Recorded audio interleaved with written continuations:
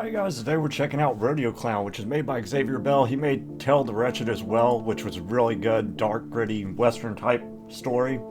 As always, I'll leave a link to the game description so you can support the creator, and if you like the video, please like and subscribe. I think it's $6.29 on Steam right now, I believe. Are you sure? Yeah. Yeah. Oh yeah. Hopefully we can get a happy ending in this one. I know Tell the Wretched, you were kind of doomed. Excuse me. And pardon me for, I'm gonna try to do the voices, but we'll see what happens. It's gonna be painful, I'm sure. Click. Uh-oh. It's cloudy. Very pretty. Am I supposed to be doing something? Guess we're just watching the day pass. Darkness. Driving down an endless road across a featureless waste, you feel a thought coming on. Oh yeah, I love thoughts. You should have been a truck driver. Elaborate. Oh yeah, think about it. You'd be out there on the open plains, driving merrily, packing a fat lip, experiencing everything this great nation has to offer. Name these things. Truck stop toilets, truck stop coffee, truck stop gasoline fumes, truck stop trucks. Okay. And propane accessories. To top it off, you'd be alone all day. You could listen to whatever music you want and no one would judge. The music is actually the best part. You could realistically become an expert in every single genre ever. There ain't a person alive who doesn't yearn for such knowledge. I need to turn this up. Is there settings? Oh. Settings. Oh. Okay. It's okay, hear it. Deaf. I'm gonna turn it up on y'all's end so you can hear it. I can't hear it. The music is actually the best part. You could realistically... Oh, I already read that. There ain't no person alive who doesn't yearn for such knowledge. If I'm alone all the time, who would I impress with my music genre knowledge? This is about the soul, not social standing. Musical variety is the spice of life. It's high time you branched out. Got educated. Why not try some crap gaze? Or maybe bro country. I don't even know what that is. They'd probably make you feel less... Oh, is that a type of music? Feel less crap about life, probably. I'm driving my truck headfirst into a power pole. If I have to listen to bro country, what does crap gaze... Yeah, what does that even sound like? A truck driver would know the answer to that. Become one. Okay, guy. I'm not becoming a truck driver. I've got other things going on. Okay, you're not a truck driver. What are you then? You can't even begin to answer that question. You're simultaneously everything you hate and everything you love, a superposition of self-loathing. I'm, in less abstract terms, crap. Your introspective daydream is cut short by the roar of an airplane. You look out the window and see a crop duster flying low and loud over the paddocks. Excuse me. It's moving at close to the same speed as you. Oh, there it goes. So it appears almost completely frozen. You laugh in amusement. Was that me going? Huh. Hey, eyes, on the road. Sorry. Thanks, dude. You straighten your neck and face the road like a good, attentive driver. There's nary a corner or gradient in sight. The black tar beneath... Where are we, in Kansas? It looks like Kansas. Black tar beneath your car converges toward a singular point on the horizon. These then drops off the threshold to infinity. American tune. Oh, can I change that? You sneak a glance out the driver's side window. Across the mystical prairie, summer has reduced it to bitter shades of brown and yellow. Atop a small rise is a pile of tires. Why is it spelled like that? Is that British tires? Beside which a group of cows are grazing. Far off in the distance, a thin plume of smoke moseys up into the clouds. Time passes and the cows evaporate. Soon they're replaced by oil wells. As quickly as one disappears behind you, another appears in front. You can't help but nod your head along with the pump jacks. Their rhythm is infectious and sinister. You drive a little further and come across a great light. In the sea of oil wells, a solitary pillar of flame shooting up into the sky. Below the flame are a crowd of burly men. Oh, burly men. None of whom seem to be doing anything except staring in awe. One particular jolly fellow turns and waves as your car flies past. Something about the bizarreness of the scene is inspiring. Upon realizing this, your mood instantly sours. Only artists can be inspired. You're nothing of the sort. You're just some guy. You weren't given the gift of expression. Inspiration without expression is like torture.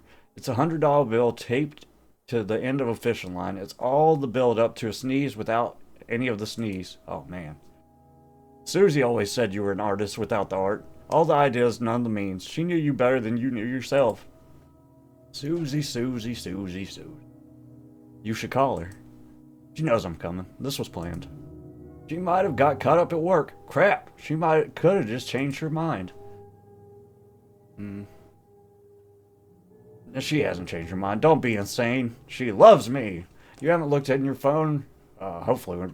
Oh, love interest, maybe. You haven't looked at your phone in the past hour. Do you know for sure? Let's find out then. Oh, okay. Okay, conscience.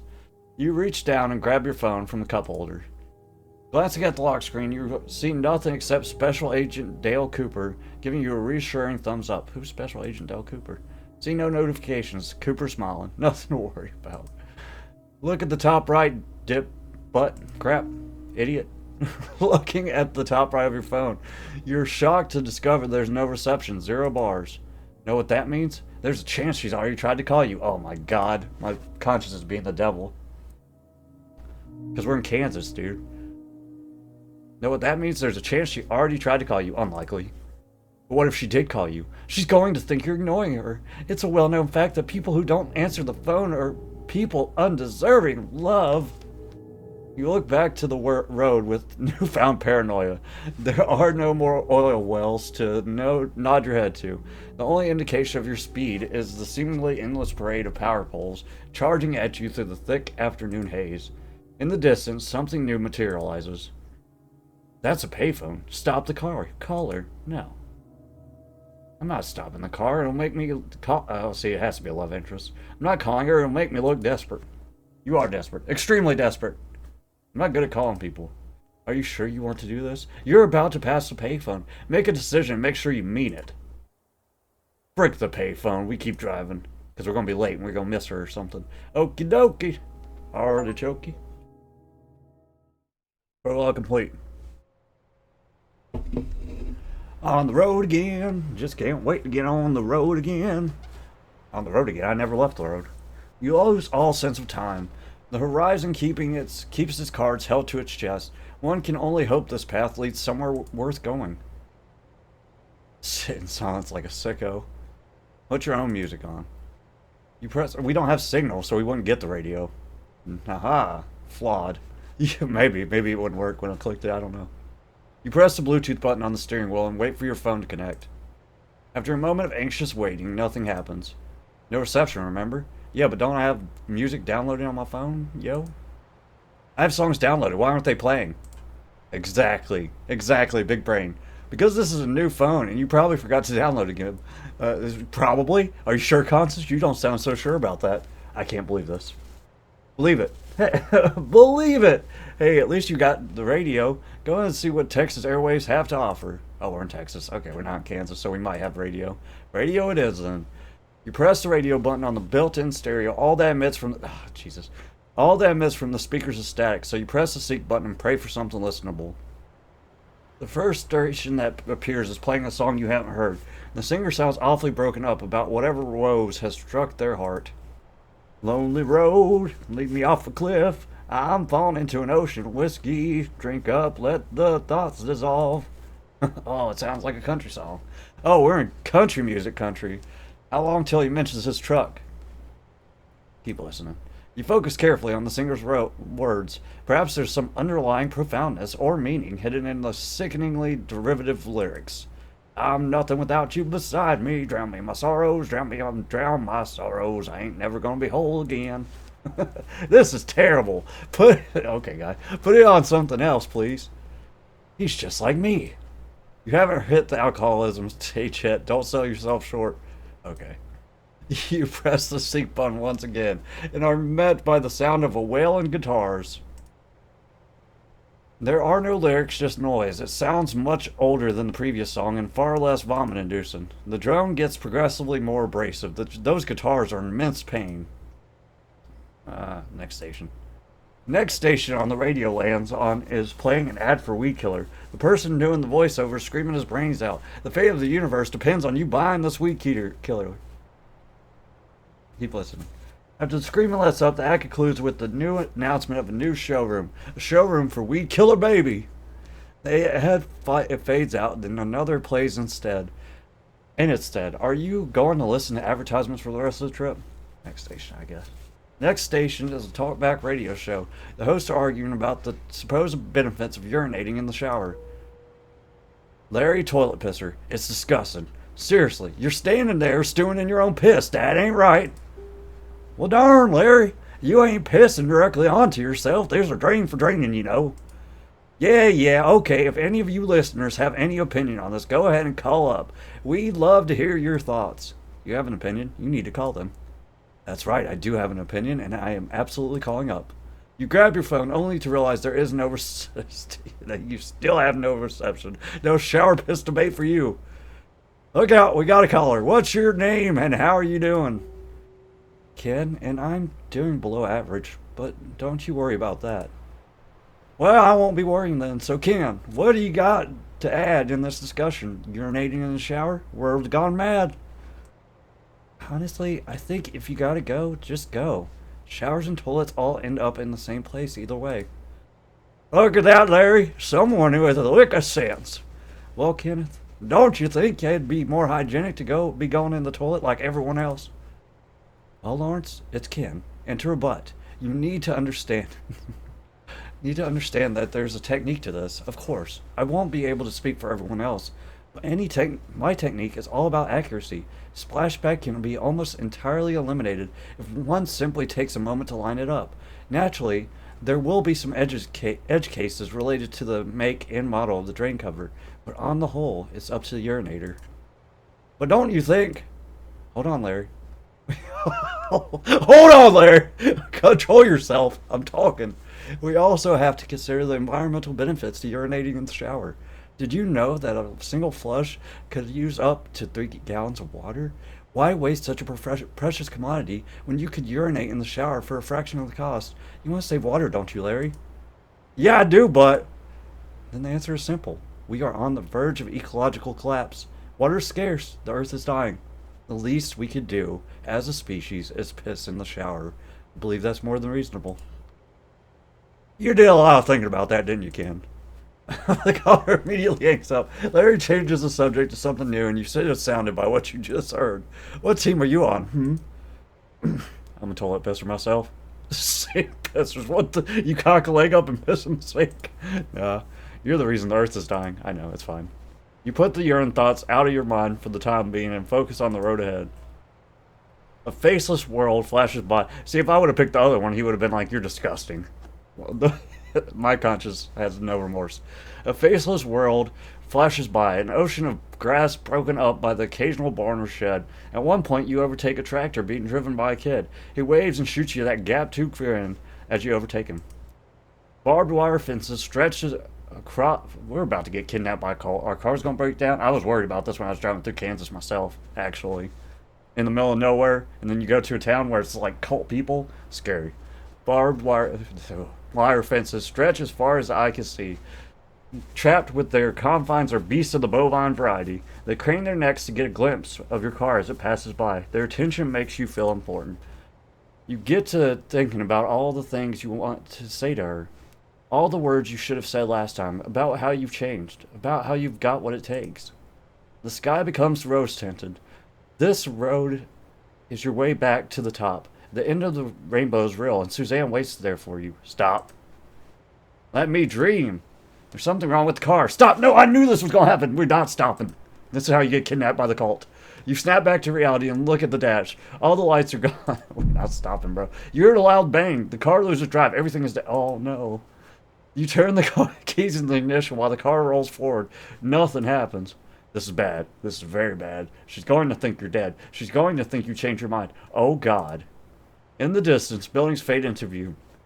The road widens and you roll into the main street of a small town. Oh, God, no. Main street of a small town. It's Kansas all over again, boy. You come to a rest in front of an abandoned commercial row. On the opposite side of the road, a man sits alone, watching you curiously. Oh, Jesus. Afternoon, you need something? You're fricked. You are so fricked. I'm fricked. What was that? He either didn't hear you or didn't approve of the profanity. Your car broken down? I'm getting stopped up from my nose. Correct. Yeah, dead. Turn the keys, might still go. Okay, Ernest. Turn the keys once more. He's messing with me. I'm not doing it. Well, I'm going to do it, but... Twist, sputter, dead. Seems you're stuck here now. Lucky you. The man puts his cigarette out on the ashtray beside his chair and walks up to the window of your car. Going to introduce yourself? Not to the cult. Yeah, I guess so. Daz. He doesn't like your name. I'm Ernest. This is my house. You parked your car in front of. You know that? Okay. Yeah, thanks. I'm aware. Any mechanics in town? I really need to be somewhere right now. Well, there was Brian. Brian's dead, but let me guess, he isn't in town today. You could say that. He's actually a few miles out of town, under 6 feet of dirt to be exact. I knew it. I knew it, bro. I know these people and how they talk. How'd he die? Oh, what happened to him? You notice Ernest's expression slip ever so slightly as you ask the question. Lung cancer? He'd been here fixing automobiles since before I can remember. Crying shame. His wife is still kicking though. He's appreciating the conversation. Is there a phone I could use? That's too bad. Anyone got a landline I could use? I don't have any mobile reception. You can use my landline if you need. Not like I'm ever using it. Why doesn't he use it? Why not? Nobody to talk to. Why do you need to know? Because it's important. I just need to. You're a little kooky, ain't you? I'm insane. I actually escaped from an asylum the next town over. This car isn't even mine. Ernest laughs and steps away from your car window. Get out of the car. You take the key from the ignition and open the door. You ought to take better care of this car. You ignore the comment and step out of the vehicle. Phone's just in the kitchen. Meet you inside. No, I'm not offended, Ernest. That's how you get kidnapped. You watch Ernest retreat to his house. You lock your car door and put the keys in your back pocket, then head toward the front door. Shouldn't lock the car door. You might have to get out of there quick. Oh, you can't. Car's broken down. Oh, hell, I get to walk? Oh, yeah, I kind of remember this.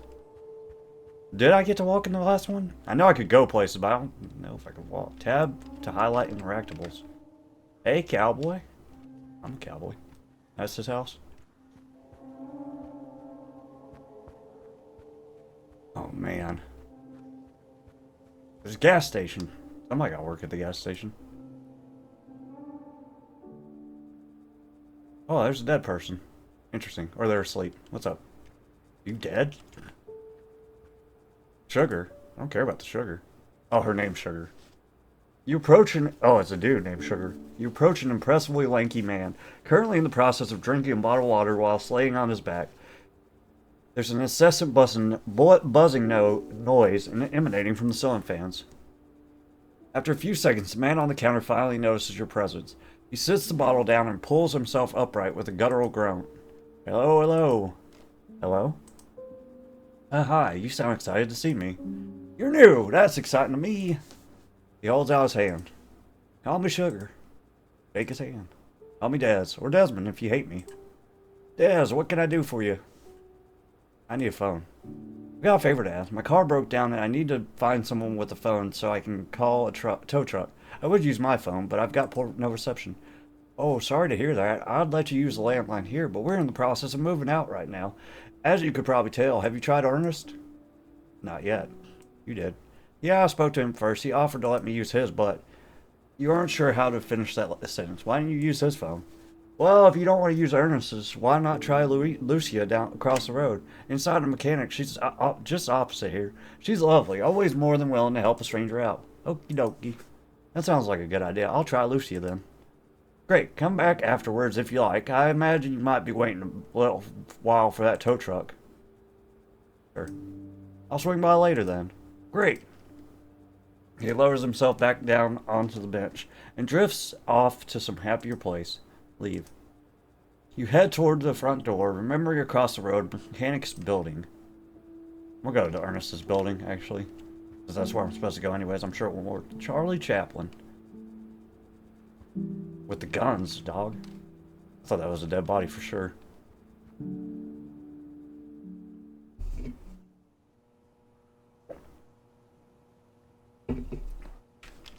That's a mechanic. This is the church. The steeple. Jesus loves you. If anybody was going to murder somebody, it'd be in the church where the cult is. This area just looks amazing, actually. So desolate and culty.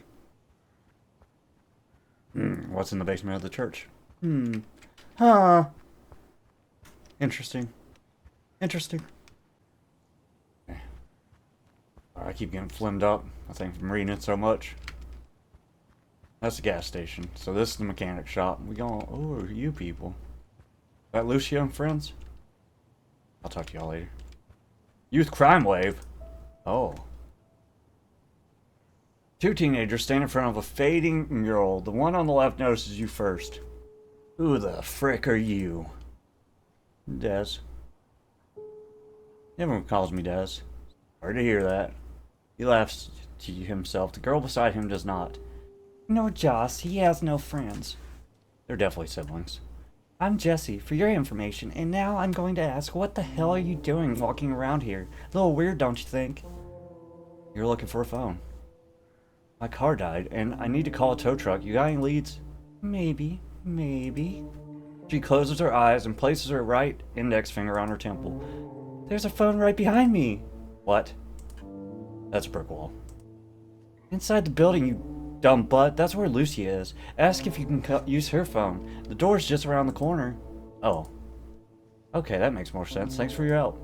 Yeah, be nice to Lucia. She's way cooler than you. You'll be nice. I'm never not nice. Okay, get going. Get going. Step away from the teenagers. Hooligans. I'm gonna go to what's-his-face's house first. Ernest. Don't murder me, Ernest.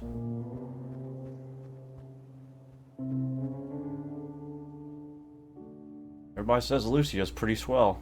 Look at this house. Got a map of the middle of the world or something. I don't like when people stand over me while I talk on the phone, Ernest. I know it's your phone and your house, but still, you can be a little bit less creepy about it. Can I mess with my, sensitivity? Oh, we met 8 out of the 19 characters. Nice. I like how that keeps up with that. I think it did in, Trail of the Wretched, too, but...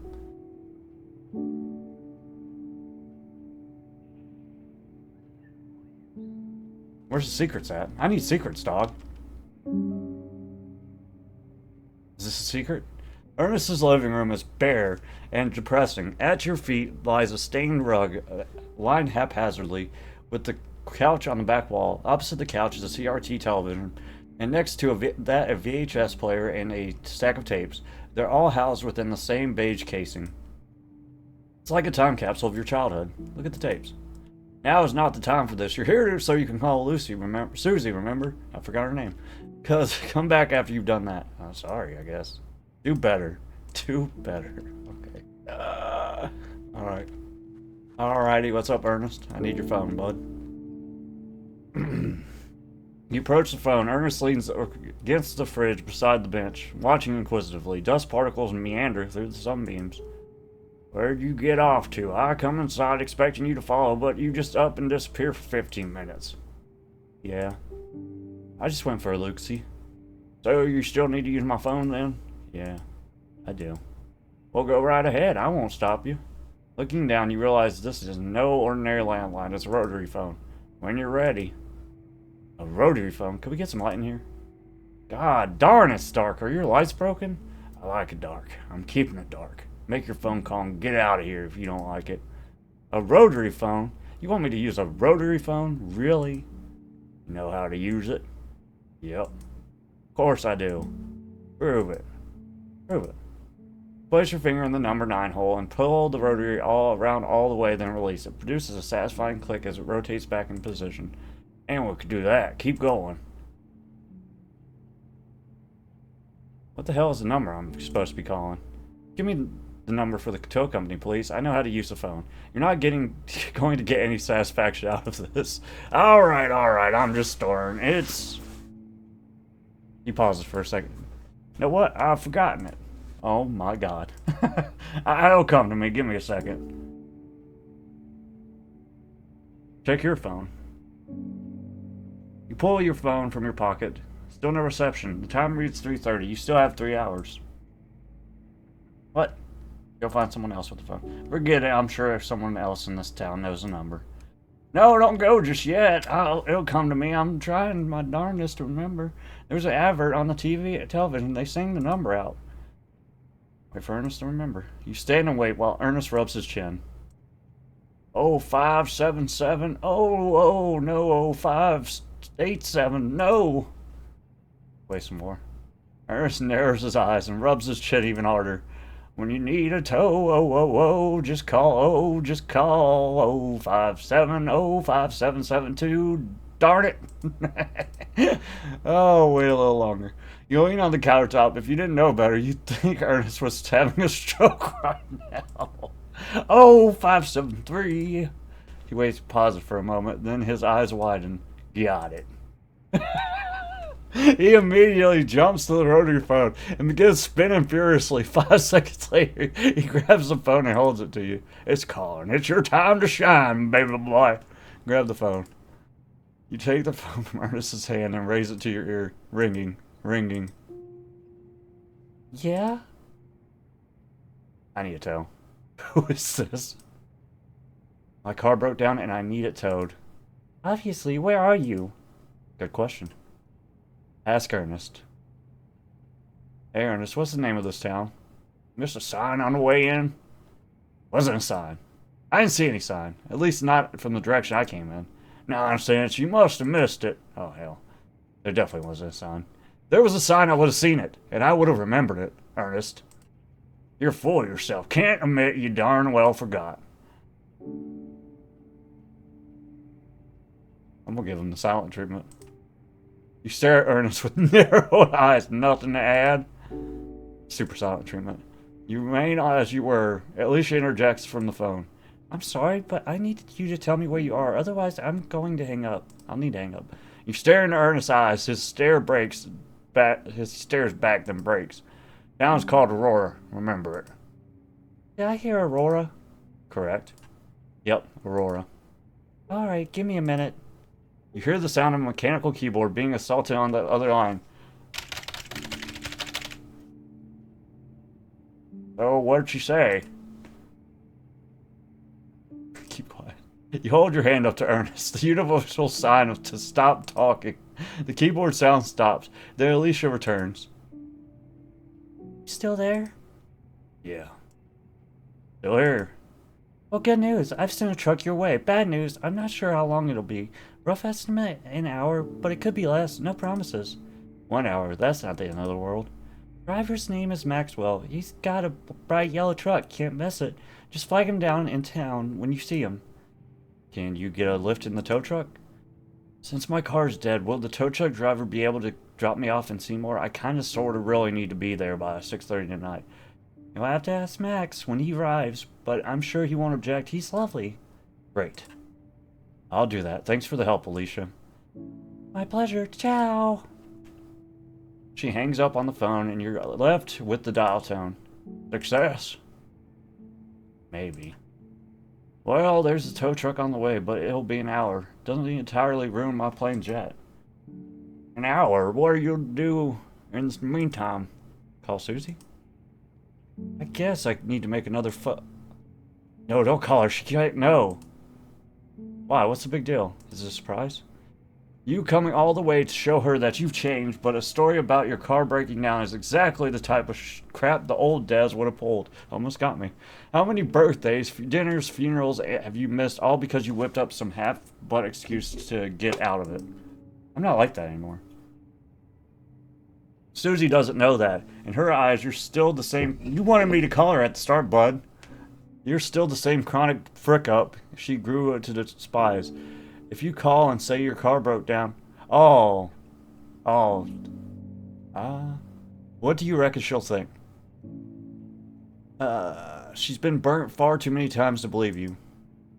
Oh my god, frick me, I'm so crap. Don't think about it. You'll make it to Seymour, with plenty of time to spare. Who cares if your car broke down? You can tell her the story in person. You could even make a joke about it. Won't that be nice?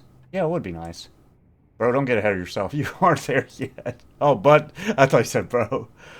Hey, I asked you a question. What are you going to do while you wait for the tow truck? What's Aurora got to offer? What should I be doing? We got the tractor museum. We got vintage architecture. We got character. What else you need? Tractor museum? Frick yes. Tractor museum sounds like the place to be. Yeah, it ain't open. The caretaker died a few years back. No. No! Everything is still inside, collecting dust. Maybe someday someone will come along and restore it to its former glory. That'd be nice. Me. That's a pipe dream, judging by the tone of Ernest's voice. Time to go. Alright, I think I've spent enough time taking up space in your kitchen. I'm going now. Need a tour guide? Yeah. Yeah, how much does it cost? Let's see. Scratch that. I'm too old to be walking around town in the heat like this. How old are you? Rubbish, you can't be that old. Oh, we're definitely British. We said rubbish. Old enough. You want a coffee or tea before you leave? Coffee sounds good. Coffee would be nice. I'd ask how you like it, but I'm not going to. Okay. You're the boss. Hoss. Ernest motions for you to sit down at the dining table and then walks to the kitchen. Sit down. You grab a seat at the table. Wonderful. Ernest is a lonely man, I feel like. It takes Ernest a few minutes to make your beverage. You don't have much confidence in his brewing prowess. He places the cup before you and then sits on the opposite side of the table. Drink up. You look down into the mug. It definitely looks like coffee. Now to find out if it tastes like coffee, take a sip. You lift the mug to your lips and pour it down the hatch. It tastes above average. Thank you. Darn good coffee, isn't it? Oh, darn good coffee and hot. Darn right it is. I know how to make 'em. Ernest goes quiet and eyes you from the opposite side of the table. He won't be the one to start this conversation. What's his story? Tell me about yourself. Where's there to tell? I live and smoke and sleep on this block, and I've been doing that for about 20 years. What about before that? Before that. Worked in the oil fields, welder, and that's about all there is to it. Family? Kids? You have anything else in your life? No. He avoids eye contact. That doesn't sound like a fulfilling life. I'm getting the impression you aren't very happy. What? You want to tell me I got depression or some of that nonsense? Nonsense? What do you mean nonsense? Hardly anything nonsensical about it. Everyone gets the blues. No need to treat it like a disease. You just gotta get over it. He's getting agitated. Perfect. Why the sudden outburst? You didn't strike me as the person to have such strong opinions on something like mental health. I don't, because there's nothing to have an opinion on. If you're sad about something, you just need to get over it like everyone else does. He doesn't look like he's gotten over it. What about you, huh? Do you just get over it? Because looking at you right now, well, does it need to be said? Of course I'm unhappy. I live in a crap town. You almost got me. In a crap town where nothing happens. I spent the majority of my life working a crap job. I wasted my time in a crap marriage. That's life. Crap everything. But I don't go telling that crap to anyone. I just deal with it. You sit there unsure how to reply. That was entirely out of left field. I have a right to be unhappy. Now get the frick out of my house and stop telling me otherwise. You really don't now. Go on, out. Hope you enjoyed your stay. Okay. Get out the chair and walk towards the front door. Alright, Ernest. We need to talk more about this, actually. Where'd you go, Ernest? Ernest, gone. Ernest. Don't be like this, bud. They won't even let me use this TV no more. Oh my god, Ernest. Don't ban me from the TV. Ernest. Ernest. You walk up to Ernest. He hasn't moved from where you left him. What are you still doing here? I told you I didn't want you in my house. Frick off. I'm sorry. Apologize for anything I may have said or done to offend you. Get out. Worst apology of all time, dumb butt. Turn around and walk back to the front door. Or do I, actually?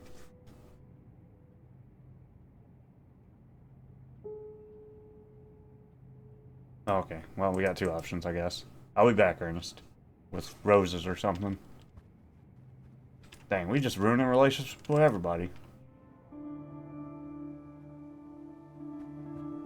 I'll take his chair. What was that, a gunshot? Go talk to what's-her-face, so we can get another love interest before we meet the one that we were originally supposed to meet.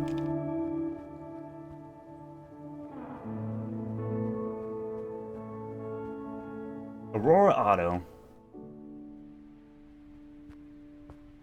What's this note? Oh, she's been kidnapped! You walk up to the desk in the back of the room and find a note.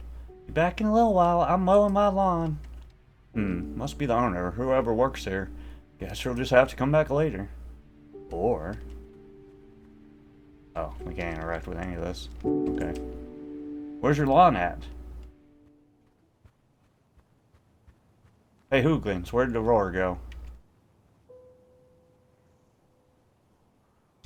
The teenagers have not moved since you last spoke to them. Oh, look who's back. You make that phone call? Yeah. Sure did. Thanks for the help. She seems to be debating something internally. Would you rather die old and happy or young and sad? What? Isn't the answer obvious? Excuse me, what kind of question is that? Just answer it, old man. Oh, man! Old and happy. Duh. Thanks for answering. He would wait silently and hope she'll explain what the hell that question was about, but she does no such thing. Like my bike? You look at the bike next to her. It's covered in rust and there aren't any pedals. It's cool, old school. I like it. All that's missing are some old pedals. You wanna know why it has no pedals? It's a metaphor. Or? Enlighten me. For life. Excuse me. Because you ain't going nowhere. Oh man, I'm losing my voice. For life, my life, his life. He winds her eyes and looks directly into your soul. Maybe even your life too. You put your brain to work deciphering what that could mean. No answers are found. You think hard about that. Why aren't you at school? Learn some more about the metaphorical bike. I'm something of a modern art fan. Tell me more about your bike. Look at that, Josiah. I told you people would be interested.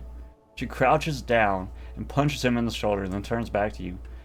This bike has had a tough life. I discovered it lying in a ditch a few miles up the road last week. There was a steer poking at it with their tongue, all wet and gross. Did I mention it was also covered in mud? You conjure the image in your mind. A cow licking a muddy bike. That would make a good album cover. I was just out walking with the wind when I saw it. Spooked the steer off and dragged the bike all the way here with me back home. I told myself that this would be my summer project. Take my mind off the fact I'm trapped in this god-awful place. She pauses for effect. I raised this bike from the dead, but there's one glaring issue. There aren't any pedals. There aren't any pedals. Is that the metaphor? Where did the pedals go? Who knows? Okay, no pedals, metaphor? I tell you what it means. It loses meaning, profoundness. Comes from your own interpretations, not mine, yours. How do you interpret the missing pedals?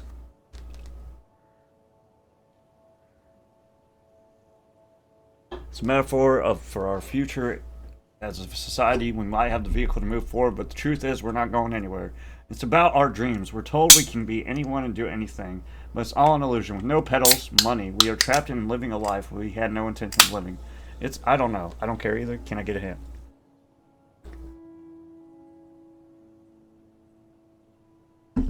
It's about capital. Shut up, don't say it out loud. It's your meaning, not mine. Okie dokie. My lips are sealed, but know this. My meaning was so profound you can't even imagine. Yeah, whatever you say, man. So stupid. You're making me cringe. How old is Joss? He looks old as hell. I thought this was a youth crime wave. Something can only be cringe if the majority of the people in the area agree. Right now it's 2 for not cringe and 1 for cringe. Therefore not cringe. Democratic cringe. But really though, this bike talk is getting a little pretentious. Switch it up, dude. Oh, did my phone just... Oh, it could have been. Why aren't they at school? I'm assuming you're supposed to be at school right now. Jesse and Josiah burst into laughter simultaneously. It's summer break. You living under a rock? I don't know what his voice says. Right, you really should have known that. It's okay. You're old. You forget sometimes. I'm not old. I'm 33, and I'm in my prime. Prime for what? Crosswords? Hot Tua. He spits onto the concrete slab beside him. Shut up, Josiah. Stop being a prick. Yeah, what she said. Listen to your sister, young man. Josiah grunts and begins pulling a piece of grass beside his leg. Anyways, no, we do not have school. Another month of sitting around doing nothing. Can't you tell we're bored? You can tell. Do they live in town? You live around here? And the gas station. Our parents own it. Didn't own it. You get what I mean. We're moving out right now. You turn to your left and see the gas station on the other side of the main street. It looks as old as all the other buildings in this town. Mom and Dad sat in this place all day waiting for the customers to roll in. I could have told them 10 years ago it was a waste of time. Gotta make a living somehow. Have to pay your bills one way or another. Well, that's the thing. It didn't. Takes a deep breath and continues. You know, my parents have lived here their whole lives. I can't wrap my head around it. You see how vast the world is, and you decide the first place you see in this place, you'll live forever. Nothing wrong with that. Futures decide before you burn or anything. I don't see the problem in living a simple life. Some people are content with what they're given. Not me. The world is too large and too beautiful to be locked down in a town like this. I love my parents, but I don't want to be them. She spent a lot of time thinking about her place in the world. Can you calm down? Why are you dumping your life's mission on this nerd? I gotta tell someone. Mom and Dad don't get it. And yeah. Mom. I love how we're in Texas, but they have like British words and whatnot.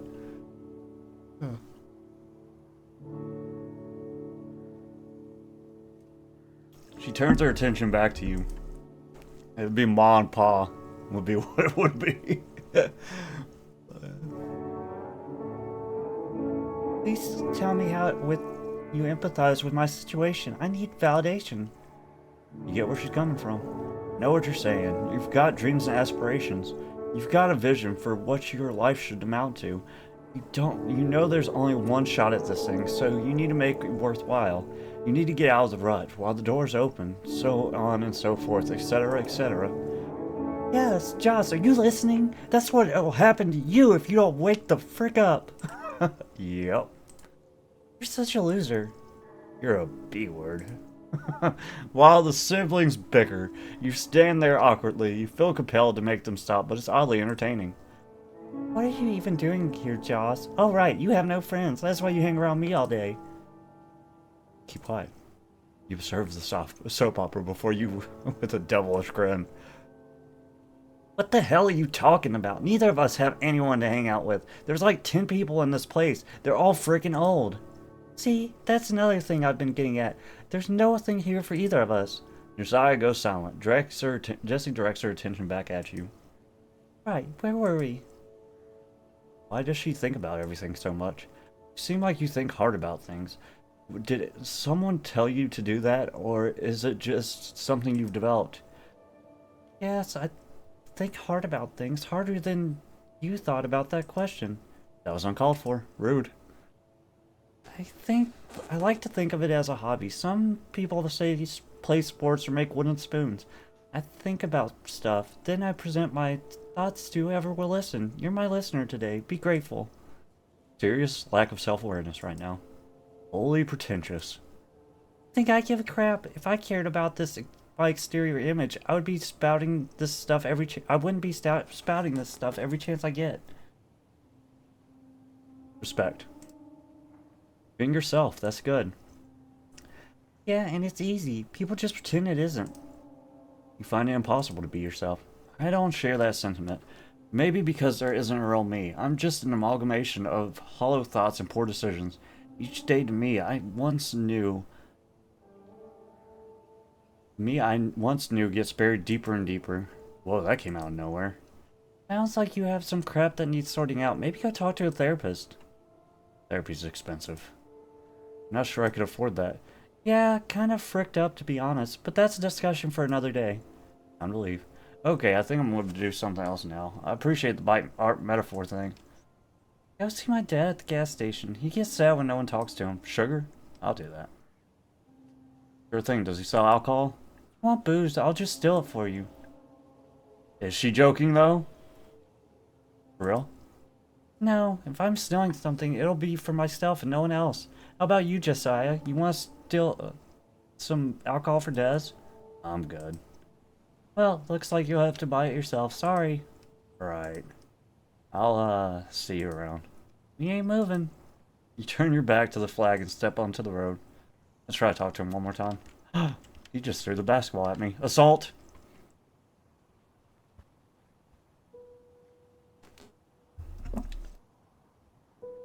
You're back. Oh, okay, no, I'm not. Let's try to apologize to Ernest again. What's up with these tires in the tree? Who did this? What kind of monster? Is this where her lawn is? It looks like it. Jesus loves you. I knew I could go into the church. This is where they kill the people. The house of God! You walk up to the front of the Aurora church. It towers over the town, yet there's nothing grand about it. Whoever looks after this place hasn't bothered doing so for a long time. Enter. You grab the handle and pull. The door does not budge. You try the other handle, but still no success. What kind of church locks its door? Not locked. You just failed the test. You got pushed, bro. What test? Remember that radio station you were listening to the earlier day? The one where you where that guy rang up and harped on about pissing in the shower? Yeah, I remember. You recall what team you were on? Piss in the toilet. Yeah, Team Toilet Pissers, obviously. Yeah, that was the test. You failed. So I can't go into the church because I piss in the toilet. Correct. Have you read the Bible? You have not read the Bible. Step back from the door. Whatever you're feeling right now is not good. Why must God be so cruel? Who gives a frick if you get let into the church or not? Religion sucks. Churches are boring. God is dead. I guess. You give up on the doors and walk down to the message board by the sidewalk. The flower beds surrounding it are well and truly dead. It's... Don't say symbolic. Don't say symbolic. Jesus loves you. Clearly he didn't love you enough to open the door and let you inside. C-word. You spend a few more seconds pondering the message before deciding you'd rather be someplace else. The vibes of this building are in the gutter. Okay, well dang it. Step away from the church cautiously. Remember, God is dead. Rude. Okay, next time we'll pass the test. Maybe this isn't a cult town. Weird. I really thought it would be. Not everywhere's a cult town, I guess. Who lives in this shack? Nobody. Oh, this is Aurora's house. I can feel it. More door. More door. You approach an innocuous door. Beside it is a doorbell. Press it. You press the little button. Inside the door, beside the door, a dreary chime plays somewhere inside the house. You listen carefully for movement. Inside, you hear nothing except, hold on, somebody's mowing their lawns behind the building. Could that be the person who lives here? Didn't that note on the mechanics mention mowing of lawns? Bet you the person who wrote that note is the same person behind this house. Go speak to them. Okay. You step away from the door. Go speak to them. Somebody lives in that tunnel. Who would put a bench there?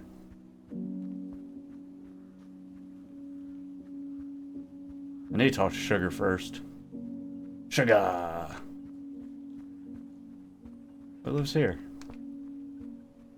Oh, he's got a camper. What's up, bud? What are you doing out here?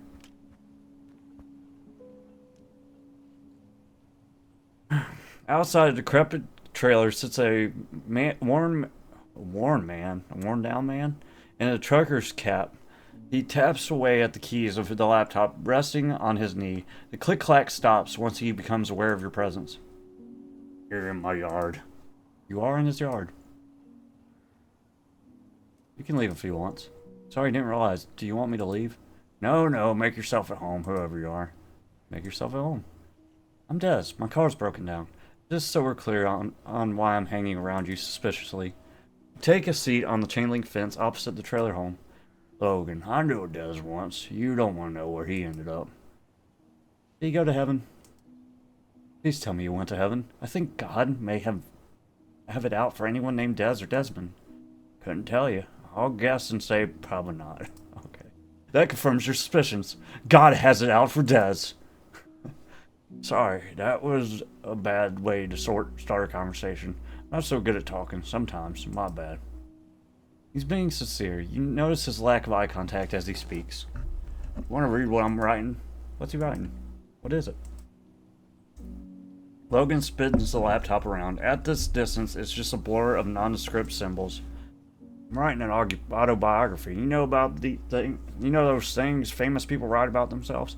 Except it's about me, and I'm not famous. You rise up off the fence and move to get a closer look at what he's written on his laptop. He hands the device to you enthusiastically. Still early days, but I reckon this is good so far. Read it and tell me what you think. You read through the words on the page. That's all there is. 1 page, 2 paragraphs. My life began in a hospital in Wichita Falls, Kansas. I don't remember what happened on that day because I was too young. Yeah, buddy! I lived in a small house in Aurora. Now I live beside that house in a trailer. I went to school in Aurora. Then they knocked the school down, and I went to a different school, the next town over. They knocked that one down as well. After high school was finished, I spoke to an army recruiter. Next thing I know, I'm on a plane to Afghanistan. It was snowing the day I landed. Nothing like Texas. I live in Texas. The writing ends there. You look up from the screen to see Logan watching you carefully. Like I said, early days. But anyway, what do you think?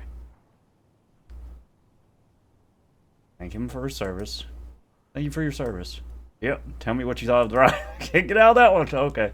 It needs more detail. Feels more like a checklist than the story of your life. 2 paragraphs deep and we're already in Afghanistan. Autobiographies usually go through the person's childhood in detail.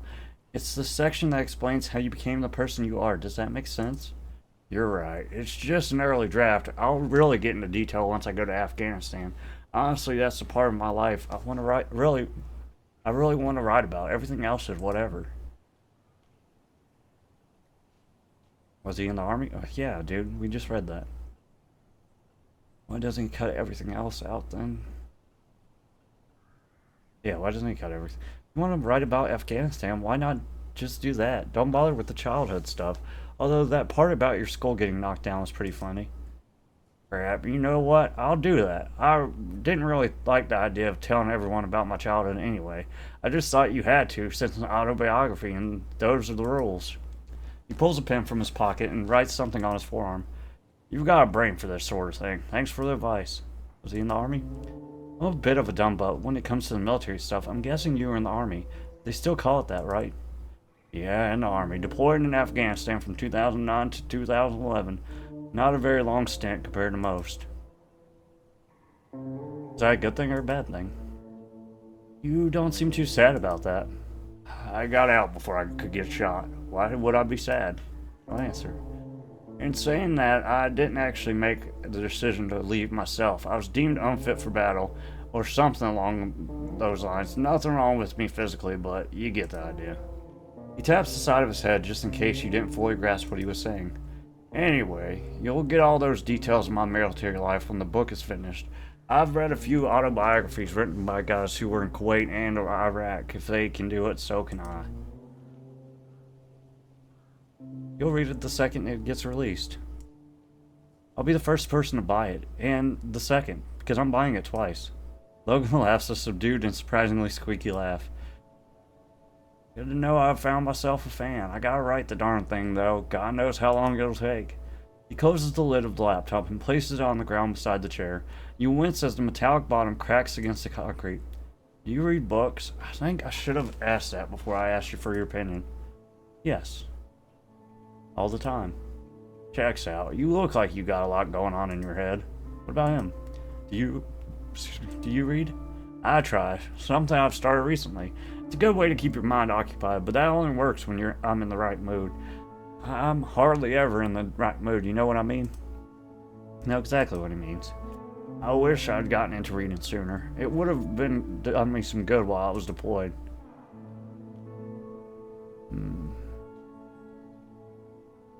How do you spend his time if he wasn't reading?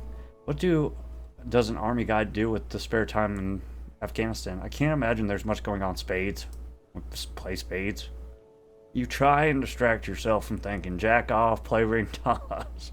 Maybe try and get that bootleg DVD bought to work.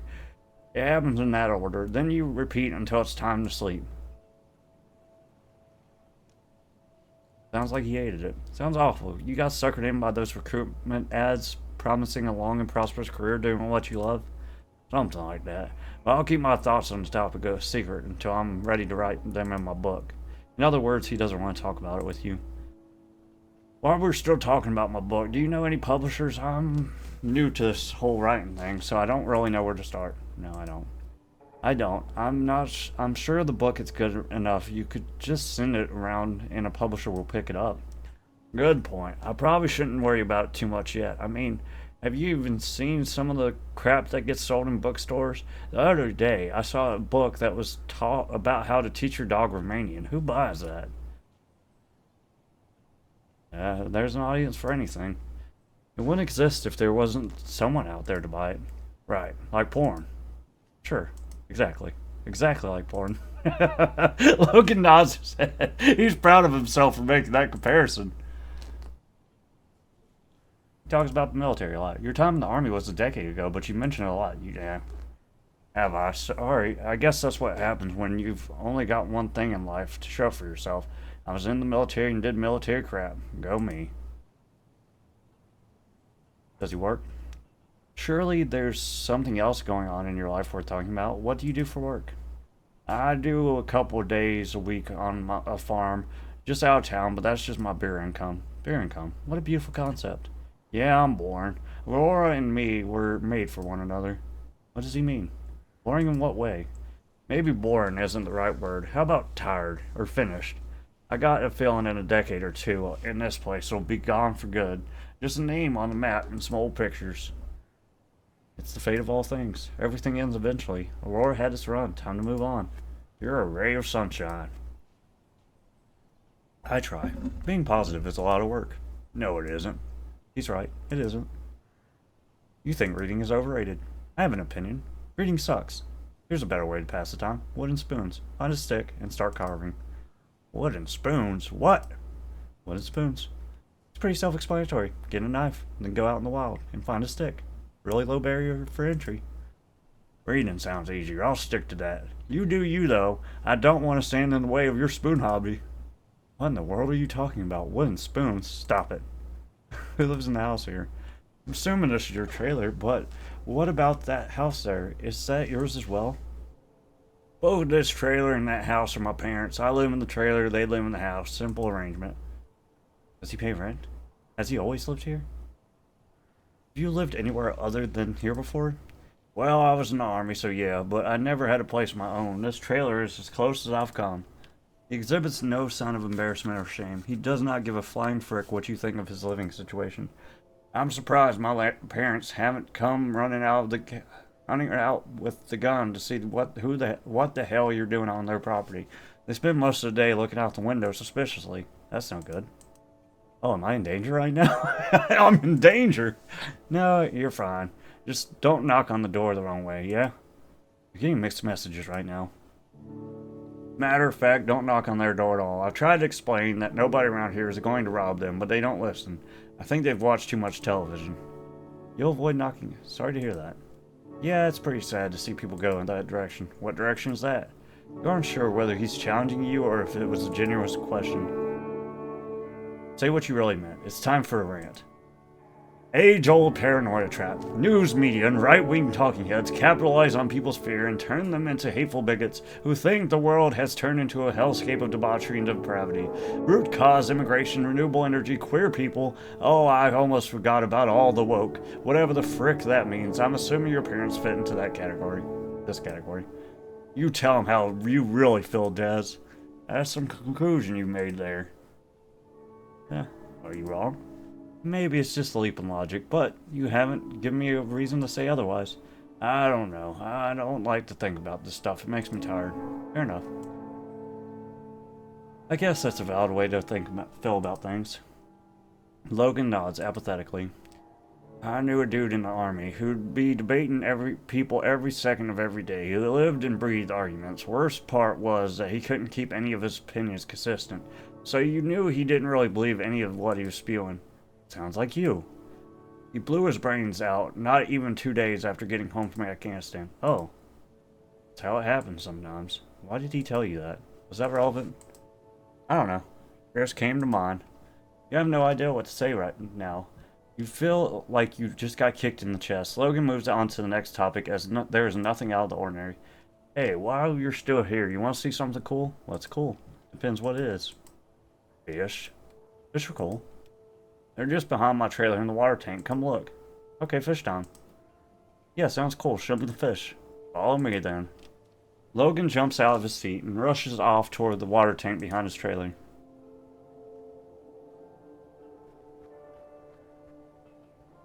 What? What? Oh, whoa. Oh. It's a big fish tank.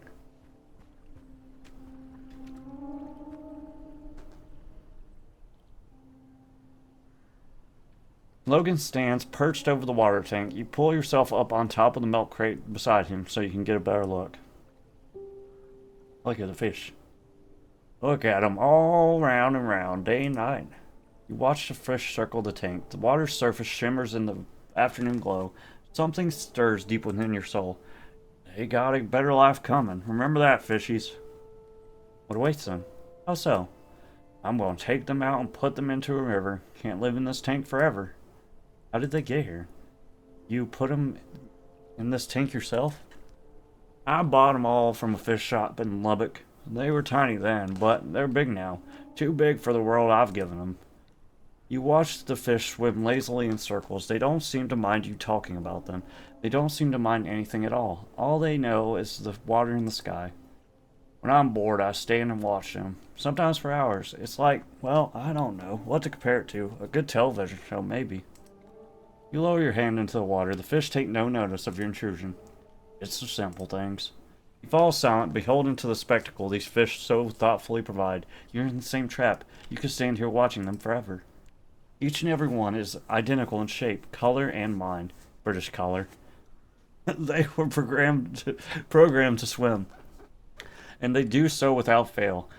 What lies beyond these walls is irrelevant to their blissful existence. A gust of wind blows in from the west. Something metallic rattles in the distance. For a moment you are completely and utterly at peace. You could drop dead right now and be happy for eternity. But the moment passes. A shiver runs up your arm and down your spine. You pull your hand from the water and take a deep breath. That inexplicable sensation you've spent your whole life trying to attain is replaced by a lingering and familiar anxiety. Feel free to leave and do your own thing if you want. I'm just going to chill here for a while. Logan turns his attention back to the water and zones out. You're all alone. You feel empty and you don't know why. The water is cold, the wind is cold, the world is cold. Everything you touch turns blue. You want to sit in your car and weep until your eyes dry out and the sun explodes. The sadness is cosmic. It's vague and incomprehensible. There is no cause and there is no solution. You are condemned to this plane of existence. Just like someone else who came before you and everyone who will follow. I'm okay with that. Would it make a difference if you weren't? It wouldn't. Get out of here. Leave. Okay. You step off the... Persevere because you're supposed to. Everything turns blue. You step off the milk crate and embark on the search for something else to occupy your troubled mind. We found our first secret. Alright, Logan, have a good one. What's that say? 1 week. For what? 1 week.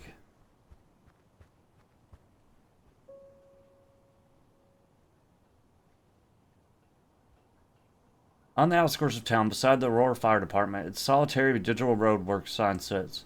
1 week. 1 week. 1 week till what? You stand and wait for the LED screen to change and reveal what happens in 1 week. The screen doesn't change. You wait a little longer. Still, the screen remains static. At this point, you realize that it's not going to change. 1 week is all there is to read. What in the world? There has to be a reason this sign was put here. Maybe it's for the locals. 1 week till taxes are due? Holy crap, I haven't done my taxes. Taxes aren't due for ages. No, it's not that. Taxes aren't due in a week. It has to be something else. Cataclysm? Rapture. Death and destruction. The flow of time reverses. Flame envelops the planet. Nuclear holocaust. Yellowstone explodes, blanketing the world in ash. That's actually plausible. Yeah, no, it's 1 week till nuclear war. Yeah, it's probably 1 week till Yellowstone. Nice of this sign to let us know. How are you going to spend your final week? With Susie, ideally. You're unbelievably dull. Yeah, she's your soulmate, or whatever, but it's the end of the world. Do something fun, like drive a car through a shopping mall or climbing a wind turbine. Scratch that. You'd probably be shot the second you walked out your front door. Pandemonium, so on and so forth. Apocalypse sounds scary. And that's why nobody has dropped a nuke on someone else since World War II. We're all in agreement that the apocalypse is too much for us to handle. It's only a matter of time. True, there's always the chance of someone fricked up in an atom bomb being detonated on accident. That's almost happened quite a few times in history. If one goes off in the wrong place, they all go off. That's the rules. You should watch Dr. Strangelove. Humanity will be fine. Have faith in the competence of those in charge. You're delusional. How many times has history shown that the people in charge are bloodthirsty psychopaths who couldn't be trusted with a knife and fork? You get the wrong person in a position of power, and sooner or later you're gonna press the button and send us all to hell. There are no oopsie daisies or lessons to be learned. It's a one-time frick up and good night. Are you okay with that? Guess I feel pretty strongly about this. You're anti-war, you love the earth and hate the police. Your opinions on anything political are as predictable as the sunrise. No crap, you feel pretty strongly about this. Never forget who you are. I won't. A promise is made. You turn your attention back to the digital sign. 1 week. Let's be real for a moment. You're better off not knowing what the sign means. As soon as you learn the truth, all mystery and intrigue dissolves, and the magic is gone. Don't kill the magic. I need to know. Frick the magic. Okay. You only get to ask one person, Ernest. Go ask Ernest. Why only Ernest? Because he could use the company. True. Ernest hates me. Oh yeah, well that's too bad then. This digital roadwork sign will have to remain a mystery forever. Carry on. You carry on. 1 week cataclysm. It's going to end. About time. Oh, didn't mean to do that. What a weird warehouse building. It's a hole. Oh, that's a rock. I thought it was a hole. That's like, whoa, mystery hole. It's crazy. Where's the entrance? The fence. There's got to be an entrance somewhere. It's a pallet. What if I just walk out of town? There's probably an invisible wall. Stop me if you can't. Okay, yeah, I guess you can. Oh, yeah, I need to knock on that dude's parents' door or something. I think he said, make sure to knock on my parents' door before you leave.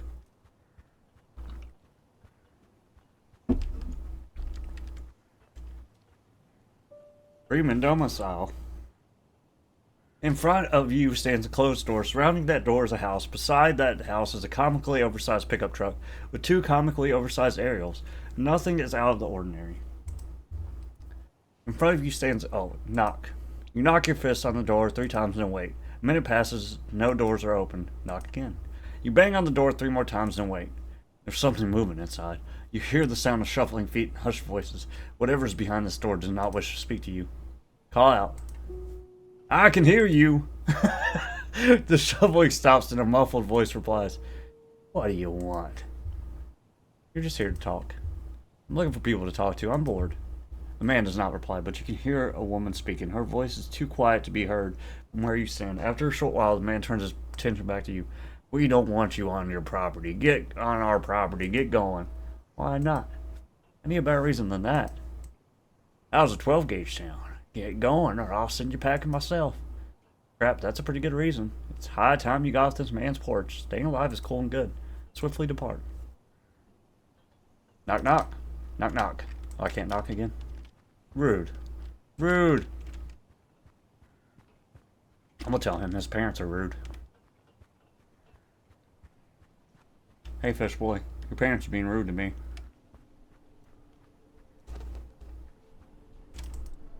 he won't talk to me no more. Okay. The fish is stolen his soul. We're still missing some characters. We haven't even found a secret. What do you mean, mistakes made? I made any mistakes. The hell? Wrong?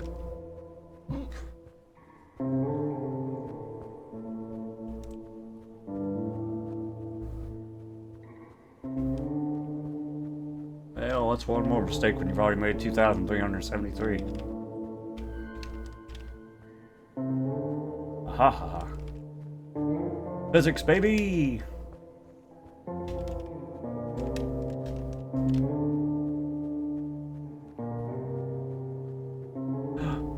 Greetings from Aurora. Oh, so there was a sign there. Huh, interesting. Crap heap. Let's talk to Ernest. Hey, Ernest. You walk up to Ernest, he hasn't moved. What are you still doing here? I told you I didn't want you in my house. Frick off. What? No, Ernest, I gotta ask you about the 1 week sign. God dang it, I shouldn't have done this. Okay, well maybe we'll know one day. We'll try again, right? I'm probably gonna do another playthrough, but it's gonna get a lot faster, because I'm gonna skip the parts I've already read. But there's some things I want to do. I don't think I'm gonna get all the stuff, but I want to at least try some of the things. What's this over here? They got dish, baby. We can watch TV over here. Oh, it's uninteractable. Huh, interesting. Huh. Alright, let's go talk to that lady. Whatever her name was, I don't even remember anymore. I haven't even talked to her once yet. There she is, Moan, in place. Majestic. The other love interest.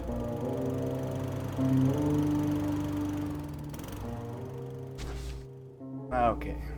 You catch sight... Oh, never mind. Catch sight of an elderly woman pushing a lawnmower around what must be her yard. Being the social butterfly that you are, you walk over to say hello. The woman stops pushing the lawnmower and turns it off when she notices you standing idly beside her. Hello, are you looking for me?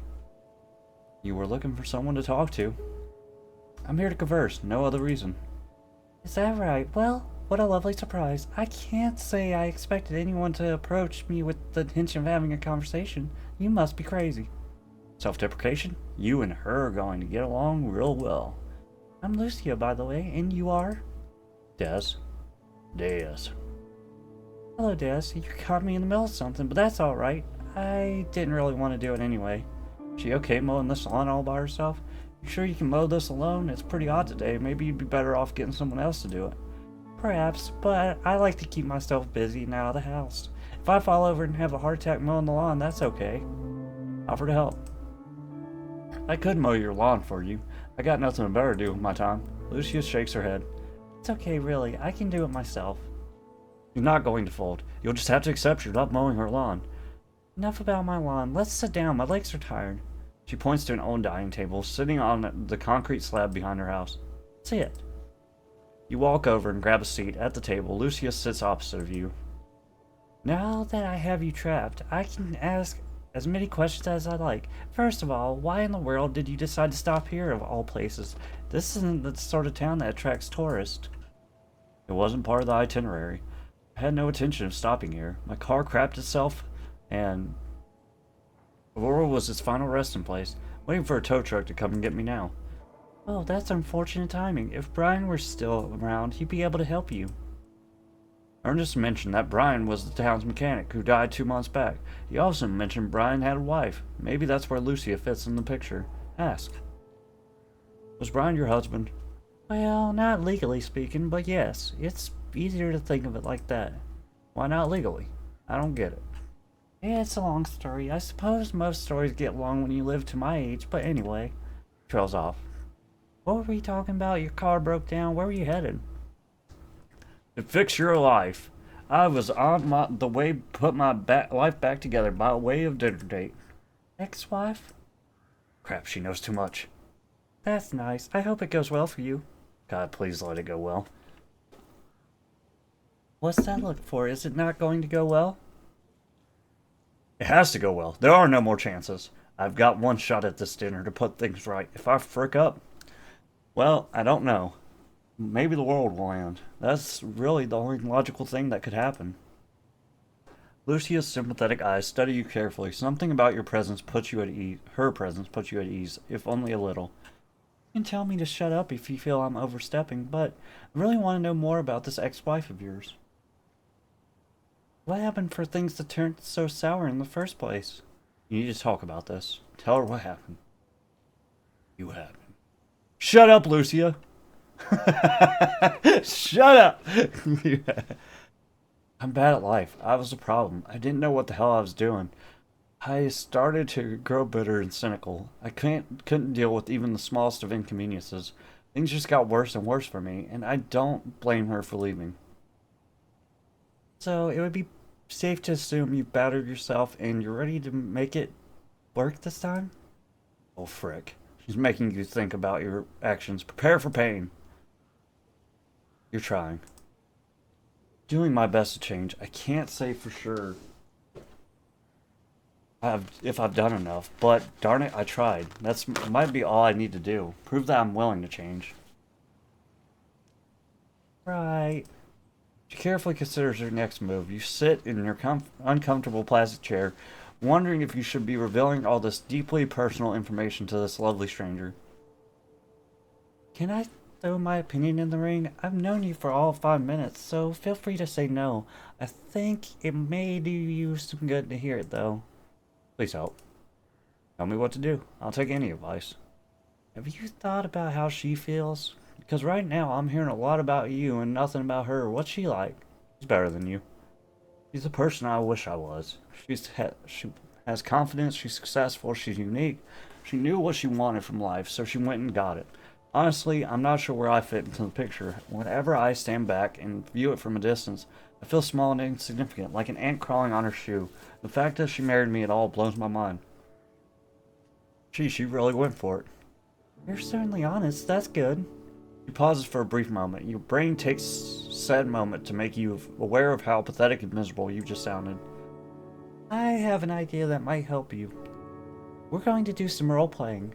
What was your wife's name? Susie. Her name is Susie. Suzanne when things get serious.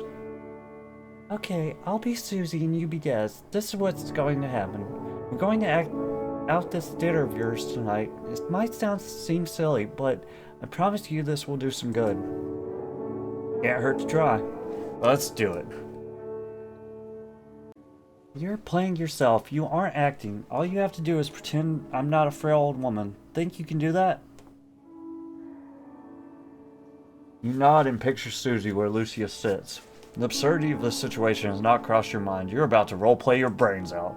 You think, and you think. Then suddenly you're present. Susie sits opposite you in the crowded restaurant. The walls are plastered with posters and pictures of no particular category. Classic image of the New York construction workers eating lunch on a beam suspended above the city. A barn in an empty field, a Monet painting, a picture of the Beastie Boys. You struggle to make a connection between any of them. A blood-red sunset pierces the windows. It's as vibrant as any you've ever witnessed, real or imaginary. A group of people are gathered around the table behind you, singing happy birthday to some poor soul. The lights have been turned down, almost all the way for some reason. Perhaps it's just part of the illusion. No matter. It's time to pretend. Let's start the conversation. Her hair looks different. Have you had a haircut since we last spoke? It looks vibrant. Well, thank God. I was beginning to think you weren't going to bring it up. I had it done last week. I decided I'd just give in and dye it all the way red. It makes me look more confident. Fire. I'm going to commandeer the vernacular of the youth and describe it as fire. Straight fire! Thanks. That's the best compliment I've gotten in ages. Works doubly well within the context. Good start. I'll tell you something weird that happened today on my way here. I saw a meteorite. Did it kill anyone? Sounds exciting. Who died? Nobody died, I think. It didn't look like a big one. On. Get back to me when there's a real meteorite. Hey, how often do you see one of those? And I'll tell you something. It generally had me worried. I didn't know if my windows were about to get blown out or something. Have you seen any videos of that one that flew over Russia? It exploded and everyone got glass in their eyes? You nod. Yeah, it could have been worse. I'm glad I got to see it. Probably would have been better if it was dark, though. It'd be like the reverse of a solar eclipse. It's dark and then suddenly daytime. Shame you weren't there to see it. I'd like to see a meteorite at least once in this life. Careful what you wish for. Or, what if the meteorite you end up seeing is the one that kills us all? Meteor sounds like the best way to die. That'd be funny. Well, I guess all I'd be able to do is laugh. Of course you would. Cosmic misfortune is right up your alley. Yes, yes it is. You know me well. I have a good memory. That's not good. Anyway, that was my meteorite story. Very interesting, I know. Funny how quickly we ended up talking about the end of the world. Is it you or is it me? Her. It's definitely you. If you weren't so successful, you'd be one of those people who stands on the side of the street preaching about the apocalypse. Hey, I'm only interested in the real stuff that might kill us. Don't let me in with those religious nutcases. Sorry. 'Twas not my intention, my dear. Susie dry heaves to show her displeasure. Here, yuck. A waiter walks by your table and takes the empty jug of water from the center, and then replaces it with a full one. Water. Pure water. He grabs the jug and fills your glass up. Hydrate, mister. Hydrate. You grab the glass and scull it. Look at him go. Silence returns to the table. You sit there, staring at one another for a little while. It's oddly relaxing. You used to do this exact thing all the time when you were still together, staring, so much staring. It's like you were trying to read each other's thoughts. Upon the conclusion of the staring session, Susie nods, as if to signify she approves of your existence, and instills you with a curious sort of pride. What have you been up to recently? Same old job? This is the part where you tell her you're unemployed and bite the bullet and make it funny. Go on, I promise not to laugh. Go on. I quit my crappy job and moved on to the wonderful world of unemployment. I must say, it's not what people make it out to be. There's only so many days I can spend sitting on my butt before I start avoiding mirrors out of shame. That wasn't funny, that's just sad. You need to get passionate about something like, I don't know, how about movies? Go make a short film. I know you can make something really weird and entertaining. Pull all that cinema knowledge to good use. You'll think about it. Maybe you're onto something. I'll give it some thought. That doesn't sound very convincing. I know you, Dez. I know you'd be good at this. Trust me. Something about the way she speaks in an effortlessly persuasive. You are a filmmaker. Susie says so, and thus it must be true. But I digress. We can talk about this in more detail once you've written your script. That's your homework for tonight. Tell me, does this suck having nothing to complain about now that you're unemployed? You've got loads to complain about. Don't be ridiculous. I just found new things to get mad at. My list grows longer with each passing day. Oh yeah? What's been pissing you off? Everyone and everything. How's this? I live in a world I hate. I watch the news and I wish I hadn't. I looked at the internet and wish I hadn't. Wherever I look, it feels like nothing is going how I want it to. Nobody knows the meaning of empathy. The water is rising and there's nothing you or I can do about it. Oh, did I mention it's socially acceptable to be a fascist now? Susie takes a moment to reply. You may have gone a little too hard on the complaining. That's a reasonable thing to be mad at. Have you tried not thinking about it? Every day. Think about not thinking about it. That doesn't really help me. But honestly, I don't want to be ignorant. I want to be mad. You live in a constant anguish for the betterment of mankind. That's okay. I'm the same way. I can just do a better job of hiding my anguish. Gosh, she's so much better than you. Wear your heart on your sleeve. Let the world know how you feel. Scream until you're blue in the face. Make them listen. The world needs more of these people. She's so much better than you. In saying that, I feel like it is impossible to change people's minds past a certain point. How do you convince that fascist ideology they've based their whole existence on is fundamentally wrong? I have no idea. Education is basically the only way to stop it before it becomes a lost cause. You know what I mean? Yes, dear. My fifth grade teacher made us watch Night and Fog in class one day. Talk about a formative moment. Some kids to show kids the horror of the world before they're too numb and remorseless to give a darn. That's how I changed the world. You didn't hear a word she said. You've lost yourself in her cosmic aura. You sit there with your chin in your palm, watching her mouth move up and down in slow motion. Is it normal to be attracted to teeth? Yes. No, weird. I don't know. Des, yoo-hoo, you're not listening. Get your crap together. She deserves your attention. Sorry. I'm sorry. It's been a long day. Please keep talking. It's alright. I'm done for now. Your turn. Correct your posture and widen your eyes. It's time to talk. Your car broke down on the way here. Fun fact, I caught a ride here in a tow truck. I was wondering why I didn't see your car in the car park. Where'd you break down? Oh, this is called nice. That won't happen. Oh, I didn't even notice that. Oh, hell. Aurora. Small town called Aurora. Doesn't sound like any place I've heard of. Does it actually exist, or are you making that up? Aurora is a myth. It's real. I'm serious. It was called Aurora. I spoke to multiple people there, and they all agreed that it was a real place. Yeah, okay. She thinks you're full of crap. It sure was bad luck for your car to break down on this of all days. You didn't have a panic attack, did you? No. I remained calm. I went inside this old geezer's house and used his rotary phone to call a tow truck. All of me would have folded, but I can manage these situations. That's good, Des. More approval, please, my dear. I always found it curious that despite being the most anxious person I know, you never had any trouble talking to people. You could outwaffle anyone on anything. Those two qualities seem at odds with one another, don't you think?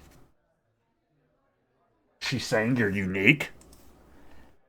Look at me, I'm different. This is all I've ever wanted. Well, we'll write that on your headstone. Des was unique. Headstone? Is she about to kill you? Who said anything about headstones? Are you hiding a knife in your hair? I'm afraid so. Prepare to die. She snatches a knife from behind her plate and pretends to pull it out of her hair. You cower in fear. Oh no, what am I doing? Now I've got sauce in my hair. Jesus Christ. You can't help but laugh. Susie glares at you as she wipes the back of her head with a napkin. I spent 8 years at college, and I'm still a freaking idiot. Who'd have thunk? Everyone is smart in their own way. Can't be good at everything. Lord knows I try. Hey, tell me something interesting you've thought of lately. Thought about a bike. Met some teenagers earlier today who had a bike. It was a metaphorical bike, right in my wheelhouse. We're being honest. That girl there told me it was a metaphor for life. I bet it had no pedals. How'd you know? Yeah. How the hell did you guess that? Come on, if someone told me to show them a metaphorical bike, I'd show them one without pedals. It's like the first thing anyone would think of. Jesse needs to hear this. If I were turning a bike into a piece of modern art, I'd do something really weird like glue 18 bells to the handlebars or replace the wheels with cheese wheels. Genius. Wish I'd thought of that. Hey, you can have the ideas. You're more likely to make them happen than I am. Yeah, great artist still. I'll do exactly that. Cheese wheel bike. It's my next project. FYI, cheese wheels are insanely expensive. She interrupted by the loud eruption of thunderous applause. You turn around and see a crowd of people gathered in front of a makeshift stage. At the other end of the restaurant, atop which stands a band, there's 5... Brain fart.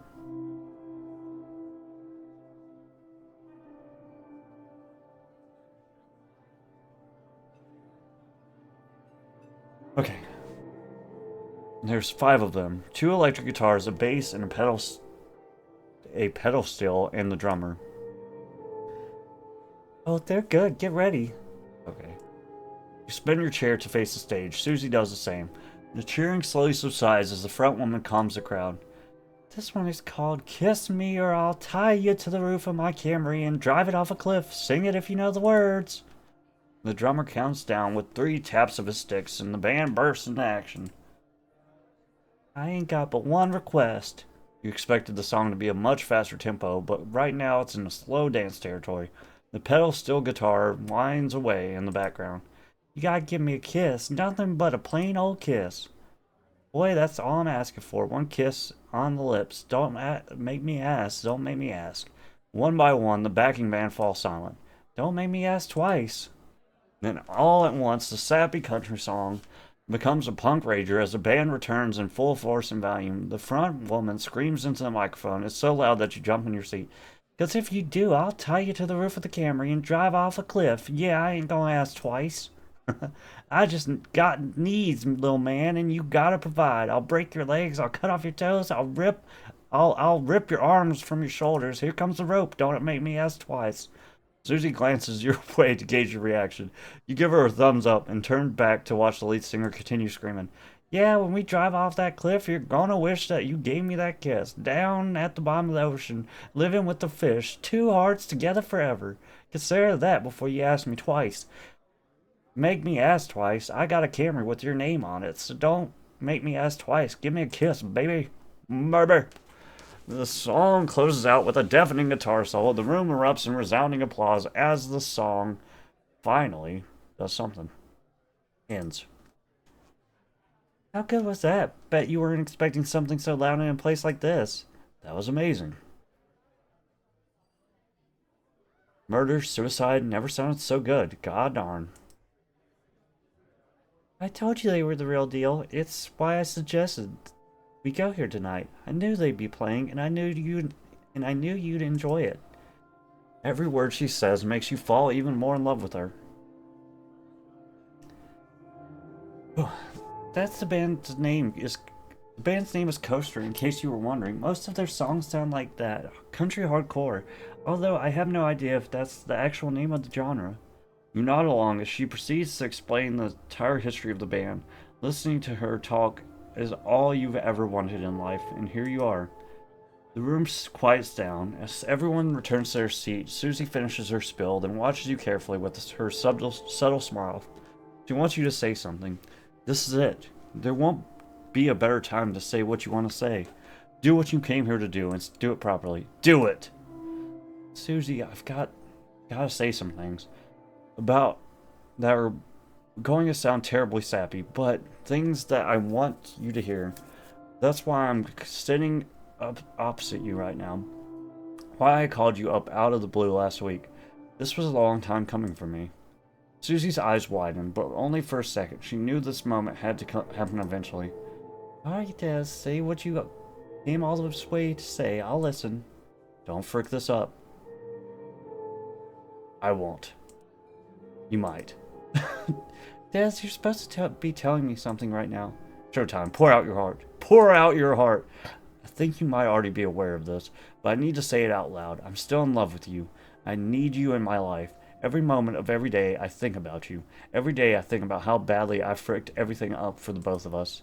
Susie has no reaction. She's waiting for you to continue. Keep going. Everything was my fault. I might have seen it back then, but I see it now. You did all you could to make it work, and all I did was grow distant and reclusive. I could conjure up some vague excuse for why I acted that way, but the truth of the matter is, I was stupid, a giant dunce. I couldn't see 2 feet in front of me. I was just, well, to use your own words, a miserable frickhead. You really hit the nail on the head with that one. That's not enough. But you're sorry. Regardless of the why, I'm sorry I put you through that. I'm sorry I wasted so much of your time.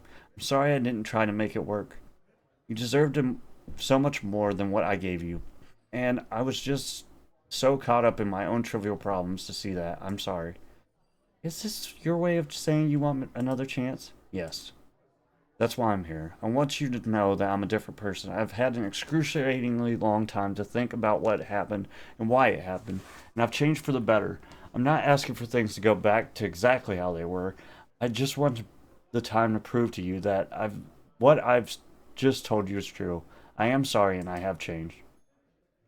You wait for Susie's reply. The reply never comes. The voice of Lucia enters your mind. We'll leave it there. Far off in the distance, she's making friends, I'm turning stranger. Roleplay your brains out with Lucia. Far off in the distance, a great light expands. The first bomb has been dropped. Goodbye, Lucy. What, actual bomb? What? What? I'm confused. Quite the cliffhanger, huh? Hey? Go back! Go back! No, I didn't hear what Susie said. She was about to welcome me back into her life and everything was going to be alright. Oh, don't be silly. None of that was real.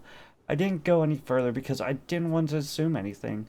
I can't make Susie's decision for her. I never even met her. In other words, there's a good chance none of what just happened transpired will actually happen tonight. I can't say this was how I expected my day to pan out. Thanks for showing up and making things interesting. Happy to oblige. Interesting is what I strive for. Thanks for putting up with me and my pathetic sob story. It's not pathetic, it's real. Real isn't pretty or clean. It's ugly and awkward. The sooner we realize that, the sooner we can say what we really mean. Remember that. Now, as much as I'd like to keep talking to you, I need to finish these lawns before it gets dark. She's done all she can. You're on your own now. It was a pleasure talking to you. Really, I hope all goes well tonight. I know it will go well, because I can see how much it means to you. You're ready to take on the world. I feel confident and ready. Been a while since that happened. Thanks for kicking me into gear. I have to pass the time somehow. She gets out of the chair slowly and walks back over to where the lawnmower was left idle. You watch her pull the ripcord and then hear the engine whir into action. First try. Say goodbye. Bye, Lucia. She doesn't hear you over the sound of the mower. You should probably just leave instead of sitting there watching her. You pull yourself off the lawn chair and turn to face the world. Here comes the future. The future's now! The future's now! That guy should be here by now. I've talked to like so many people.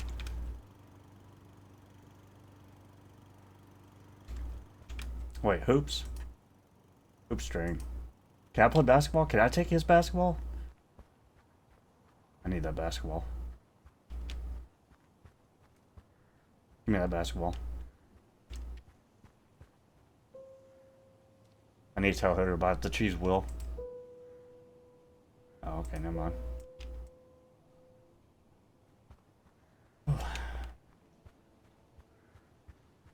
Oh, I'm supposed to talk to Sugar, but I kind of just want to talk to my car.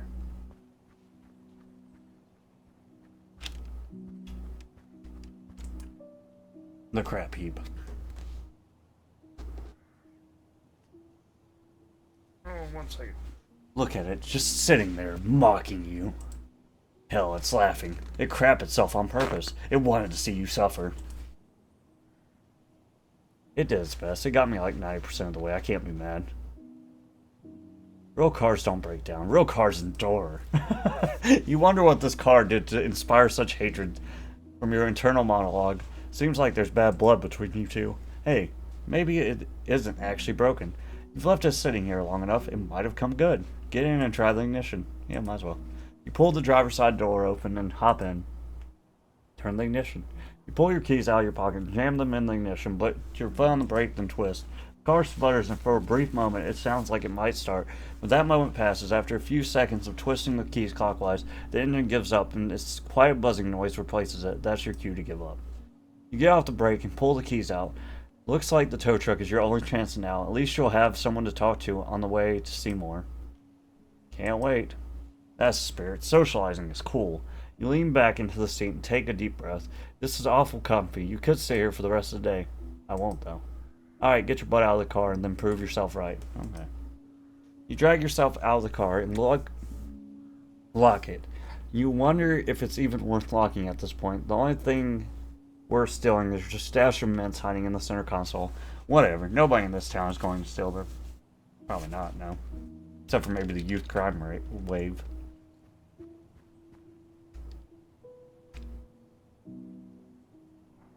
You walk up to a door.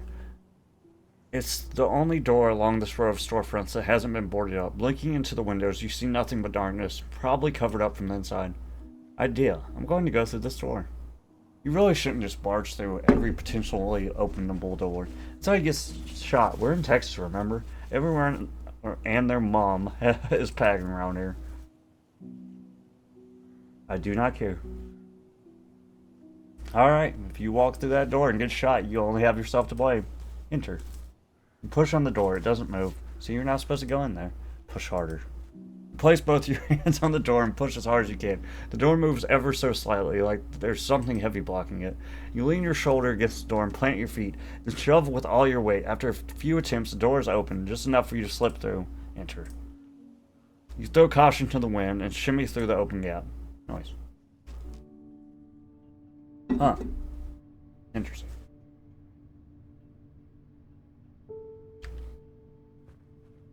Occupant. Art attack. You find yourself in an empty room with it looks to be mild renovation, but judging by the dust encasing everything, no one has been here in quite some time.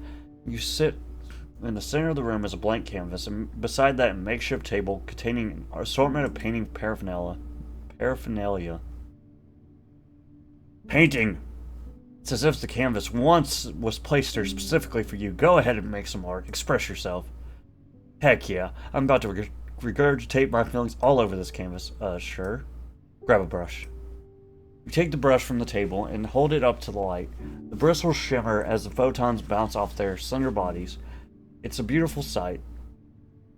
So beautiful that you begin to feel a little sad, knowing you're about to drown them all in paint. Frick 'em. Your creative expression is more important. Survey the colors. Looking down at the tubes of paint laid out on the table, you come to realize that it's all brand new. Not a single one has been opened. Don't think about it, just paint. Paint? I'm having second thoughts, this feels like a trap. You grab the red paint tube and twist off the cap. Oh, hang on. You're getting ahead of yourself. You need to decide what you're painting first. I want to paint feelings. How do I paint feelings? Before the how, you need to know what. What feeling are you painting? This is important. Joy. Boring. Only hacks and frauds make art about happiness. Pick a real emotion. Okay. Rage. You're not a very angry person. Doesn't matter. The big question is how we convert that feeling into art. You spend a great deal of time thinking. More time than anyone has ever spent thinking about anything. Landscape. Angry landscape? That doesn't sound right. It's right. The landscape will be hell. Get your red paint ready. Okay. You grab the red tube of paint and add some more to the palette just now. Art. You rage takes over and you begin painting. You don't even need a reference. The landscape you're about to summon is crystal clear in your mind. You lower the brush into the paint and begin. For once in your life, your mind is silent. Color fills the canvas little by little. You might be painting an angry painting, but your soul feels at peace. Time passes, your masterpiece is finished. You take a step back to get a clearer view of the final product. Oh, nailed it. Hell. Sick. It's not terrible. Better than crap at the very least. It's very simple. So what? Simple's okay. Alright, don't get so defensive. There's a lot to interpret in the painting. What are those red things floating in the sky? Looks like mountains. Yeah, mountains. Wasn't this supposed to be a painting of hell? Why are there floating mountains? It's my hell. My hell has floating mountains. But why? There has to be some subconscious reason you included them. Let's run through a list of possibilities and you can decide which interpretation most closely matches your vision. Deal. Interpretation 1. The mountains represent places we cannot reach. Your hell is filled with places you'll never visit. You can only admire them from afar. Down in the red dirt and the red grass. In short, you want to be an astronaut, but you're not smart enough. Why can't I be an astronaut? God, why? It's just the world we live in. This painting will resonate with the vast majority of people because they, like you, are not astronauts. What a sickening and hopeless world we live in. A living hell, if you will. You smile smugly to yourself for thinking that, all the while ignoring the thoughts telling you what a smug C-word you are. This painting is for the people, but not the astronauts. Oh, quick question. Are you Christian, Dale? No? What? Why? Well, you must believe in hell, considering you spent so much time painting it. I don't believe in hell. Why'd you paint it then?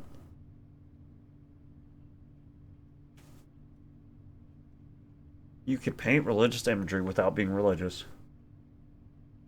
Okay, but that doesn't address the question, the why part of the question. It's cool. Yeah, that's the correct answer. Hell is cool, and you're going to hell for thinking that. You chuckle to yourself and then berate yourself for laughing at your own joke. Okay, you're devoted more than enough of your day to being a pretentious artist. It's time to move on. What about the painting? Can I keep it? Come back and get it before the tow truck arrives. It isn't dry yet. Okay then. Take one last moment to absorb your painting. As you do so, you feel some visceral feeling bubbling up within. Seemingly for no reason, your opinion on the painting turns in an instant. You hate it. You want to burn it, and watch the ashes dissolve in the atmosphere. Stop looking at the painting. What's happening to me? The same thing that always happens. Some part of your brain notices you're feeling good about yourself and puts a stop to it. Despite recognizing what is happening, you can't stop it. Stop yourself from hating the painting. It looks like a child made it. Get out of here. Stop looking at the painting. Go do something better with your time. Getting pissy at some paint on a canvas is ridiculous. You force yourself to look away from the stupid crap, god-awful painting, and turn back toward that front door.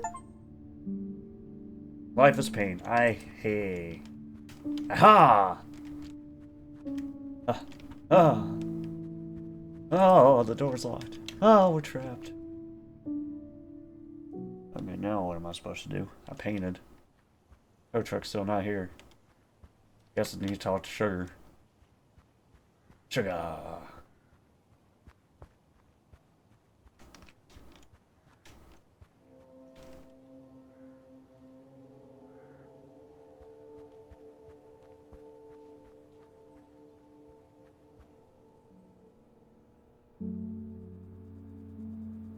What's up, bro?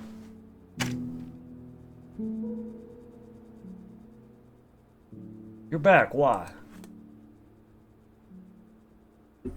Jesse said to come take a look. Spoke to Jesse and Josh. They told me to say hi.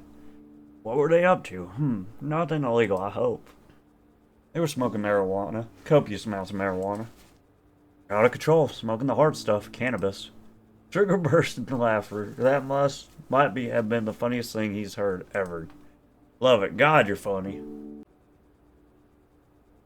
You didn't think it was all that funny, but his reaction fills you with pride nevertheless.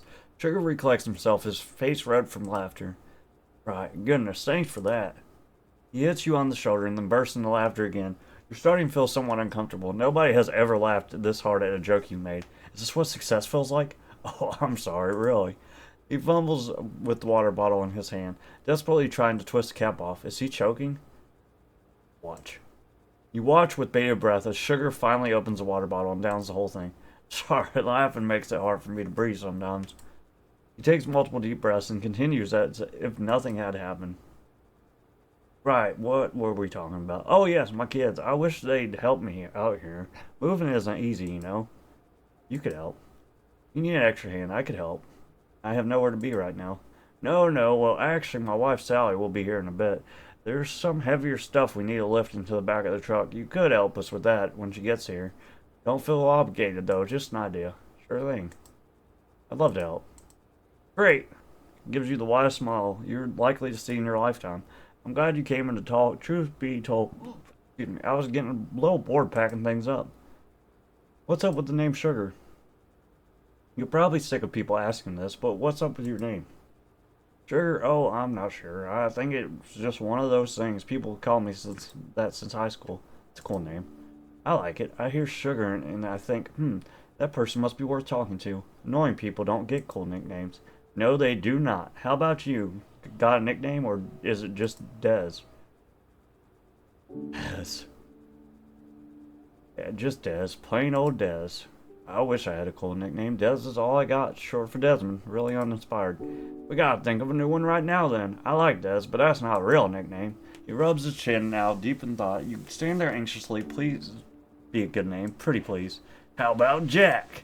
Jack? Or now a Jack! Why Jack? It suits you. Jack it is. I'm Jack now. Or now a Jack. I think that's actually what it... My name is Jack, I think that means. Jack, amazing. Freaking, what's it called? Dancy Coco say no Nichi Joe. How long has this gas station been here? This building seems pretty old. You know how long it's been here? Well, I've been here since the day I was born. It's fairly certain my father bought it off Brian's father, say 60 years ago. Brian owned the mechanics with Lucia before he died a couple months back. Just Lucia now. Smile disappears from his face. Oh, Lucia. I ought to catch up with her sometime today. It's awful being alone, especially at that age. Does she have a family? Is it just her? No kids, no other family? Yep, just her. He pauses to think for a second. Hey, maybe you can go and talk to her, I already did. Not about anything specifically, just chat, and make her days slightly less empty. I already have. I already spoke with her a little earlier. Nice lady, we did some role-playing. She pretended to be my ex-wife. Huh, did I hear that right? You really... He's lost for words. You couldn't have picked a worse way to phrase that. Remain silent. You offer no explanation, nor any hints of humor in your expression. Right, anyway. Choosing to move on. You should too. Kids seem nothing like him. I spoke to your kids. They're quite angsty. You, on the other hand, are the exact opposite. Too true, too true. They take after their mother, mostly. My outlook on life never really interested him. What's his outlook? What sort of outlook is that? You might call me simple, but this gas station was a dream come true for me. I mean, living and working in the town you grew up in, what could be better? My kids, Jesse especially, don't really agree. Simple is good. I'd kill for a life like that. My life is far too complicated for me. Shame you weren't here earlier. I could have sold you this gas station and you could have lived out your days in beautiful Aurora, stress-free. There would be stress. There always is. What do you do for work? You have to talk about yourself now. You don't have to tell me. I'm just being nosy. Tell him. I used to work in an office doing accounting stuff. Nothing worth talking about beyond the fact that I hated it with a passion. So I quit that job and vowed to sort out my crap. I'm currently in the process of doing so. That's what led me to Aurora, for better or for worse. Well, I gotta say, it seems like you're doing pretty well for yourself. To recognize your problems and make a commitment to fixing them is admirable. Can't say the same for most people, as much as I'd like to. Thanks. Good to know I've got someone by my side. Everyone should want to see everyone happy, strangers and friends alike. Nothing wrong with that statement. Couldn't agree more. Happiness is a right, not something you earn. Bingo. Shame the men in charge aren't aware of that, or most people at all. That's probably the most politically charged statement Sugar is ever going to make. Okay, leave. I think I'd better get going now. Of course, I ought to be getting back to what I was doing anyways. See you later. You leave Sugar to whatever it was he was doing and walk back to the front door. Okay, what else am I supposed to do to get this truck to come here? I guess I could sit in the car. But I was supposed to help Sugar pack. Where's his wife at? Sugar, where's your wife? Sugar! Oh, what's that big silo over there? I'm sure that's important. Chimney or something. Oh, I can't get in there. I remember this fence does not have a door. Let me in. Let me in!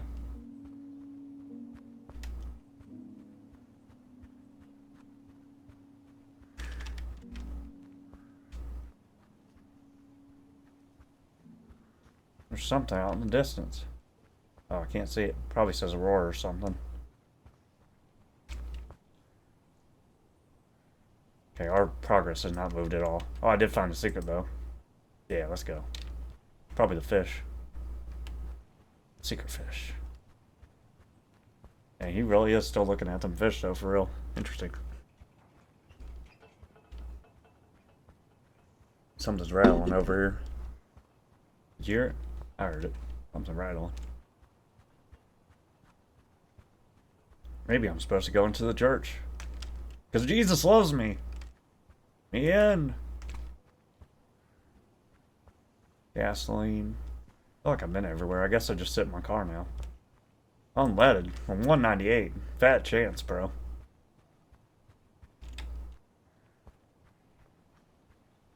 Oh, what if I broke into their house from the back door with the crazy people? Oh, that'd be amazing. Of course not. Break into the back door, take their shotgun. I guess I can go sit in my car. Oh, look at this bottle of water. Not yet. What do you mean not yet? Not yet. Huh.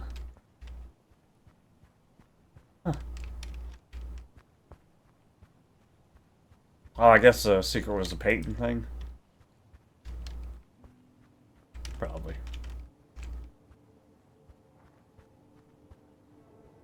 Okay. There's obviously people I haven't talked to yet. These people, whoever they are. What is that? Oh, this is interactable. There's a guy on the shit ladder. Flammable. Oh. Stars and stripes of corruption. Look at the flag. Oh, I'm not setting the flag on fire, by the way. I'm looking at it. Now salute. Salute. You lift your hand and your forehead and hold it there. That's your good deed for the day, as you were. You step away from the flagpole. Uncle Sam loves you, like a son-in-law. The patriot within you lives on. Yeah, I'm not setting that on fire, so... Too bad. Low income can't... Oh, okay. A beautiful gold flag. Plaque. Sorry, I can't read. It's almost as gold as the hearts of the men and women who serve. Dedicated to the veterans of Aurora. F. Berman, A. Gonzalez, J. Herman, L. Stone, J. O'Brien, E. McWatt, R. Smith, H. Lafayette, and to all who gave their life to preserve freedom in the United States of America. The words that make him murder. Yeah, drop the sarcasm. I ought to show at least a little respect. You're right, God bless. The edges of the plaque were worn and scratched. Seems like it hasn't been updated in a while. All those etchings look at least a few decades old. Dedicated to the veterans of Aurora. Logan's name isn't anywhere to be seen. He's not dead, though. Oh, veterans. Never mind, it's not deceased, I guess. I figured it says who gave their life, so yeah. Oh, and to all. Okay, I see. Logan's name isn't anywhere to be seen. Guess it's a little out of date. And to all who gave their life to preserve freedom in the United States of America, they gave their life for you, for your freedom. And I am forever grateful. Depends on what war they died in. Sure, you never miss a chance to rag on the military, though. I rag on the system and the people uphold it, not the people exploited by it. The system, he said it. Frick the patriarchy. Yes, very good. Tangent. The key to being an effective leftist is finding new and novel ways to describe your issues with society. Once conservatives catch wind of a recurring word, they learn it instinctively, tune it out. Patriarchy, the system, misogynist, transphobe, they've overdone and cliche. The vocabulary is no longer effective. How about instead of the system, we call it the machination? System and machination are the same thing, that's hard as frick. What about patriarchy? That could use a glow up. The fatherhood, the Mendem. The Mendem! Oh, no, frick it. Let's just stick with patriarchy. This is too hard. You look back to the plaque. Funny how far your mind wanders. A fly enters your field of view and lands on the M in McWatt. You swat it away. No living being besmirches a McWatt name. You didn't know them, but you have no doubt they were a fine character. Okay, time's up. Move along, good sir. Move along. You step back from the War Memorial. That was mildly interesting, to say the least.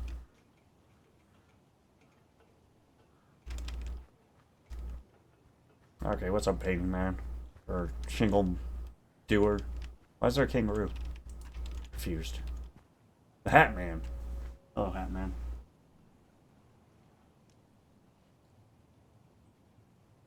You walk up behind a man wearing a very stylish hat. He has his back turned to you and is I think we might actually only play this once. There's a lot of reading. So, I think I can only make it once. 1 second. You walk up behind a man wearing a very stylish hat. He has his back turned to you and is midway through hammering a nail into a corrugated piece of tin.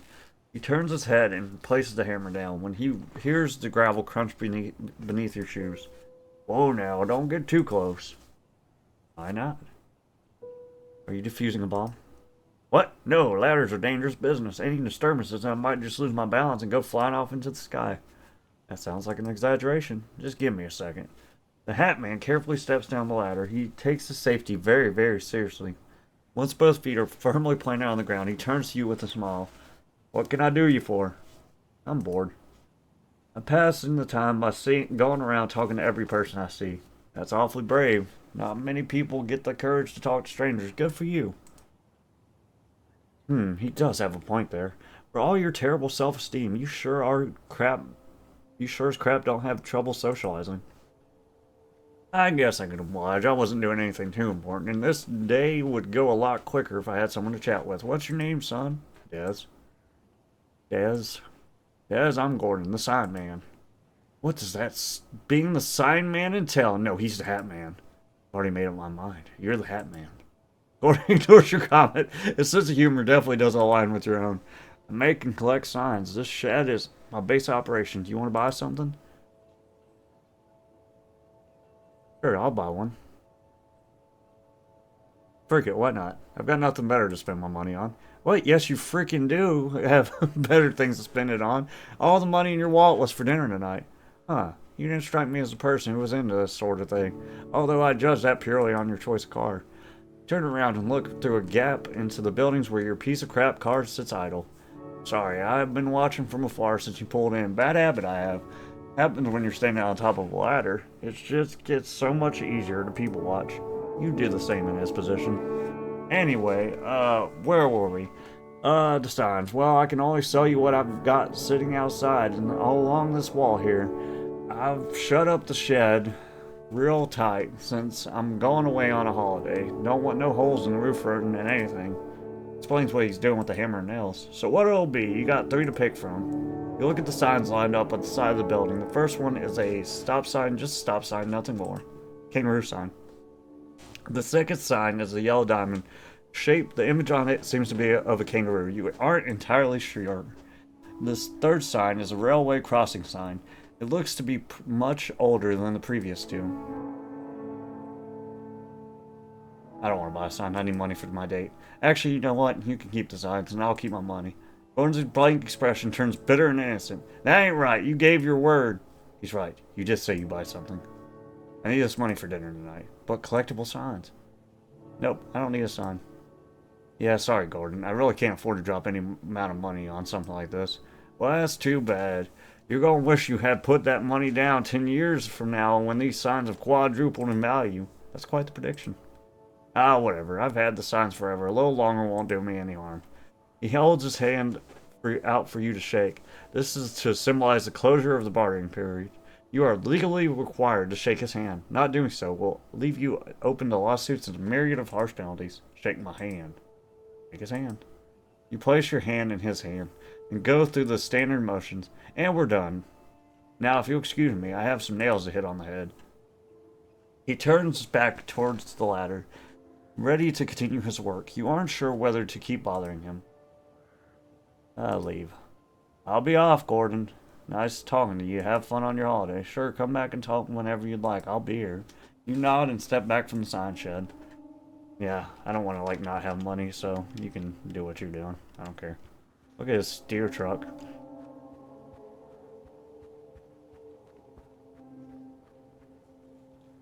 One more person collected. Oh yeah, I've already been here. Nothing. Invisible wall! We meet again. My arch nemesis.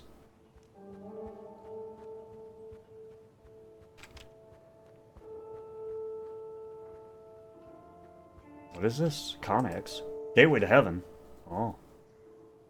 Your attention is drawn to the door of a lone cargo container. It sits beside the city hall, and you cannot for the life of you figure out why. These things belong on ships and in docks, not here in the dirt taunting you with their mystique. You feel an overwhelming and inexplicable urge to see what is inside this container. Yes, I do. Curiosity may have killed the cat, but we all have to die eventually, right? You assess the situation before you. The door has no lock on it. The mechanism holding it closed seems simple enough. Just pull the metal handle up and twist. Repeat 3 more times. Do that. You grab and twist You grab the far right handle and pull it up, then twist. The twisting part takes far more effort than you anticipated, but you adore. Once you feel it has been twisted far enough, you move on to the next one, then the next, and finally the last handle. Now time for the grand opening. You grab the right pull and pull as hard as you can. Nothing happens. Try harder. You pull even harder this time. The result is the same. The door is not moving no matter how hard you pull. Freaking frick. I can't believe this C word. You look down on the ground and realize that the bottom of the container is buried in the ground. It would require an army of shovels to get this door open, or maybe an excavator. You have neither. What can I do about this? Well-adjusted individuals would take this as a life lesson and move on with their life. Are you in this category? No. I blew in from from Crazy Town. The horse's name was Tuesday. That's the right answer. Admitting to your insanity is the first stage of recovery. This doesn't quell my desire to find out what's inside this container. Your only hope is the kindness of strangers. Ask around town, see if anyone will tell you, but do not be too eager. Bide your time. Wait for the right moment. You can't reveal that the only reason you're talking to these people is to find out what's inside their mysterious container. Understood? Understood. It's time. Go forth. Okay. Alright, mystery container. We must figure this out. Oh, this is a side door. Aurora audio. She back? Lucia back? Oh, she is back. Hey. What's in the container? Inside the mechanics, you find a familiar face. Lucia is sitting at the desk with her hands down, deep in thought. Wait and see if she notices. You stand there like a statue. Lucia does not look up. This might take a while. You wait for what feels like an hour until finally Lucia looks up and gets the fright of her life. Goodness. Laugh. Lucia catches her breath as you laugh in front of her. She begins to laugh as well, albeit apprehensively. I expect to see you again so soon. What's she reading? It's a big book. What's it about? Origins of town names in America. You may be surprised to know there's a Springfield in Essex. The founders of the nation seem to love naming things after places in England. Underwhelming. Oh, I guess that explains New York as well. Indeed, nice of you to pop in and say hello. Has the truck arrived yet? Oh, truck. Oh, frick. You reach down to your pocket and pull out your phone. It turns on. It reveals the time. Your heart sinks. 6:15. Oh no. What? How? That can't be right. It hasn't been that long. Is it daylight savings? It has to be daylight savings. Yeah, sure, that's it. Has to be. Hey, Lucia. Did we switch to daylight savings, say, within the last couple of hours? Lucia looks at you concerned. I highly doubt it. He thinks for a moment. It was around 6 when I came over here, so I'd say the time was roughly 1/4 past. Her heart sinks a little further. Are you okay? Did I say something wrong? Where's the freaking tow truck? How the heck does that much time pass? Oh my god, it's over. It's over, I'm dead. My life is over. No happiness for Des, no more sunrises, no more sunsets, all darkness all the time. Good night. I don't... What? What the frick? Lucia doesn't reply. How is she supposed to answer that? Every system in your body begins to fail. You start to shake. I know this feeling. Your hand turns cold. All logic and reasoning has abandoned you. Your immediate instinct is to drop to the ground and roll, but you don't know how to use your muscles anymore. Total shutdown. Des. Yes, brain? Get a grip. You need to take action. It isn't over yet. You could salvage this marriage. Bullcrap. My life is over. Susie is probably sitting in the restaurant waiting for me right now. I'm always early. She knows that. You need to call her. This isn't your fault. She'll understand. You just have to explain the situation. All will be forgiven, but you have to do it right now. Your breathing slows ever so slightly. Des? Phone. Need phone. Can I use your phone? I need to call Susie. I need to do it immediately, or otherwise bad things will happen. Okay, don't panic. I have a phone right here. She picks up the phone beside her and hands it to you. Just press the buttons and explain the situation. You take the phone from her hand and begin dialing furiously. And remember what we practiced. Your brain is in meltdown. The only thing you can remember from the practice dinner was that Beastie Boys poster on the wall. Sabotage! Is it ringing? It is. Ringing. Pray for me. You spin your chair around to the face and around to face the wall and wait anxiously. Ringing. Please answer. Please answer. Ahoy, ahoy. As soon as you hear those words, everything will be alright. Ahoy, ahoy. Here it is. Surprise. Bad news. We'll start with bad news. Oh, it's Des again. Listen, my car died, and I'm not going to be able to make it by 6:30. Susie doesn't reply immediately. You hear a deep breath. Right. What's that mean? Wait for her to say something else, but the phone is dead silent. Hello? Still there? Yeah, I'm still here. Another deep breath. Listen, this scene tonight was your idea, and I know why you're doing it. I understand how you feel, but now maybe it'd just be better to just, you know... No, please don't. Please don't. Lucia gives you a concerned look from the opposite side of the desk. She knows. Des? Say something about anything to make it better. I don't understand. Look, maybe tonight doesn't work. What about tomorrow? No, tonight I wanted to... Oh, don't say it. Don't do this to me. I only agreed to go tonight so I could speak to you in person and make everything crystal clear. Obviously, I won't get the chance to do that anymore, so this will have to be it. Are you ready? Oh man, I've gone through this before. This sucks. Yes, kill me. Say what you wanted to say. I knew this dinner was your way of trying to start over, so to speak, and that's the problem. We tried this once and it ended horribly. Once was enough for me. I moved on, and so should you. Well, he already got another try, actually. Different. It's different. You feel a sharp pain in your chest. You understand what I'm trying to say? It's over. We're good. No, let's be friends. No more occasional correspondence or phone calls out of the blue. It's for the best. For both of us. I was being gasoline. I know it's a lot for you to take in, but this is my decision to make, and you'll be glad I made it. Maybe not today, but give it some time. Send me a light. Christ, I wanted to tell you this in person. I'm sorry it didn't turn out that way. Really, you deserved that at the very least. Lucia spins her chair around and stares out the window, unable to watch the demolition unfolding before her. She might not hear the words, but your eyes tell her all she needs to know. Please say something.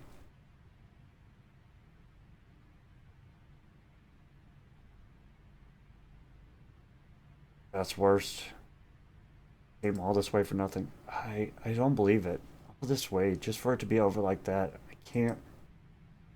I didn't want it to end this way. Sometimes life just fricks you over. I'm sorry. There has I don't want to beg and I don't want to say frick you, but I also don't want to hang up. I just want to say bye.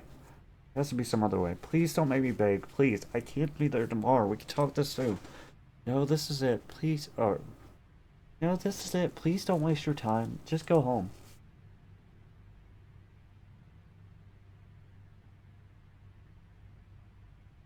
I don't want to go home. There's nothing there for me.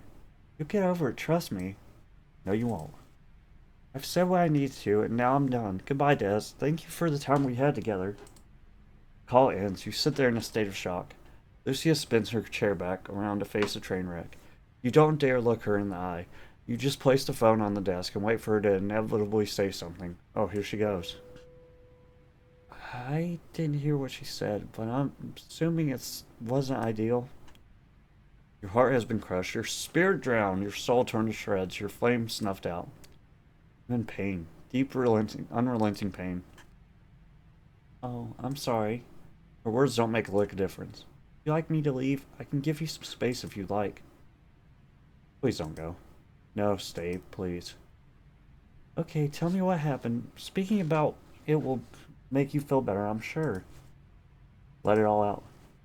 I've got it all wrong. I got it all so freaking wrong. I never had a chance. Why did I think I had a chance? She just cut me out of her life for good. That's the only reason she wanted me to meet me tonight. To say goodbye and good luck. Oh my god. Oh. Yes, Lucia. Oh, indeed. A tear runs down your cheek. You try to hold it in, but it's futile. Ugly cry.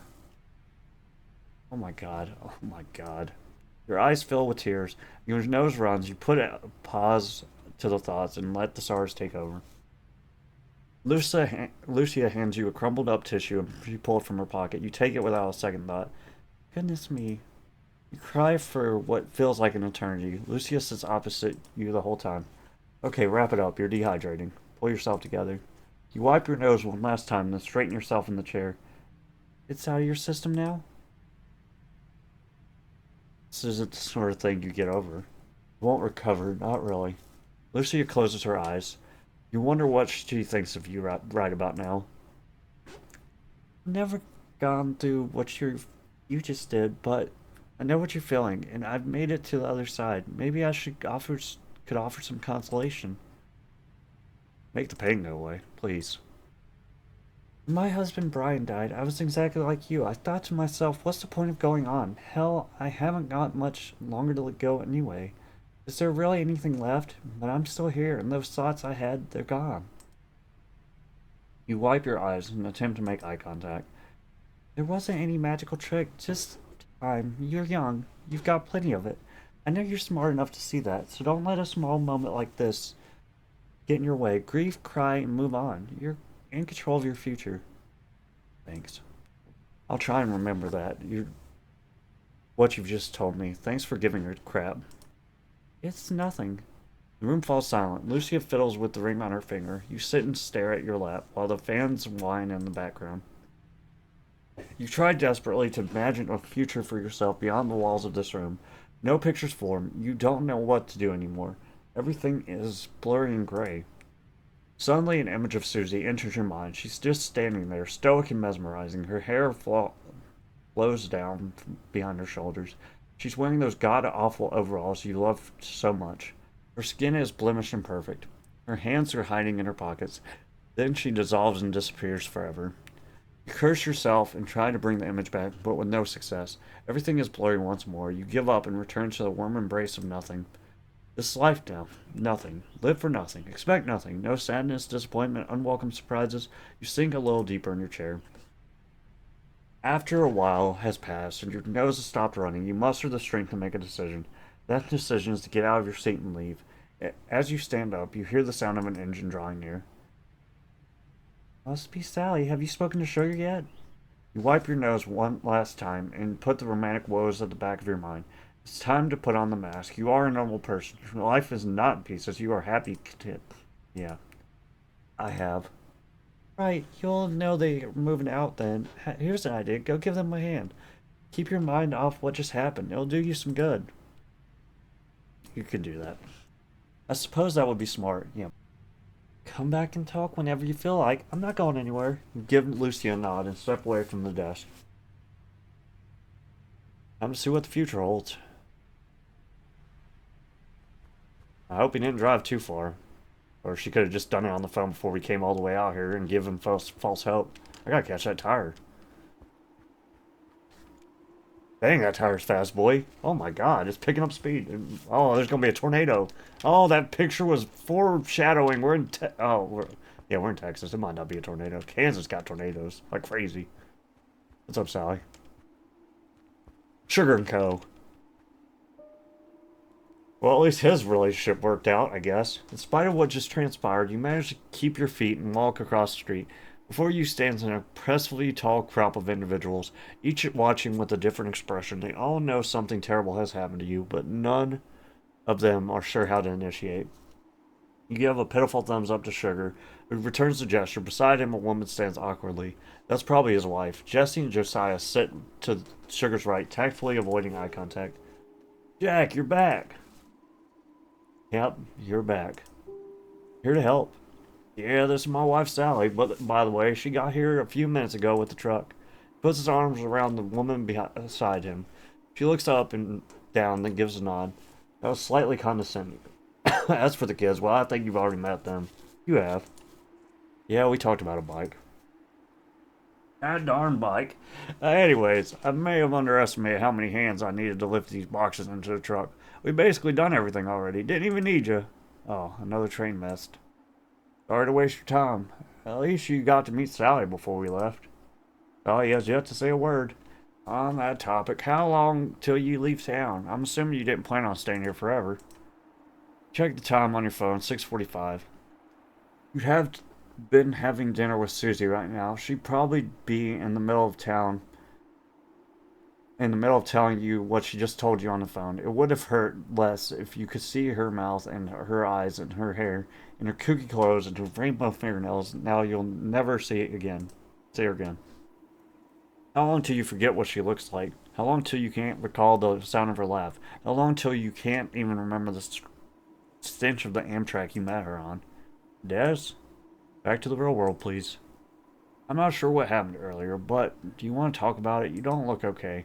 Sally gives Sugar a disapproving look. Obviously, her strategy for this situation was to ignore it. No more sunrises. You want to know what just happened to me? In the background, Jesse nods furiously. Well, you don't have to tell us if you're not feeling too good, but I'm here to listen. You don't want to tell them, but some greater power compels you. Your mouth opens and the words materialize on the tip of your tongue. Let them have it. The phone call just told me what I already knew. I'm crap. I'm second class and disposable. I was born to be stepped on. Frick it. We all are. All were. Today was just my turn. Tomorrow it'll be someone else and someone else. You know what I mean? This life I've been living, it feels inevitable. We're all just ants marching in a circle. You freeze. Your mouth stops working. As in protest, your shoulders sink and your lips start to quiver. Bring it in, son. Sugar opens his arms and motions you towards him. Aw. Enters his brace. You shuffle to Sugar and let those wide, lanky arms envelop you. His warmth is overwhelming. You begin to cry. That's life. That's life. Life is cruel. Life is short. Life is empty. You had your suspicions, but now you know. You cry a little more in Sugar's embrace, then push away in a burst of anger. Jesse and Josiah are looking at the ground. They can't bear to witness this pathetic display. Done? For now. Yes. Okay. He's at a loss for words. Where do you go from here? Suddenly it hits you. The weather. Clouds are gray, very gray. I can smell the air. You know what that means? It's about to rain. Storm. The rain, right on cue.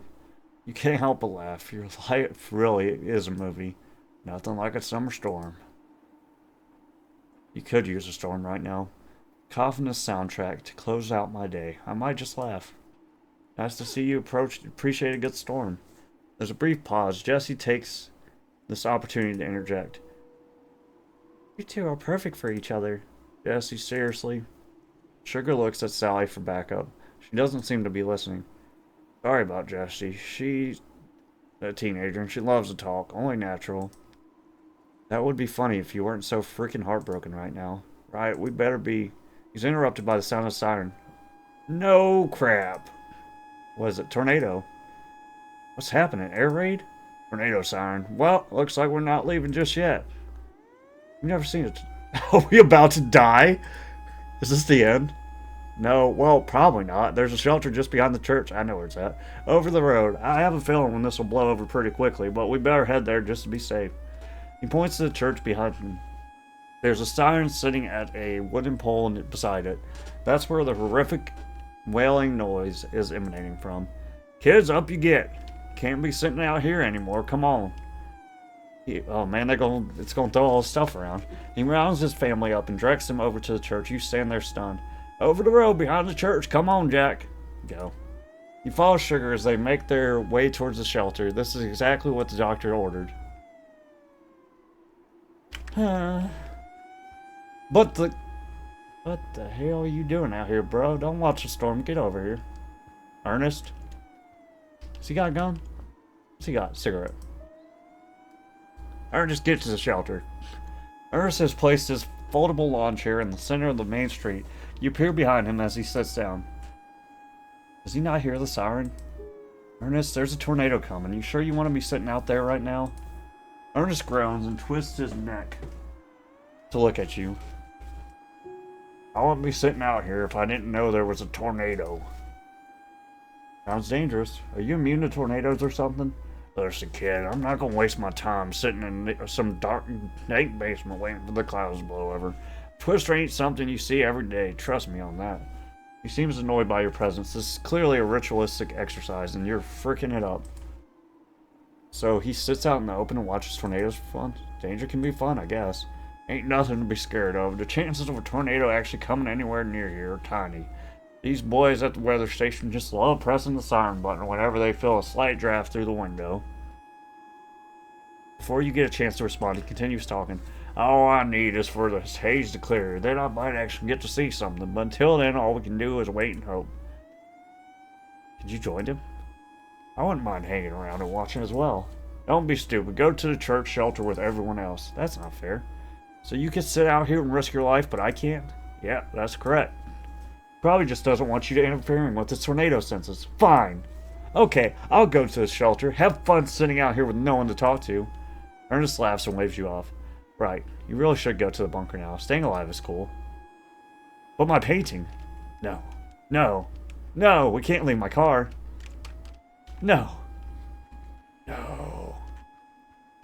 There's that bottle. Not yet. Okay. Maybe in 1 week. That must be like suicide potion or something. Is he waving at me? What the hell is this? Scary looking. Oh, that's my boy, Sugar. Sugar stands and waits for you at the back of the church. Beside him is a red metal door. And you go, watch the steps. What about him? Are you coming? I'll wait here. Till I've seen everyone to come in. Wouldn't want to forget someone, would we? Very well. Alright, see you soon then. You step past Sugar and down the stairs into the bunker. What's up, friends? It's Jesus! Jesus Christ Superstar! Jesus Christ Superstar! I've seen that commercial. The cardboard cutout of Jesus stands tall and proud. Jessie sits in a plastic chair, studying it with a solemn expression. That's probably how she looks when she's thinking. What's she doing? You know that isn't the real Jesus. It's just a bit of cheap cardboard. Keep that up and you're going to hell. No, you want to go to heaven. Oh, sorry, cardboard cutout Jesus. I didn't mean that. You have worth. You are not cheap. You're too late. Have fun suffering for all eternity, sinner. The cynicism in her tone is obvious. She's no believer. Here's a random thought. If you look at the Bible purely as a compilation of short stories, it's pretty entertaining. Slightly on the nose with its messaging, but I'm more forgiving of books written a millennia ago. That's an interesting viewpoint. I can get around that. I haven't read the Bible, but it sure does spawn a lot of film adaptations. I guess that's the sign of a good narrative foundation. Right? Maybe that's why all these hotels have little Bibles in their bedside tables. Hotel managers just really love some good storytelling. Wait, why do hotels have Bibles? Bring up an interesting topic. Why exactly does hotel rooms have a Bible in it? I actually learned this in school. I'm fairly certain it's just because some company sends them to all the hotels for free. Pretty boring answer. She turns back to Jesus. Hear that, Jesus? You're hiding in the bedside table of every hotel in America. Sounds almost perverted. Jesus does not reply. Oh, I don't like that. Silence is bad. Maybe I've crossed the line. Let her continue, I guess. Jesus, can you send that tornado our way and get this over with? I'm bored as hell right now. Jesus once again does not reply. What's that? You're too busy? Oh, sorry to bother you. We're getting to worry now. Is she actually hearing voices? Jessie turns back to you with a grin on her face. What's that look for? You don't like my humor? It's very cynical. I'm thinking your humor stems almost entirely from your hatred of the things you joke about. Well, I'm just a stupid teenager. I'll grow out of it eventually. She takes a deep breath. Jesus, Jesus, Jesus, Jesus. My name isn't that far off. Jesse Jesus. Jesse Jesus. Is this some sort of revelation? Epiphany? You finally realize you're the reincarnation of Jesus? Imagine that. The second coming of Jesus is a woman. Frick, that would be funny. You have evangelicals throwing themselves off cliffs or converting to Satanism. She goes silent, probably engrossed in her fantasies of chaos kickstarted by Lady Jesus. What is her infatuation with this cardboard cutout? You seem weirdly mesmerized by this cutout Jesus. Am I? She rubs her chin. Holy crap, I am. I've been staring at this guy for the last 10 minutes. It is an alluring image. I don't blame you. I was drawn into it as well. Those open arms is borderline seductive. Has someone done any research on that? Is Jesus supposed to be seductive? I don't think so. Maybe you could talk to the Reverend about this. Who's the Reverend? What Reverend? Jessie points to the man in the white shirt standing on the table. Him. This is his church. You look the man up and down. The fluorescent light flickers as he fiddles with the wires. I could say he'd be mad at my devilish tongue, but he's probably worse than I am. There isn't a less holy person in this room. Bollocks. You're making that up. I'm serious. He's unhinged. Not in a scary way, just in the sense that he's sort of given up on his job. I'm talking too much now. God, be quiet, Jesse. More detail now. Give me the deets. I live for gossip. Nuh-uh. I'm above that. Go talk to him yourself if you really want to know. Maybe he'll open up for a stranger. Good idea. Nice to see the bike made it down here. So you've brought the bike with you. Nice. Of course I did. I spent a lot of time putting that thing back together. We won't let some no-good tornado suck it into the sky. Inanimate objects are of great interest to Jesse. Has your opinion on the bike changed at all? Here we go again. Seems like the only thing worth talking about in this darn town is metaphorical bikes. You love the bike. I dig it. I'm a fan. That's what I like to hear. Did you hear him, Jesus? He likes my bike. Jesus did not reply. Oh my god, Jesus Christ on a bike. That joke was right there in front of me. Ha! I get it. Yeah, now that I'm thinking about it, it isn't very funny. Okay. Yeah. Yeah. How long do these tornado warnings usually last? Do you have an estimate of how long we're going to be trapped in here? Nope, could be all night long if we're lucky. People get weird about after being stuck in here for too long. I find it funny. And what are the chances of us dying? More importantly, how likely is it that the tornado comes right over the top of us? Oh, I wouldn't know. Maybe you'd be better off not thinking about it. Can't stop thinking about it. It's not that simple. I'm freaking out. We could all die at any moment. Keep you cool. Oh, you've given me an idea. She takes a moment to formulate this idea in her head. Crappy slasher film. Rural Nebraska or Kansas. Guy loses his mind trapped in a maze-like tornado bunker and starts killing everyone. With you in the lead role. That's my idea. Don't steal it. You deserve credit if it gets made. Since I'm the reason this idea exists, I get a place in the credits. Deal. Now wait 10 years for me to make this film a reality. You stop to think for a second, and then a sudden pang of sadness hits you. There's something about Jesse's youthfulness, youthful vigor that cuts at your soul. He knows what she wants from life. You never had that. Now here you are, a sad sack of crap, who has no job, no wife, and no hope. Better luck next time. Scratch that. There isn't a next time. You missed your chance. That's not true. I've got time to make my life worthwhile. That's just something you tell yourself to make life hurt less. You've tried and tried and tried to make it better, but nothing ever works. What makes you think the next 40 years will be any different? What's wrong with me? Why am I thinking this? This is normal. Don't act like it isn't. Are you okay? Sudden self-reflection. Sorry, I had some thoughts into my brain. That wasn't very nice. God, I might actually be losing it. No, don't do that. I haven't even written my screenplay yet. Your jokes make you feel a little better about things. Okay, leave her alone with Jesus. Turn away from cardboard Jesus and look for someone else to talk to.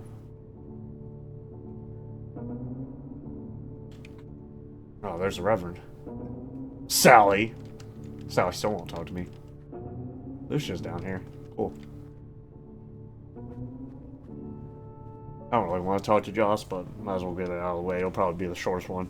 Joss sits in the corner, staring at his feet. You'd be forgiven for not realizing he was there at all. It's almost impossible to make him out in the darkness. Heads up, try not to act heartbroken in front of this child. He'll think it's cringe. What are you doing? Socializing. Talking to people. That's how you pass the time. Well, for me it is. Seems you pass the time by staring into space. Yeah, by the way, just so we're clear, don't call me Josiah, just Joss. I freaking hate Josiah. Just like your name. Well, there's something we have in common. I freaking hate it when people call me Desmond. Joss laughs, a very subdued laugh, but a laugh nonetheless. Friend acquired. See what my sister's doing? Just sitting there looking at that cardboard cutout? She's a psycho. You turn and look to where he's pointing. His sister is sitting in one of the plastic chairs, staring at a cardboard cutout. Jesus, I know, I just talked to her. I don't get her. I don't get her at all. He's contemplating. I bet she's thinking about all sorts of meaningful things. People usually are when they're sitting there like that. Being still like that. She's always thinking of something, always. Now imagine living in the same house as her. It's just a constant stream of crap. There's some serious vitriol in that sentence. I don't know why I always end up talking about my sister. Let's stop talking about my sister. You sad about moving away? I bet you're pretty happy to be moving out of this town finally. I guess I'm kinda happy because there's nothing to do here. But still, Amarillo could end up being worse. At the very least, we'll have some decent internet from now on. There is an internet here? Are you telling me you've lived your whole life without internet? Holy crap. No, we have internet. It's just borderline unusable for anything other than basic stuff like scrolling Instagram or reading emails. Usually if I want to do something like download a movie, I'd do it at school. That's horrible. Sorry to hear that. How the hell do you pass the time without it? Jesse does the art stuff. I just throw rocks at stuff. Maybe walk around in circles, maybe drink. Drink? How old is he? You don't look old enough to be drinking. Well, I'm only 16, but pretty much everyone on my age drinks. You gonna tell my parents? Yep. Better believe it. Well, they already know. They just have better things to worry about. So, as long as I tell them where I am or where I'm going, they don't mind. Thinking back, your parents were the exact same. What's he doing sitting in the dark? Kinda dark in the corner. You a vampire? I'm just laying my claim to this area. I don't know how many people are going to be down here, so I'm getting my spot early. There are better spots to lay claim to. Could have found somewhere with a bit of light. What about a little further to your right? There's plenty of light there, and it doesn't seem like anyone has claimed that space yet. Nah, I need a corner. I don't care if it's dark. It's not like I need to see anything. I'm not reading a book. Does he have opinions on things? You're young. Do you have opinions? Huh? What kind of question is that? Are we in a debate club now? Double down. You heard the question. Tell me your opinions. Just confused. Unlike anything? Anything. That's right. Tell me your opinions. Josiah spends a moment to thinking. This is a big task. I don't like power lines. Great answer. Because? Okay, why? They're ugly. Useful, but so ugly. I mean, look at literally any city in the world. It's just power lines and power poles everywhere. Nobody put any thought into how they look. Some serious opinioning. Okay, imagine how nice a crap hole town like this would look without them. You hadn't really noticed it, but he's right. Aurora has an egregious number of power lines and power poles. I think we can do better. You wholeheartedly agree. I'm with you on this one. Frick the power lines. Frick them. You hear Jessie call out from behind you. Two discussing power lines over there? Grow up. She's mad she wasn't included in this conversation. Go back to talking with your imaginary friend. Jessie replies with a middle finger held toward you and Josiah, then returns to staring at cutout Jesus. Don't talk to her. She'll fill your head with a bunch of bullcrap. Too late. I already have. Bullcrap isn't the right word to describe it. Nice opinion, don't care. He's a lot more talkative compared to earlier. You want to know something? I thought you were a craphead when we talked earlier. Now you seem completely different. Far less crapheady. Yeah, I know. Sorry, that's just how I can be sometimes. Very prickly, Mom tells me. I will like him if he treats people like that. No, I'm done. No need to feel bad. Never did. He gives you a slight grin. Okay, good talk. I'll leave you to it. Good chat. We made a new friend. Friend acquired. Where's Cardboard Jesus? He's not up here. Alright, Reverend. Failed marriage is one. Nice. Wonderful. Slender man up here. Atop a flimsy folding table stands a man in his 60s or 70s. Sally's watches idly as he fiddles with the fluorescent light. The table below him wobbles precariously. Goodness, nothing but problems with these things. I told you they were cheap for a reason. Yup, and I know you told me that. He continues tinkering with the light, judging by the constant flickering. Whatever he's doing to it isn't working. You notice the yellow tint of the man's skin. Reminds you of that uncle who drank himself to death. Reverend? Offer a hand. Hey, here's an idea. What if I try to fix the light instead? The man on the table stops what he is doing and looks down. You instinctively roll back, shocked by the meanness of his gaze. What? Who are you? You fail to produce an answer. You've forgotten who you are.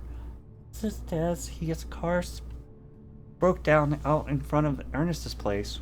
Oh. Sinner. He turns back to the light. Clearly, he has no interest in conversing.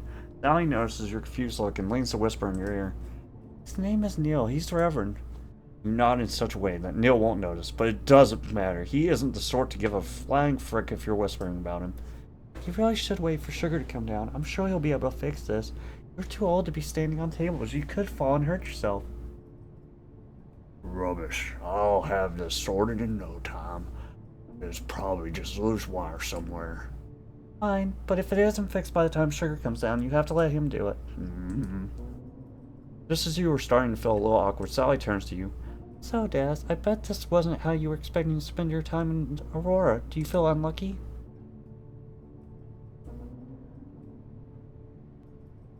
This is the most interesting thing that's happened to you in forever. I'm not too hung up about the whole ordeal. It's exciting and new. Plus, I've got plenty of going wrong in my life. A tornado doesn't mean crap anymore. Spill the beans. Let me hear it. Someone else who will listen? Don't waste this opportunity. Spill. A little pathetic, really. I was in the middle of driving to have dinner with my ex-wife. My plan for said dinner was to right all my wrongs, somehow. Then my car broke down. When I called to tell her, she told me to go home forever. Can't say I'm feeling the heartbreak right now. You might want to add a little pizzazz to your storytelling. Spice it up. Okay, let me think. Get some similes in there. Door simile. She slammed the door in my face. Nuh-uh, try again. Food simile. She snapped my heart in half like a breadstick. Too funny. Have another go at it. Cutlery similars. There's a knife to the heart. Come on, I've heard that a million times. Start over. Okay, what? She doesn't like my similes. I can't do it. Yeah, look, if you were hoping for something profound right now, you're out of luck. My mind is filled with smoke. Thinking of a good simile is borderline impossible. Fine, we'll return to this later. I'm expecting great things from you. Before you can continue the conversation, you're interrupted by a horrible squeal. You turn around to see the metal door, shelter door opening. Sugar steps into the room alongside 3 others. We're here. His voice echoes through the concrete den. You take a moment to study the people around him. This might be a long one, but we've got cards, so no need to fear. Man, I didn't get to talk to Lucio yet. Dang, I should have talked to the preacher last. Logan is hiding in the back, clearly not wanting to draw attention to himself. Under his arms are 2 6-packs of beer. The other 2 people are probably his parents. The woman whom Sugar has his arms around looks exhausted. You hazard a guess and say she probably doesn't want to be here right now.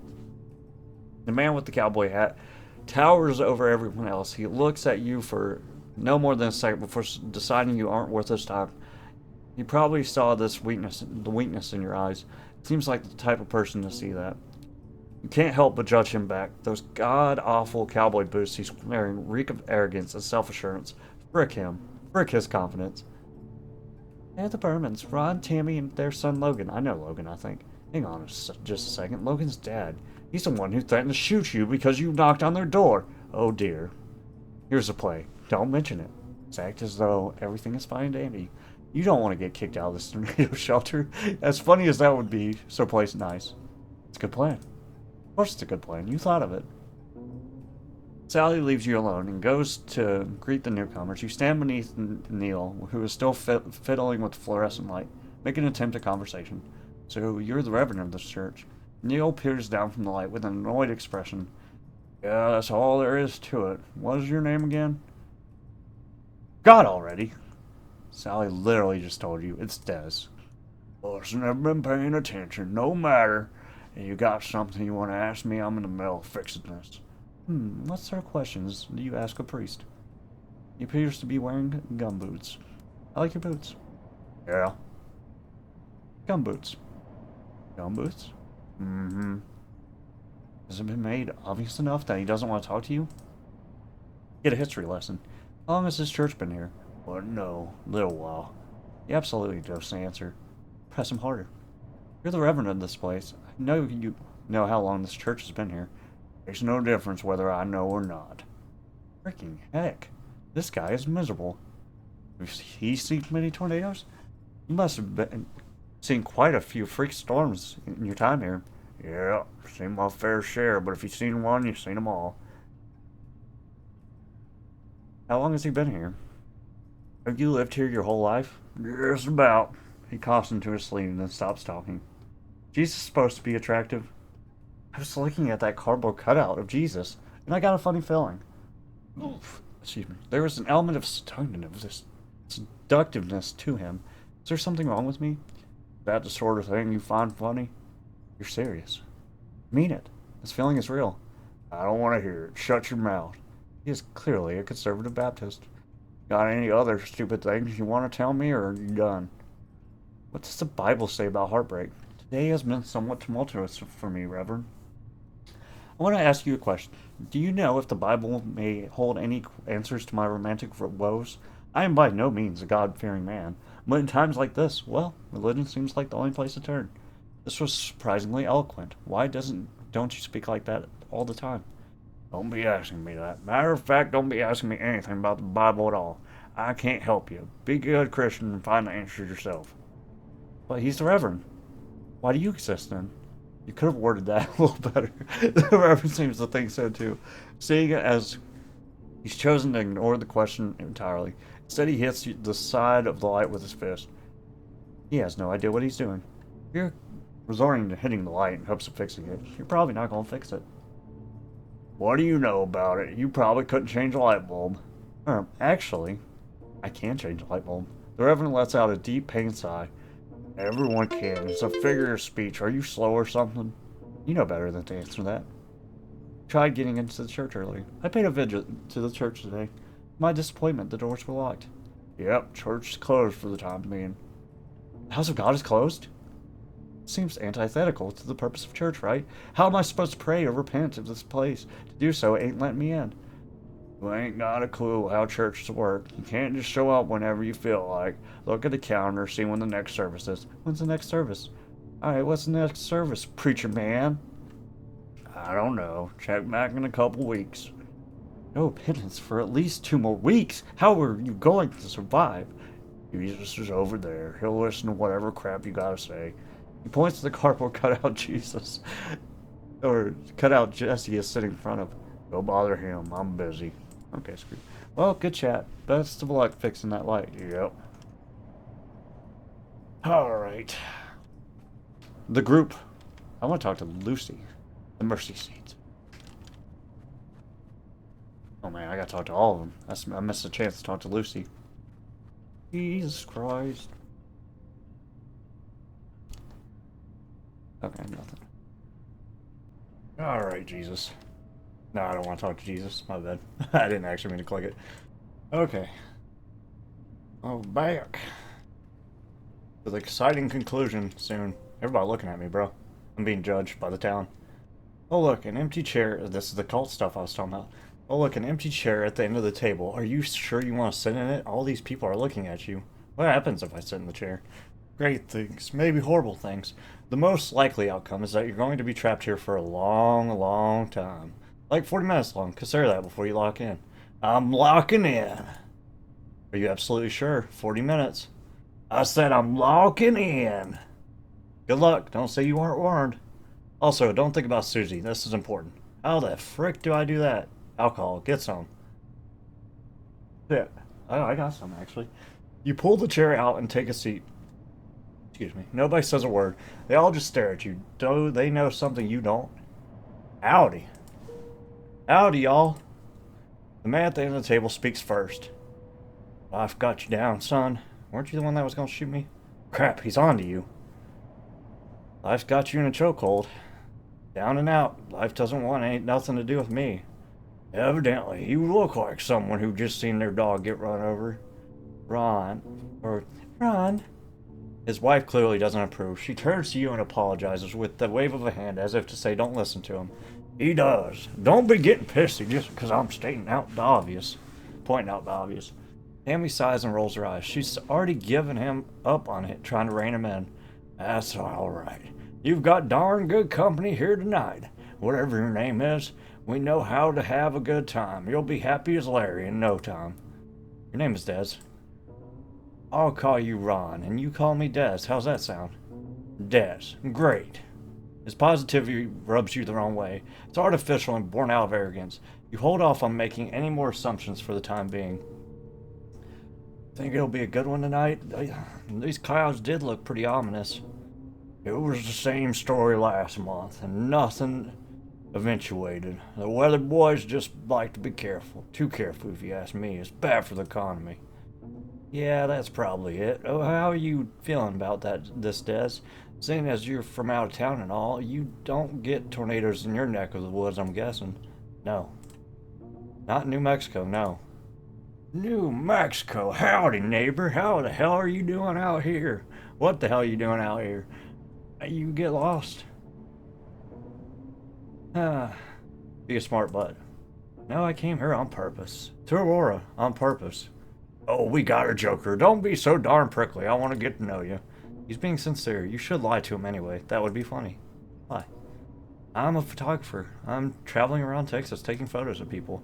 Multiple people on this table know you're lying. You better hope they keep their mouth shut. Where's your camera? There's plenty of people in here you could be photographing. Crap, where is your camera? Dropped it in the water tank. Fell in the water tank earlier today. I didn't have time to fish it out. Logan gives you a funny look. He's probably wondering if you actually did drop a camera in his fish tank. Oh, that was stupid of you. Your whole livelihood down the drain. Shame. He dedicates a moment of silence to your camera before immediately throwing out another question. You said you took photos of people. Nothing else? Time to develop your character. Go all in. I'm a portrait photographer. I take photos of everyday rural people in rural America. Farmers, truckers, rednecks, you name it. You had some balls throwing redneck in there. Keep going. I'm on the tail end of a month-long trip around northern Texas. You'd be hard-pressed to find a more beautiful place. The people, not so much. Although I gotta say, Aurora has proven to be the outlier. You wink at no one in particular. Sally and Lucia laugh. Weird one, ain't you? You're caught off guard by the comment. It knocks your train off of thought into a different zip code. Did you know Bob Dylan was 22 when he made The Times They Are Changing? No, he wasn't. That's impossible. That's insane. Good for him. Okay. Unrelated thought. You are 33 years old. And just like that, your train of thought plummets back to the room you are currently sitting in. Although you couldn't, I could give a crap less about Bob Dylan. I don't even think he's a good singer. Although you can't seem to remember bold statement. Although you can't seem to remember what was being talked about. Lucky for you, Lucia comes to rescue. Word is good. We could use a little character at this table for once. I agree with Lucia. Weird is good. You're not weird enough for us, Ron. Tammy, what do you think? Tammy doesn't think anything. She just waves the question off. Logan? Logan finishes his beer in his hand and crushes it on the side of the table. Sure, I like weird people. Hey, I didn't say that was a bad thing. I was just making an observation about Des. He's weird. He seems adamant to point it out for some reason. You don't really care. You know you're weird. Frick it. Logan, throw us a beer. Will you? Thanks. Logan reaches down beside his chair and yanks the can from the plastic wrap and then throws it across the table to Ron. Part of you wants to ask for one as well. Ask. Can I get in on that? Logan looks surprised. Didn't pick you for a beer drinker. Here. He hands you the can. You rotate it in your hands to get a better idea of what you're about to ingest. There isn't any label. It's just a plain aluminum can. What is this? Where's the label? This is beer, right? Yeah, buddy. From the farm I work at, it gave it to me. Ease into brewing. Don't let it scare you. It's bang average alcohol. It just tastes better since I paid a quarter of the price you'd usually pay. You open the beer and take an apprehensive sip. Bang average indeed. See, might take a couple years off your lifespan, but other than that, he shrugs sarcastically. Sugar at the other end of the table holds his drink up to the light. I don't even know why I asked for one of these. I'm designated driver tonight. Suddenly, Josiah appears behind him. Can I have it? No. No, absolutely not. Oh, come on, Sal. Just one. It's a special occasion. He deserves it. Sally sighs and looks the other way. That means fine. Josiah claps his hand and grabs the beer from Sugar, then turns to a dark corner to consume it in silence. Jesse, you ought to have a beer as well. Jesse, who is still sitting in front of that cardboard cutout of Jesus, does not take kindly to the suggestion. Frick off. You can't help but laugh at the reply. Nobody else at the table seems particularly amused. Sugar looks especially disappointed. Oh, Miss Sunshine over there. You sure she's your daughter, Sugar? She's Sally's daughter, that's for sure. And feisty and short-tempered. Oh, careful, Sugar. Sally's giving you that look. Look, what look is that, Ron? There's the attitude I love. I don't know how you're so upbeat all the time, Sugar, being married to a woman like her. Ron bursts into laughter. Sugar joins in, but he's clearly not as enthused. The rest of the table are silent. Lucia looks your way and rolls her eyes. Clearly, this line of conversation has been trodden many times before. Hammy, what about you? Where's your attitude? Why aren't you feisty like Sally? I can be feisty. You're inclined to believe her. Yep, just don't show it. Silent killer. You know I gotta check my dinner every night to make sure she ain't poisoned it. He bursts into laughter again. The pinnacle of comedy in this bunker seems to revolve around his fear of women. You're already tired of it. Calm out. You have any other jokes? I've known you for 5 minutes and it's already wearing thin. Honestly, the jokes were pretty crap to begin with. It's just thinly veiled misogyny. I hate my wife. Blah, blah, blah, blah, blah. You're a freak. You're dead. Pardon? He's giving you a chance to backtrack. Please take it. Frick him. I think you heard what I said. Get better jokes. Sugar looks extremely nervous. He clearly doesn't have the guts to speak up. Luckily for you, Lucia jumps in to save the day again. I'm inclined to agree with Des. You could stand to switch it up. We were in here last month, and you were falling at the exact same things as now. I'd like to hear something new, probably from someone other than Ron. No offense. No offense. Perfect. No notes. You shoot Lucia a quick glance to signify your gratitude. She saved your butt. Ron narrows his eyes at you for a moment before reverting back to his upbeat C-word routine. No offense. Talk about balls. Hey, none taken, Lucia. I like it when a woman tells me to shut my mouth. Really fuels my fire. Okay. Lucia seems to be a seasoned veteran and dealing with Ron's drivel. Got that deck of cards, Sugars? We might as well use them. Oh, right. Almost forgot about these suckers. How could I? He pulls a deck of cards from his back pocket and lays them on the table. The table breathes a collective sigh of relief. Finally, a distraction. What are we playing? Nobody says anything. Alright, BS. You've never played BS. Yes, I have. How do you play that? And what kind of name is BS? I've never played it either. BS? You never played BS? We did the last time we were down here.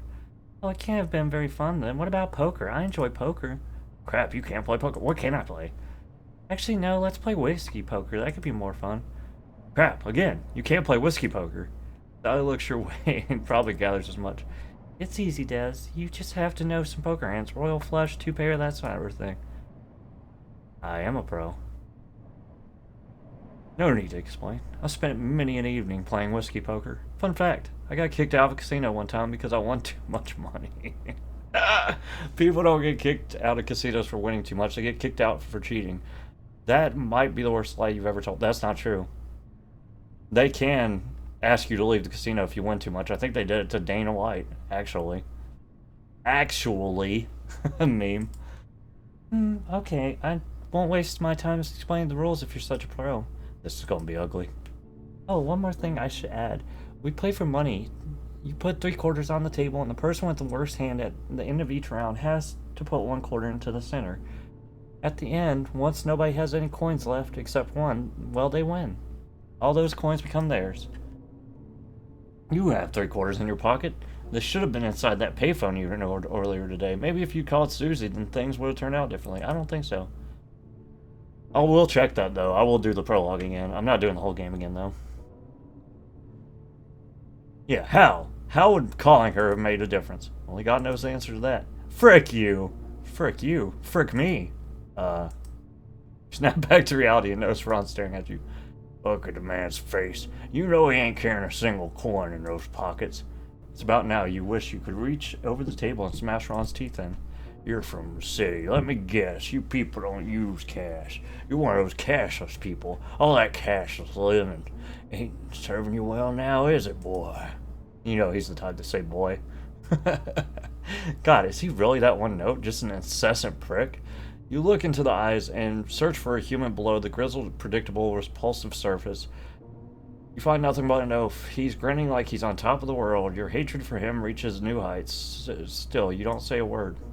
You're an outsider. He thinks he's better than you. That's all it is. Don't try to psychoanalyze him. Don't entertain him either. Getting under your skin is exactly what he wants. I want to call him the C word. Can this be arranged? Perhaps on the way out the door. Your way out the door. That way you can make a run for if things turn sour. They tend to turn sour when you call someone that. Make a mental note. Something to anticipate. I can float you, Des. Here. No, I have coins. I've got 3/4 right here. Thanks for the offer, though. Logan nods. You shoot Ron a deliberate glance, which he doesn't notice. Get them out, people. You place the 3 coins in front of you. Everyone else on the table does the same. Won't start yet. I'm playing. The Reverend appears behind Ron and pulls up a chair. You look over to the light he was trying to fix. It's still flickering. How many of us are there? She counts the crowd under her breath. 8, lovely. Winner gets $5.25. Good luck, everyone. You're beginning to get a little anxious. The tension builds as Sally deals the cards. I see anyone picking at cards. They're getting thrown outside. Death by tornado. If you had to choose a way to go, that'd be it. Saves you taking the stairs to heaven. After a short while, the cards have been dealt. You grab your hand and flip it over. You spend a good amount of time studying your cards. You have no idea what you're looking at. None of the numbers or suits seem to go together. It's a crap pile. Stop and think about it. You use deduction. You want patterns. That's how poker hands probably work. You look harder at your cards. Connections begin to occur. Logical deduction. Words into action. Yep, they're crap. Okay, so I have a 3 and ace. I have ace high. Nope. I could go for a straight because I have 3, 6. It'd have to be 3, 6, 3, 4, 5, 6, 7 would have to be the. So I'd have to trade out my ace and my jack if I wanted to try for a straight, but I have ace high, so I might just keep the ace. Sugar, you're starting. Sugar rubs his chin. I'm switching. He takes the hand from the middle and exchanges it with his. My turn. Before I go, I'll tell you all a joke. He places his cards on the table and rubs his hands together. Sally lets out a deep, disappointed breath. This is going to be crap. Oh, no, I don't have anything. I wanted to get a tattoo in a really bad place. You already know the punchline. It's going to be some city people don't like. As for what city, your guess is Chicago. So I went to San Francisco. Frick, you should have known he'd say that. Everyone knows you just ripped that off Facebook. Oh. We're playing a card game. It's your turn. Right. I pass, Anne. He knocks the table with his fist. Good game is a quick game. Reverend's turn, he passes. Now Tammy, she swaps her hand with the center. God, no one wants to flip this thing. I'm passing. You're in the spotlight now. Show them what you got.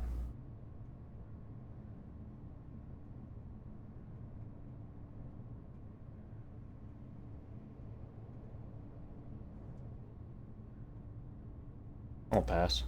I choose to pass. Lucia? Okay, big decision now. I'm going to switch hands. She exchanges her hands with the center. This is unbelievable. I'm passing. You begin to wonder if you should pass. I did pass. Well, I'm the last person then. I'll pass as well. That was extremely uneventful. Round over. Flip them, everyone. Every person on the table flips their cards over and lays them out. You do the same. There's a period of silence while everyone surveys the scene and determines the loser. Slowly, everyone looks at you, towards you. This can only mean one thing. Well, Des, you've been hard done by. Put a coin in the middle. Predictable start. You slide a quarter in the middle of the table and sink a little lower into your chair.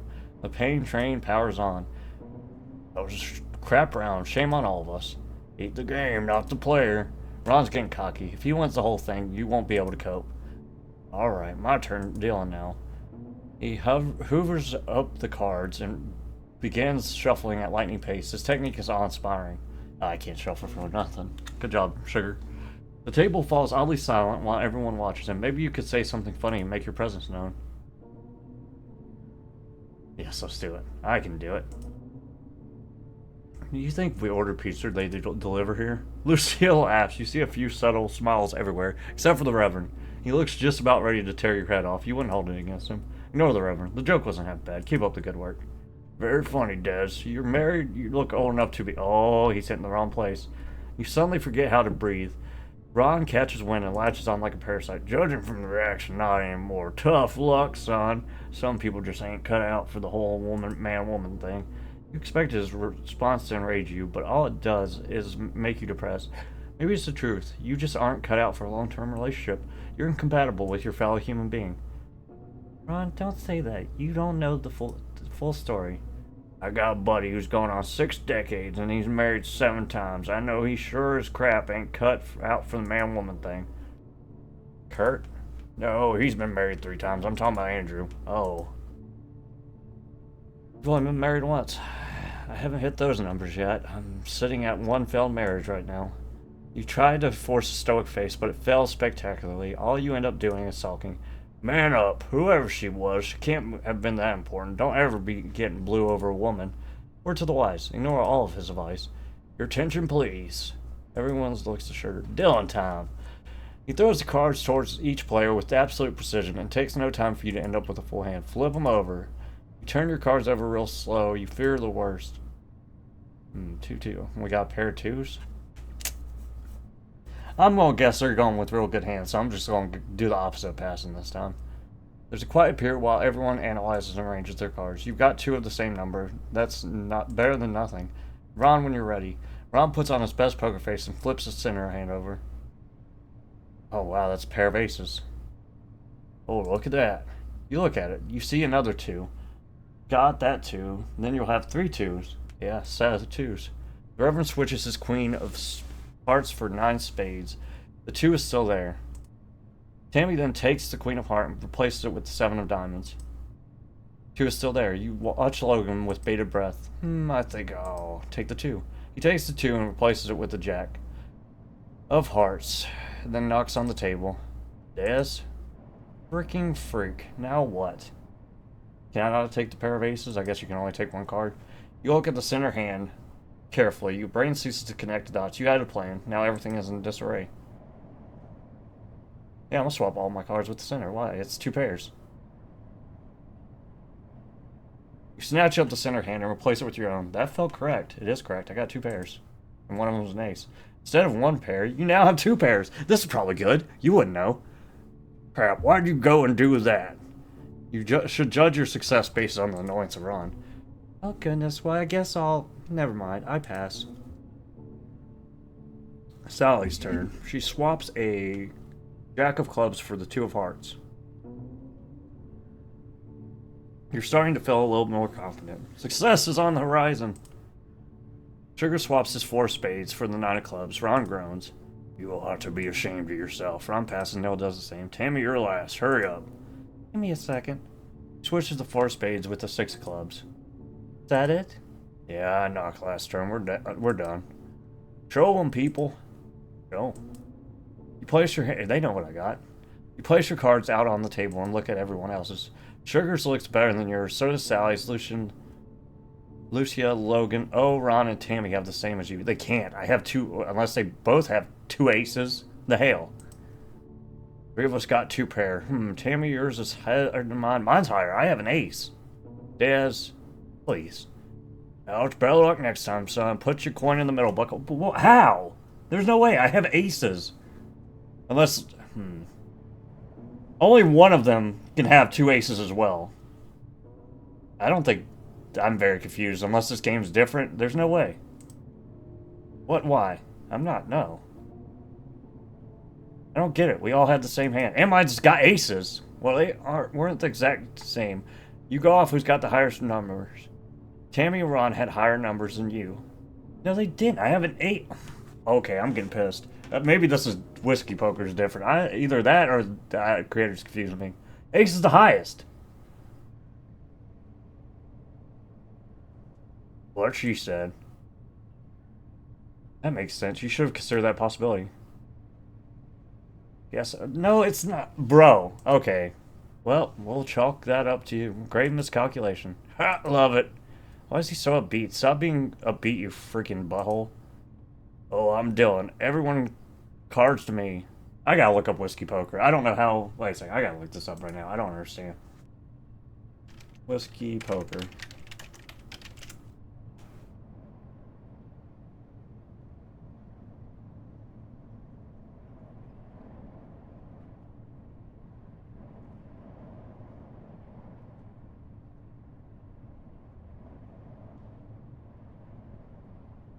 Two hands are otherwise equal. A fewer...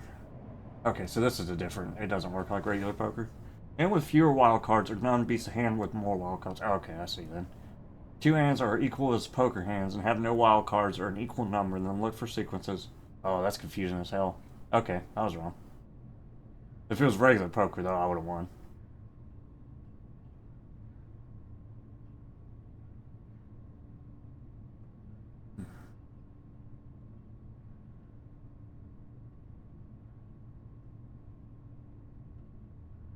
Hmm.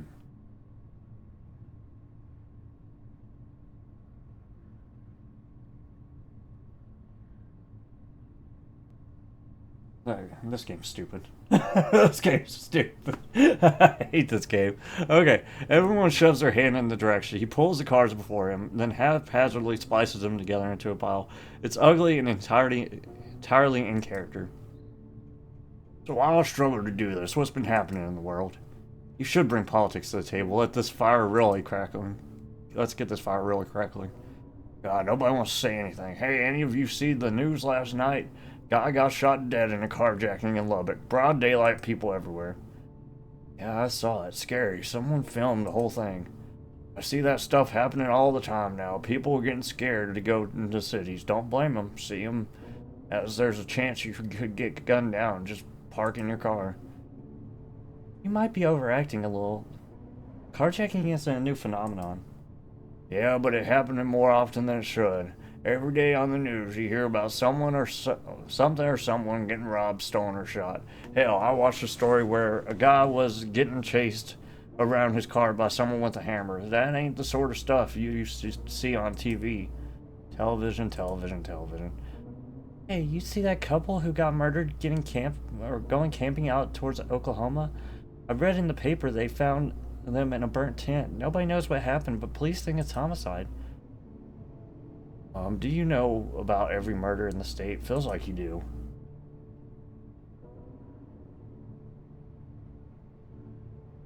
Man, I still can't believe ace is like the worst hand.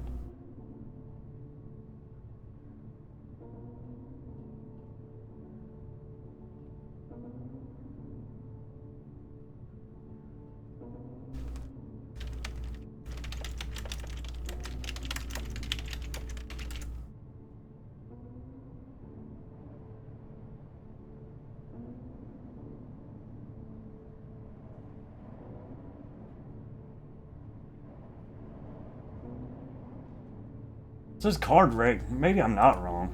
Wait a second, am I looking? Whiskey poker tutorial. Card rank. Ace, king, queen, jack, 10, 9. So I had the high card. Unless... Oh man. I don't know, that one thing did say that it's based off the numbers though. It like wild or like I guess they said the top cards don't count for whatever reason, but either way, that's just dumb. I don't understand it.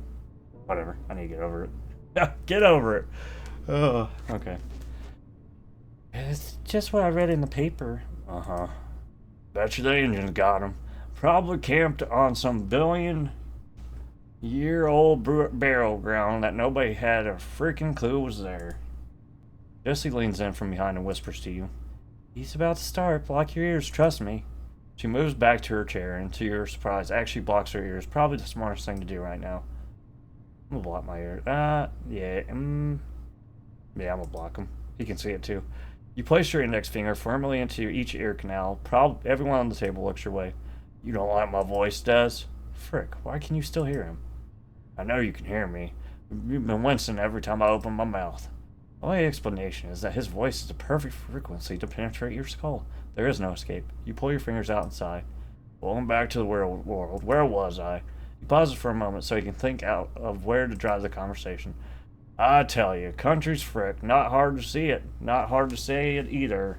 Crims are walking around the street like they run the place. Majority of the people doing these carjackings and murders are out on bail. They aren't even American either. Bunch of immigrants and ethnics running it for the rest of us. There it is. Ron, how do you actually leave Aurora? Your perspective is incredibly narrow. Ron acts like he didn't hear her.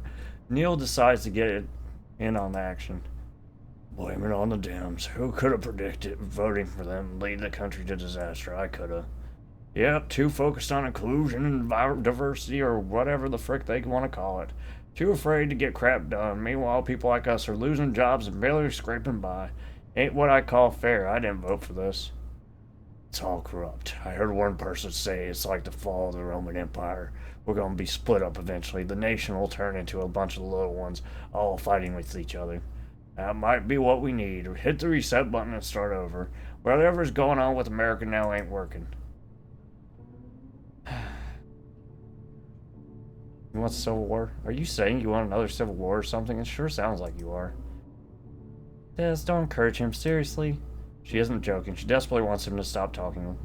Judging from Lucia's expression, she also feels that way. Sugar's just staring into space. Something's gotta give. I ain't read much history, but as far as I'm gonna get shot. That's how this game's going. As far as I can tell, most big changes come from people fighting back against the government. Ain't that what the Frenchies did? Who's to say that won't happen here? That's right. Yeah, a revolution tends to bring some changes, although people usually disagree on what changes should be made, and thus no revolution. I don't think there's much agreeing going on across the country right now. The left wants everyone to be treated with dignity, and the right wants to murder immigrants and homeless people. Well, that and all the other fascist stuff ideologically opposed, no common cause, you get it? Ron drops the deck of cards he was shuffling on the table. You completely forgotten about the card game. Fascist? The frick are you talking about? You never finished high school. No surprise you didn't understand it. Seems like Sally couldn't resist joining in either. Sugar, get your wife under control. She's mouthing off. Sally, just leave it. Not a chance, Ron. You can go frick yourself, respectfully. Sugar gives up. All his positive energy has been drained. Poor Sugar. Oh. Despite his feigning of fear, he finally falls silent. That's not what we like to see. Go on, push him a little more. I don't really want to get shot, but okay, are you? Ron, where'd you get all your big ideas from? I bet I can guess. Ron perks up again. I just see it how it is. Free country, free speech. There's a distinct lack of conviction in his tone. Be more specific. What do you base your conclusions on? How do you even know what you should be drawing conclusions on? What is this? Don't act smart trying to lock me into a box with these stupid questions. I'm not afraid to say. Also, I want to put this out. If you have strong political views, I'm not arguing one way or the other. I have no strong feelings about the subject, so yeah. Take it to the reviews on the Steam, to the creator. I could care less. What is this? Don't act smart trying to lock me into a box with these stupid questions. I'm not afraid to say what I think. And as far as I can tell, you can't provide any logical solutions to the world's problems, so why should I bother listening to you? Your solutions might be a little too progressive for him. Hell with it. Logan, pass on us another can. Logan reaches down and chucks a can across the table. There's a hint of disdain in his throwing action, as much disdain as one can channel through the motion of their arm. You're reminded of the beer you asked for, currently sitting in front of you, almost entirely full. You don't even know why you asked for one. Why'd you have to stop in Aurora today of all days, Des? If I knew I was going to be stuck in here arguing with a lefty snowflake, I would have stayed at home and took the risk. Frick me. Fine, snowflake. Tell me why I'm a snowflake. What qualities of mine qualify me for such designation? You ask too many questions and you don't say a darn thing. He isn't taking your bait. He's not a complete freaking idiot. Does that answer your question? Keep arguing. If you keep him talking, you won't have to play cards. Oh, ask him what he thinks of Pride Month. That'll really get him rubbing. Okie dokie. Hey, Ron, what do you think? Lucia cuts you off. For the sake of civility, I think we ought to just move on and play the next round of cards. Nobody's going to change anybody's mind tonight, at least all you, Ron. You know what? Maybe Lucia's right. Reel yourself in a little. I agree wholeheartedly, Lucia. I want to play cards. All this bickering is giving me a headache. Think you could just behave for just a little while, Ron? Ron suddenly flares up. How about you take a freaking Tylenol and shut your mouth? I don't need anyone telling me what I can or can't say, you especially. The table falls dead quiet. Tammy looks down at her lap and sinks into the chair. Well, I think I've heard enough. Sally stands up and leaves the table. Sugar, Lucia, Logan, and then Tammy follow along one by one. Oh, is that the preacher? I'm surrounded.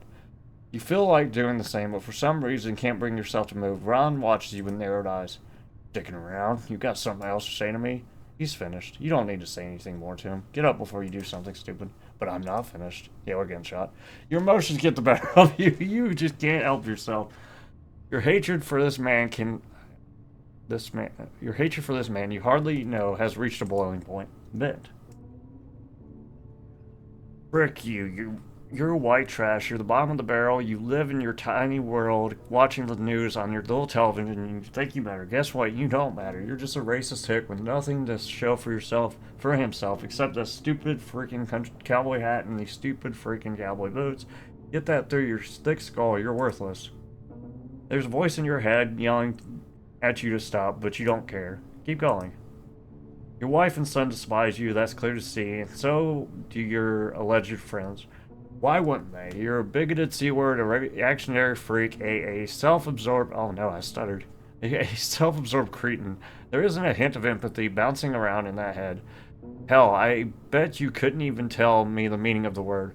All you know is hate. You get off on the misery of others. Oh, what else have you got for me? Say something you will regret. You had a lick of sense in that brain. You do everyone a favor. Oh, that's really not nice. Favor and KYS.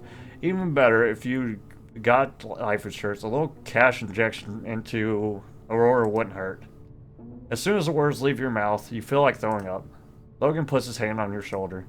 Hey, cool it. Something in your mind shifts and you're hit with a paralyzing wave of clarity. What are you doing here? Why are you wasting your breath with this man? Why are you saying these terrible things that you know you don't mean? I don't want to fight. I don't want to get shot. I don't know. I'm not in control. You're letting your emotions get the better of you. You're becoming irrational and stupid. That ain't you. What am I? What am I? Right now, you're the old Des. You're arguing and yelling. You're venting your frustration outwards and making life miserable for everyone, including yourself. Remember how you were going to convince Susie you change? What do you think she'd say if she saw you right now? She hate me. That's right. She'd hate you because she'd see you haven't changed one bit. And you want to know the worst part? No.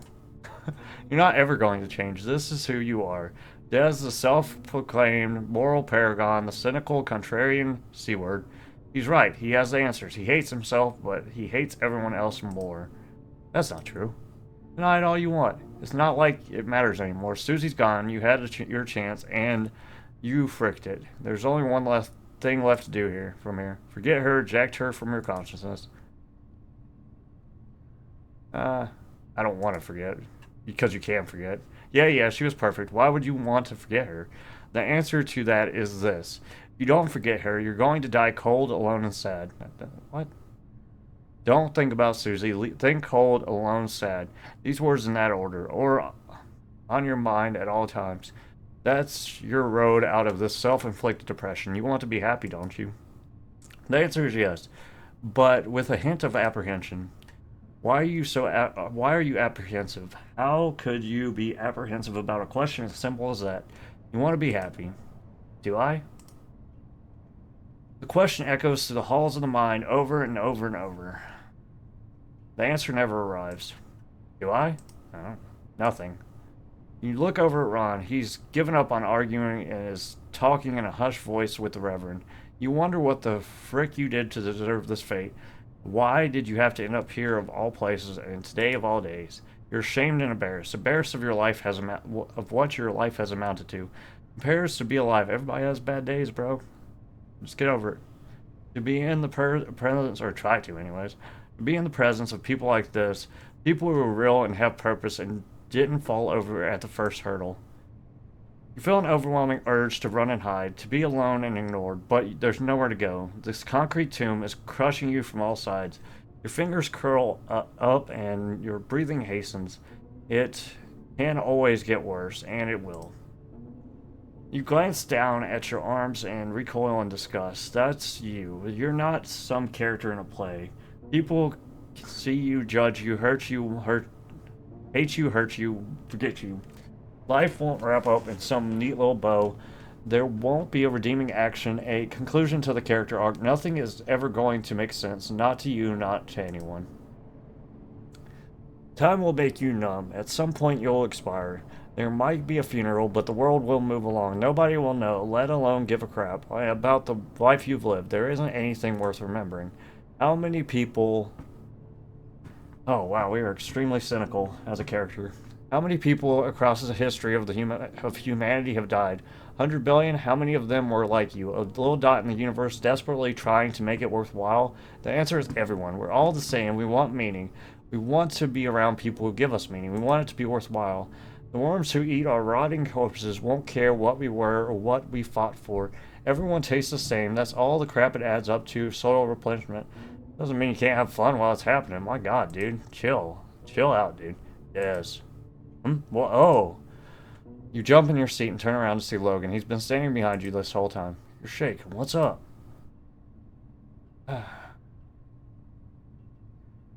You're just cold. It's cold, don't worry. I know you're lying. See it in your eyes. Not the eyes. They're making an announcement on the radio. Turn to your right and see everyone crowding around the radio. You can't hear what's being said from this distance. Could just be your ticket out of here. Please. You jump to your feet. Those were just the words you needed to hear. Radio, be my salvation. Learn about the worms. All my happiness is gone. That kid's just chilling in the corner still. Radio, help me, radio. Jesus.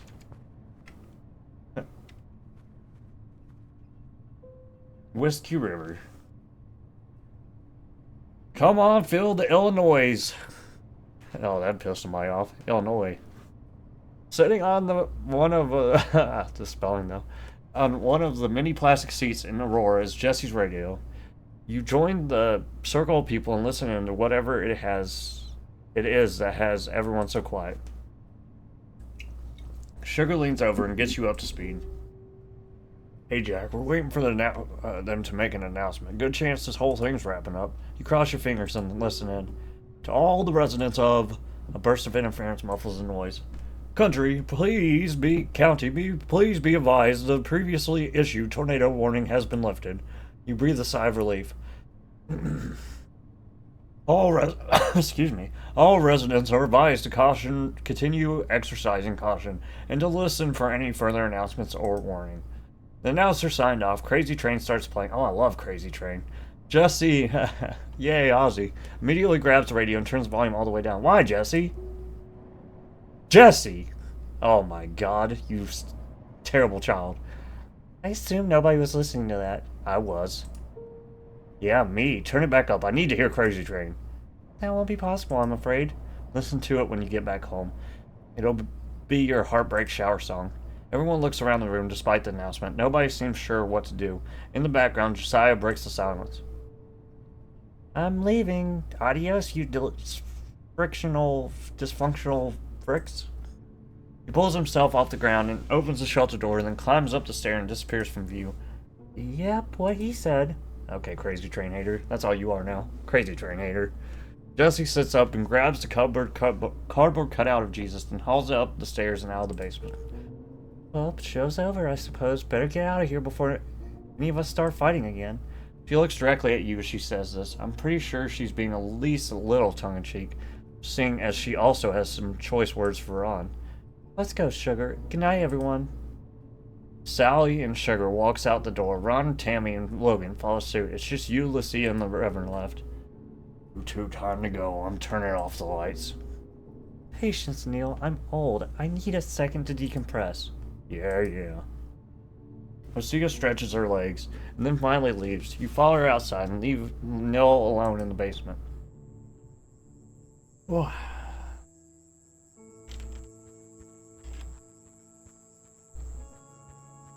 Look at that basketball. Oh, it's time to drain the hoops. Where's my basketball? It's go time, baby. Can I save? I'm gonna save. Because I feel like I'm gonna have some ending. Yeah. We met all the characters. Look at that.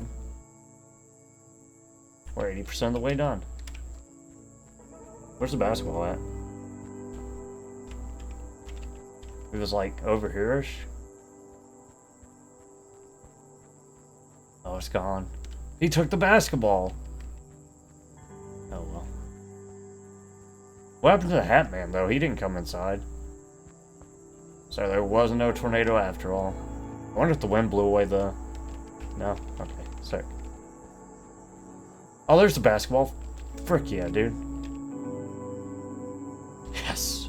I love this! I love when games let me play basketball.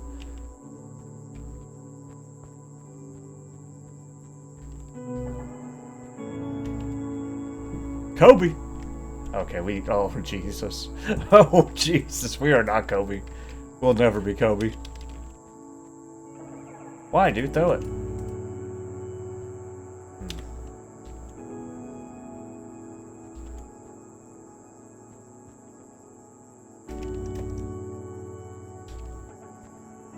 Whoa, he can't throw the bat. Oh, I'm pissed. This is... Oh, I've been trolled. Well, there's gotta be like a throw basketball button. I guess not. Oh, wow. I'm pissed. Okay, that's fine. I don't care anymore. Whatever.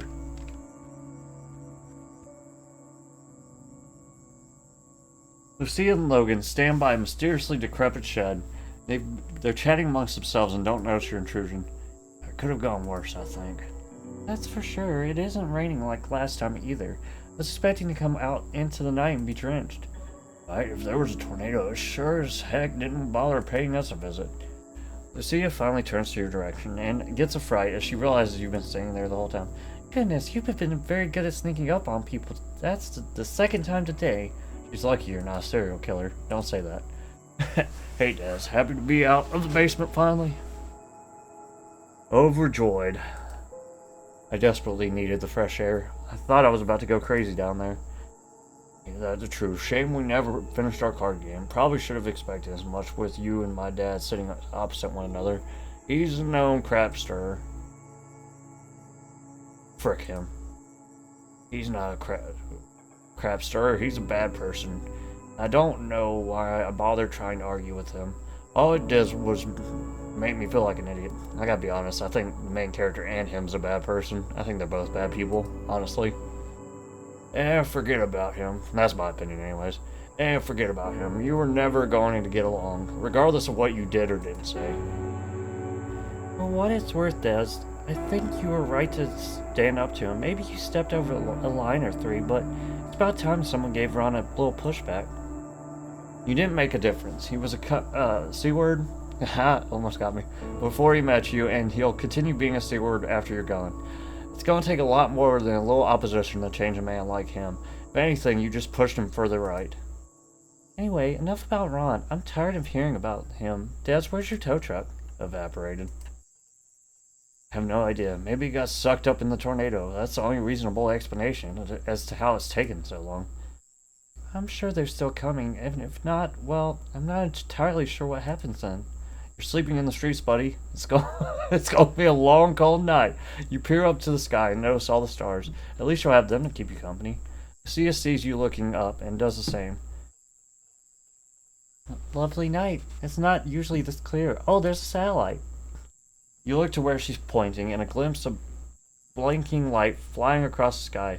You get to thinking about how mind-boggling it is that humans have managed to surround their planet with thousands of invisible marvels of technology, and everyone just accepts that as reality. Yep, there's a satellite up there. Why wouldn't there be? Another blinking light enters your view. This one sounds an awful lot like a plane. There's another marvel of technology, a flying car that holds hundreds of people. If you tried explaining that to someone born in 2,000 years ago, they'd probably crucify you. I was deployed. To think I counted every single star up there. Heck, I still do occasionally. Really meditative. Can you point out Mars, Venus? I've heard you can see them without a telescope if you know where to look. No. I never actually learned what I was looking at. No library in Afghanistan. They're all just little lights to me. Everyone, an incomprehensible large ball of flaming hydrogen. The thought leaves you dejected. The universe is too big. It's not fair. What about you, Des? Do you know what you're looking at right now? You didn't hear a word she said. You were too busy wallowing in your own despair. It's not fair, he says. Too freaking bad, little man. Sorry, I wasn't paying attention. Did you ask me something? Can you see Venus? You look back to the stars and search for a Venus-shaped light. Turns out they're all Venus-shaped. Over there. Look, Venus! You pick a random part of the sky and point. Lucy and Logan try to follow the trajectory of your finger. Nope, not seeing it. Me neither, although my eyesight certainly isn't all it used to be. Not sure what your excuse is, Logan. I haven't had an eye test since I was 8. No, that's not true because you were in the military, buddy. I might be blind for all I know. Yeah, that is not true, bud. The three of you fall silent. You think you hear the sound of a truck approaching. Could it be? The engine draws near. You see a pair of headlights pierce through the dark and illuminate the Texas flag mural. Fortunately for you, this truck is not of the towing variety, just a regular semi. You watch as it continues through the intersection and then off into the void from whence it came. Guess not. You don't even know if you want the tow truck to come anymore. If it comes, you'll have to go home and return to whatever life you left there. You don't want that life. You want a new life. Frick it. You want a new planet. You need to be somewhere where it all makes sense. Earth ain't cutting it. Kinda late, isn't it? You know what? I'm gonna head off. I gotta eat some dinner back before my routine gets all out of whack, you know? Of course, don't let us keep you. Right. Night, Lucia and Des. It was a pleasure meeting you. Thanks for reading my autobiography. Don't forget to buy it once it's out, yeah? For sure, man. Of course. Thanks for giving me a sneak peek. Yeah, see you later. He turns and runs at full sprint towards the trailer. You're left alone with Lucia. There he goes. You will never see that man again. That's not a nice thought. Did you expect anything else? Well, how are you feeling about life, Des? A little time has passed now. Any better? You can lie. Don't feel bad. It will hurt less if you lie. You're on the up. You're worse. Getting worse, Lucia. I don't know how much longer I can go like this. Patience, young man. Patience. That's all the reassurance she's got to give. You have very expressive eyes. Has anyone told you that? Not exactly. People often say I look like I'm about to cry or that I have puppy eyes. Ron certainly noticed it. Is that what you mean? Well, yes, I suppose puppy eyes is a good way of putting it. You're very easy to read. Right now, your feeling is obvious and does not need further discussion, but on other occasions... Maybe this is why you avoid mirrors all the time.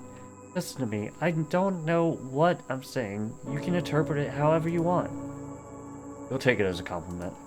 Frankly, Lucia, I'm flattered. Good, great. I'll accept that interpretation. There's an awkward silence. You turn to look at the old shed beside you. Painted on the wall is a peace sign. Looks like it's been there for quite a while.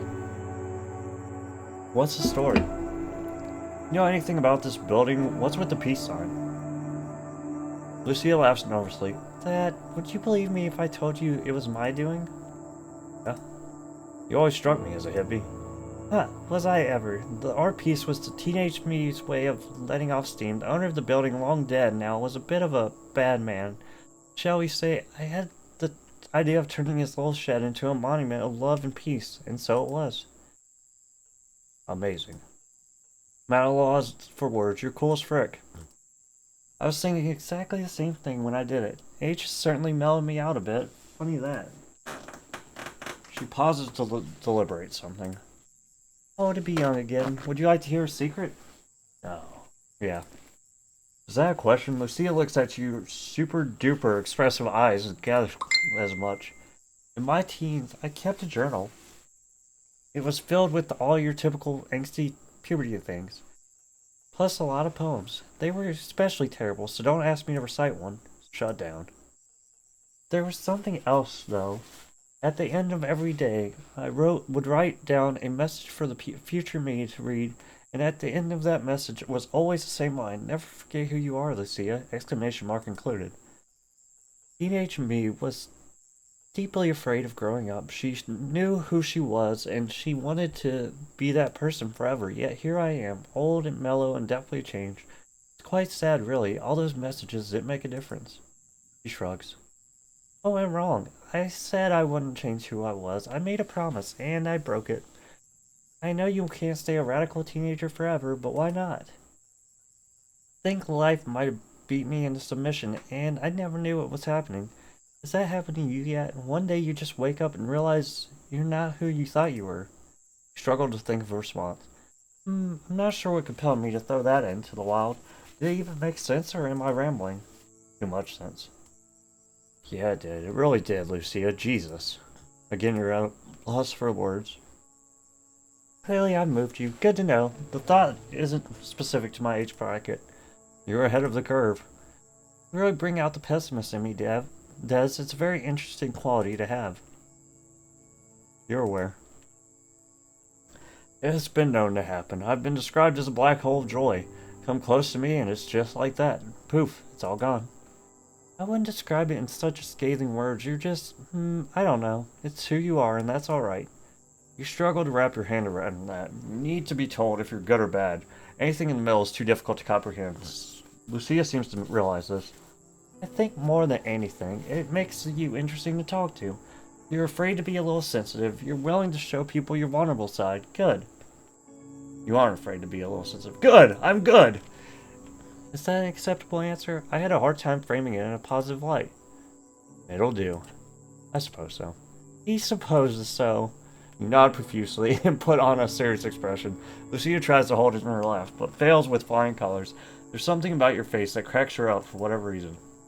I don't know why I'm laughing. Your face. Maybe it's your face. What? Just kidding. It's your face. Anyway. She shifts her weight from foot to foot. This is the part of the conversation where nothing is left to be said. It's a terrible place to be. You want to hear a voice, but can't bring yourself to be that voice. Lucia isn't going to say anything either. There's a gunshot far off in the distance. Lucia has no reaction to it, and you take that as a sign that nothing is out of the ordinary. Gunshots in the distance are to be expected here. You look back up to the night sky. Something about the stars has you fixated. You rack your brain trying to understand why. Here's why. How the frick does anything exist? The idea that there's a universe with rules and a passage of time is almost impossible to accept. What came before this? There has to be something. But what about a boundary? The universe is finite, then there must be something beyond its boundaries. But if it's infinite, then, well, that's just as insane. It's no wonder people turn to religion for answers. The truth makes no frickin' sense. What is the truth? You don't know. I don't know either. Some things are not meant to be known. Oh, not known today, but maybe in a million years. That's if anyone is alive to go that far into the future. And not your problem. You got your own crap going on. That's very selfish. Frick the future people. You better hope nobody who lives a million years from now hears that, because they'll definitely send the T-1000, the Terminator, back in time to murder you. You instinctively spin your head around to see if there's anyone behind you. There isn't. Yet. Yes, as much as I'd like to keep standing out here with you silent, I ought to head home. It's a little late for me. The inevitable goodbye. God, this is awful. I hate saying farewell. Curse the person who made it unacceptable to simply walk off without saying a word. She doesn't want to say goodbye? You're hurting my feelings, Lucia. Sorry, but I know you know what I mean. The silence returns. You might have to be the person to say goodbye here. Actually, no, this isn't goodbye. What? And why is that? Because you haven't even left. That tow truck has yet to arrive. It would be awful rude and slightly awkward for me to just go to bed and leave you standing out here in the night. You didn't think it was rude, but you keep what? I'll wait until you leave like a good host. I think I see Sally and Jesse sitting by the gas station. Why don't we head over there and see what they're up to? They might actually be leaving for real very soon. Whatever she says. Why the sudden change of heart? Why'd you change your mind? You sound like you were ready to ditch me just then. Oh, I'm not sure. Come on, let's say goodbye to Sally. Okay. You know, I will make a point. If it was a small town like this and you got to know people like that, she would totally offer him, like, a place to stay for the night. I know this for a fact. That's just, like, small towns like this, definitely if you've been talking to them all day and they, like the tow truck hasn't come to pick them up, they would totally offer him a place to stay until the truck got there. Whatever she says. Alright, that sounds like a reasonable idea. Very reasonable. You left slightly confused. Never forget who you are. Sovalsky Space Station. Yeah, she really doesn't want to say goodbye to you. Nevertheless, you follow Lucia as she walks over to the gas station. You know what I'm gonna do? I'm gonna mess with that bottle I haven't been able to touch. Oh, you know what I should do is go fight Ron. Today's the day, baby. Time to back it up. Where's Ron at? Where's his house? Prepare to run my ones, old man. Oh, it's not tabbed. It won't show up. Oh, it won't let me in.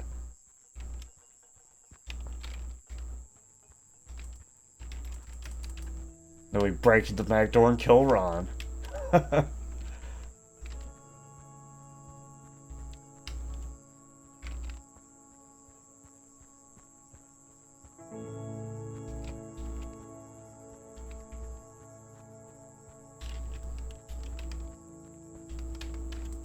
Rebel, rebel. Oh, I'm doing my own spray painting now. Wonderful.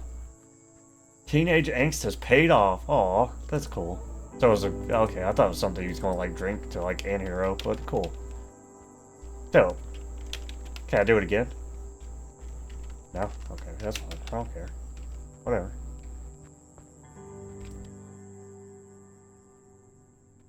Put the painting in my car now. Art attack. A murder always returns to the scene of the crime. Those are the words that enter your mind as you step back into the room with the you desecrated this canvas. Hello again, Rage Mountains. Long time no see. The painting has no response. It is an inanimate object. Why does it mock me then? What? How is it mocking you? You tell me? It just is. Get a grip, Sonny Jim. You get a grip and take in the painting with fresh eyes. You aren't sure you feel any better about it. Matter of fact, you hate it more than you've ever hated anything ever.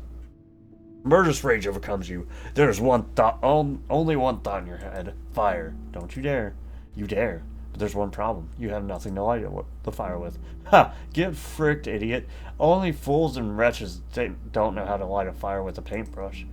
Your shoulders slump. The murderous rage that filled you dissolves and is replaced by immense disappointment. Such is the life of a man without fire lighting skills. If this were caveman times, you've been kicked out of the cave. The painting has no reaction to its continued existence. It never for a moment feared your wrath. It knew you weren't worth $1. You have a sudden wave of clarity. You see yourself in third person and you don't like it. Look at this guy, alone in the empty room, getting pissed off at a painting because he can't burn it. He must be a serious loser to end up in this situation. His life must suck. He probably has terrible judgment and makes poor life choices that come back to impact him in the long run. Back to first person. All of those words, that third person being said, slam into your chest like a bowling ball. Your brain just keeps finding new ways to make you feel like crap. What next? You don't dare answer that question. Instead, you turn around and face the door. There's nothing left in this room for you except pain and humiliation. You thought art would set you free. All it did was corner you in a back alley and beat the ever-living crap out of you. This is not what was advertised. Where's the enlightenment? Where's the ascension? Bob Ross is a liar and a fraud. No, he's not. You don't talk about Bob Ross like that, you freaking scumbag. You grab the door handle and slide the door open just far enough for you to squeeze through. Scumbag main character. Doesn't like Bob Ross. Burn in hell. God dang. What's up, squad? Oh, there's Jesus.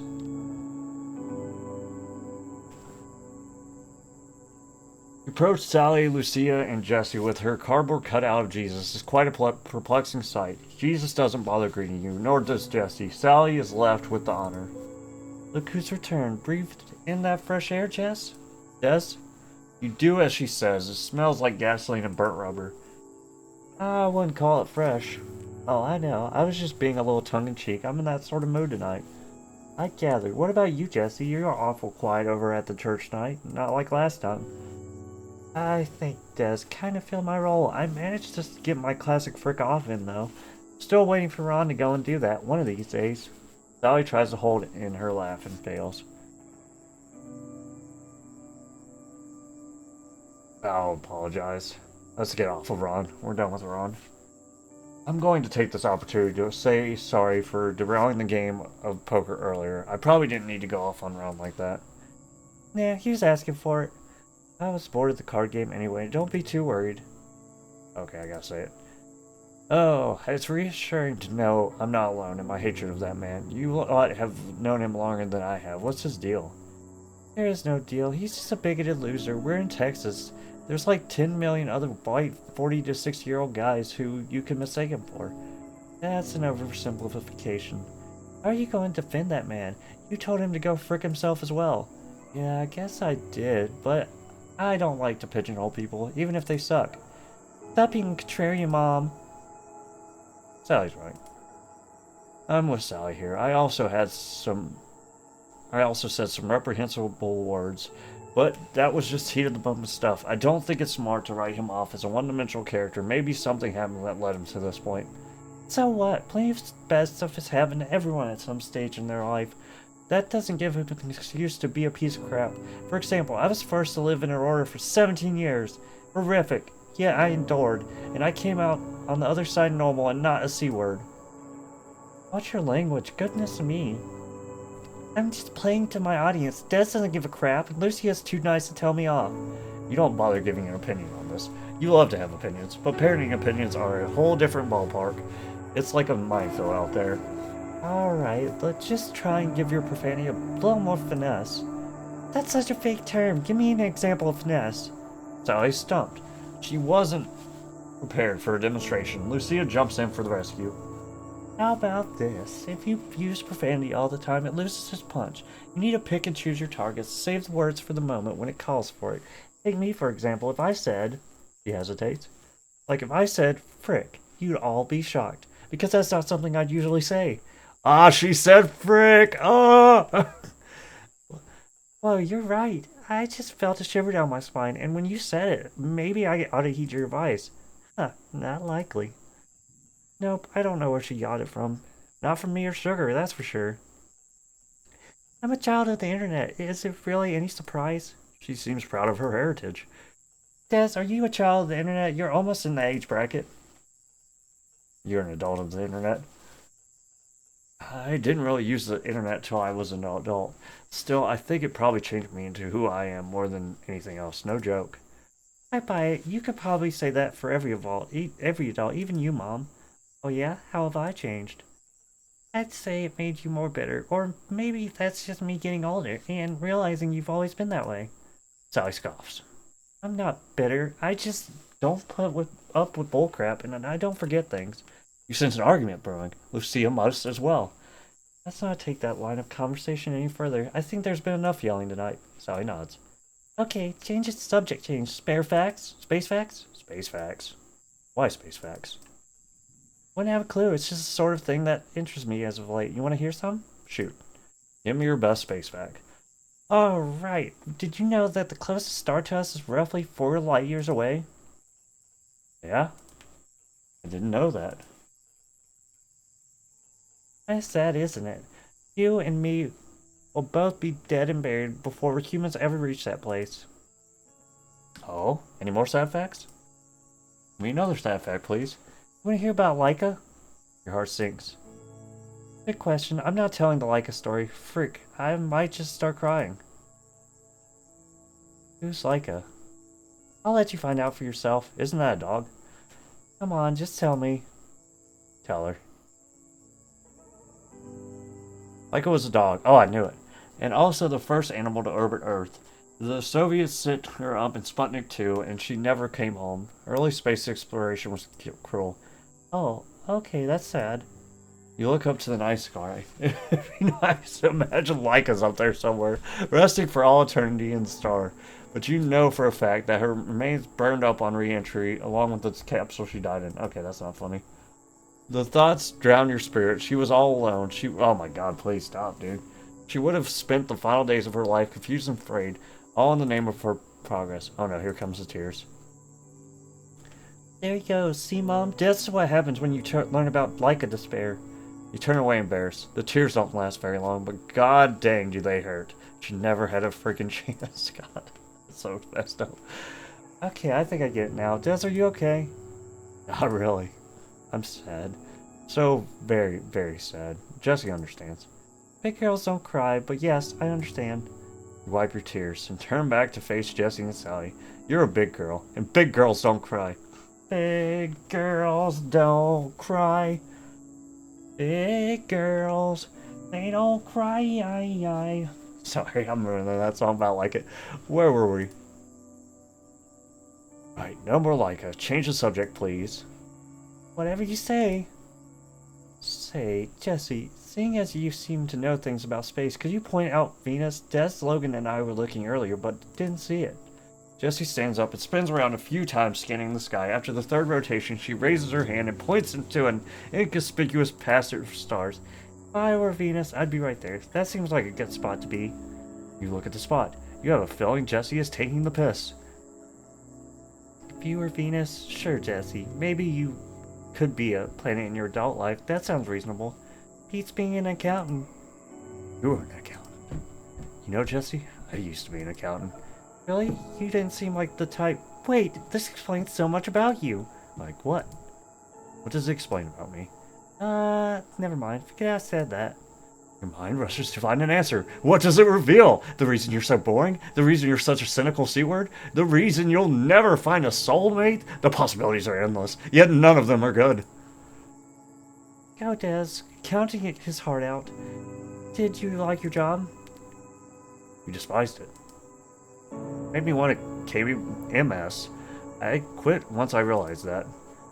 That's a harsh write-up. What about it was so terrible? A little bit. Job sucked me of all life and hope, then filled the empty space with a dark and evil substance that made me yearn for a long and deep sleep at all times of the day. Poetic, Mom. Poetic? Very poetic. Nice work, Des. This isn't the response you expected. Usually when you tell someone you wanted to commit honorable Sudoku, they're dumbstruck and at a loss for words. At least Lucia seems to be having that response. Well, you seem better now, right? Right. Am I? Who knows? You can't really comprehend how terrible you feel until a few years down the line. Often I've reflected on a specific period of my life, and only then realized how miserable I truly was. Curious stuff. I could say I'm fine today, but would I be telling the truth? Maybe my brain is just too afraid to face the facts. That's horrible. Jesus Christ. You shrug. What else can you do? Have I told you to see a therapist yet? If I haven't told you that, I'm telling you now. Go see a therapist. Sally and Lucy are not in agreement. Is this an intervention? Well, darn. If I'd known this conversation would lead down that road, I would have just gone and sat in my car. Yeah, sure. The mood seems to have shifted. Lucia, I saw Des and you talking in your backyard earlier today. What were you talking about? Crap, Lucia's about to tell the truth. God darn her honesty. I'm glad you asked, Jessie. It was quite the spectacle. Shame nobody was there to witness me act. Let her tell the story. You look at your feet and await the embarrassment. You could take it. It was quite fun. We did a little roleplay scenario. I was Susie, Dez's ex-wife. Des was Des. I'll say this right off the bat. He's an amazing actor. I'll take the compliment. Thanks, Lucia. We pretended to have dinner together. It was terribly romantic. Hearing the scenario explained makes it sound insane. Ooh, sounds lovely. I wish I was there. Very much so, and to be honest, I enjoyed playing a younger person. It was oddly liberating, if that's the right word.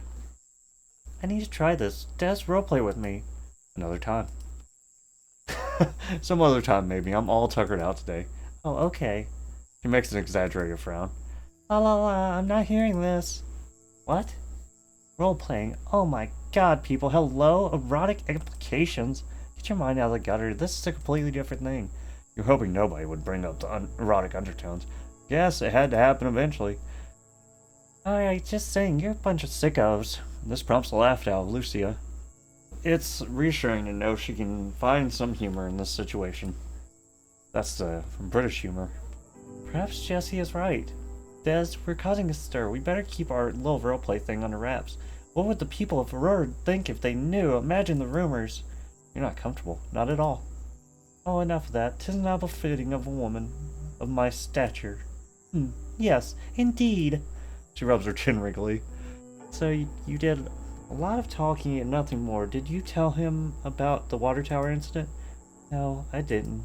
The water tower incident? Incidents are scary! Spill the beans. Now's your chance to tell me. Okay. I didn't mean it earlier, mention it early, because it's a little odd. Would you call it a ghost story, Jessie? Yes, it's kind of supernatural. Calling it an incident sells it short. Your anticipation builds. You love supernatural stories. You love them even more when they're being told to you in the dead of night. You know that water tower over there? The big white pole-looking thing? You do. The white thing beside the church? Yeah, I saw it. Okay, good. That's where the story takes place. You never envisioned that area of town being home to anything supernatural. Your sensors are out of whack. The water tower is where the ghost resides, allegedly. Ghost, hell yes. Oh man, this sounds amazing. Don't get so excited. Wait till I finish the story before you form any kind of opinion. Shut your mouth. You know what, Jesse? You tell a story. You're better at making it sound exciting. I'm afraid I'll be boring. Jesse is elated. Yes, thanks, Lucia. I thought you never ask. She jumps up and rubs her hands together. That's the noise she will make. Give me a second. I'm gonna make this cinematic. She covers her face with her hands, then slowly lowers them to reveal a sinister smile. In the dead of night, Aurora slept, nothing to be heard, save for the rush of wind through the empty streets and the banging of a corrugated piece of tin. No lights. Corrugated? What a word! Could be seen in any windows. Everyone slept snugly under their sheets, blissfully unaware their world was about to be flipped on its head and forever changed. She's 100% a theater kid. Something was brewing in the air that fateful night. Something otherworldly, supernatural, ghastly. You're going a little overboard here. It's not that crazy. Shh, I'm telling a story. Don't kill my vibe. Fine, I'll be quiet. You have a feeling that this is going to be very long-winded. Where was I? Oh, we're at the water tower. Something happened. Something that nobody was present to witness. And what a shame it was. Were any of us awake, we may have seen the face of God, or perhaps found the meaning of light. Not a thing was seen, I'm afraid, but something was heard. Something terrible. The scream of a woman, prolonged and piercing. It woke the entire town up, including myself.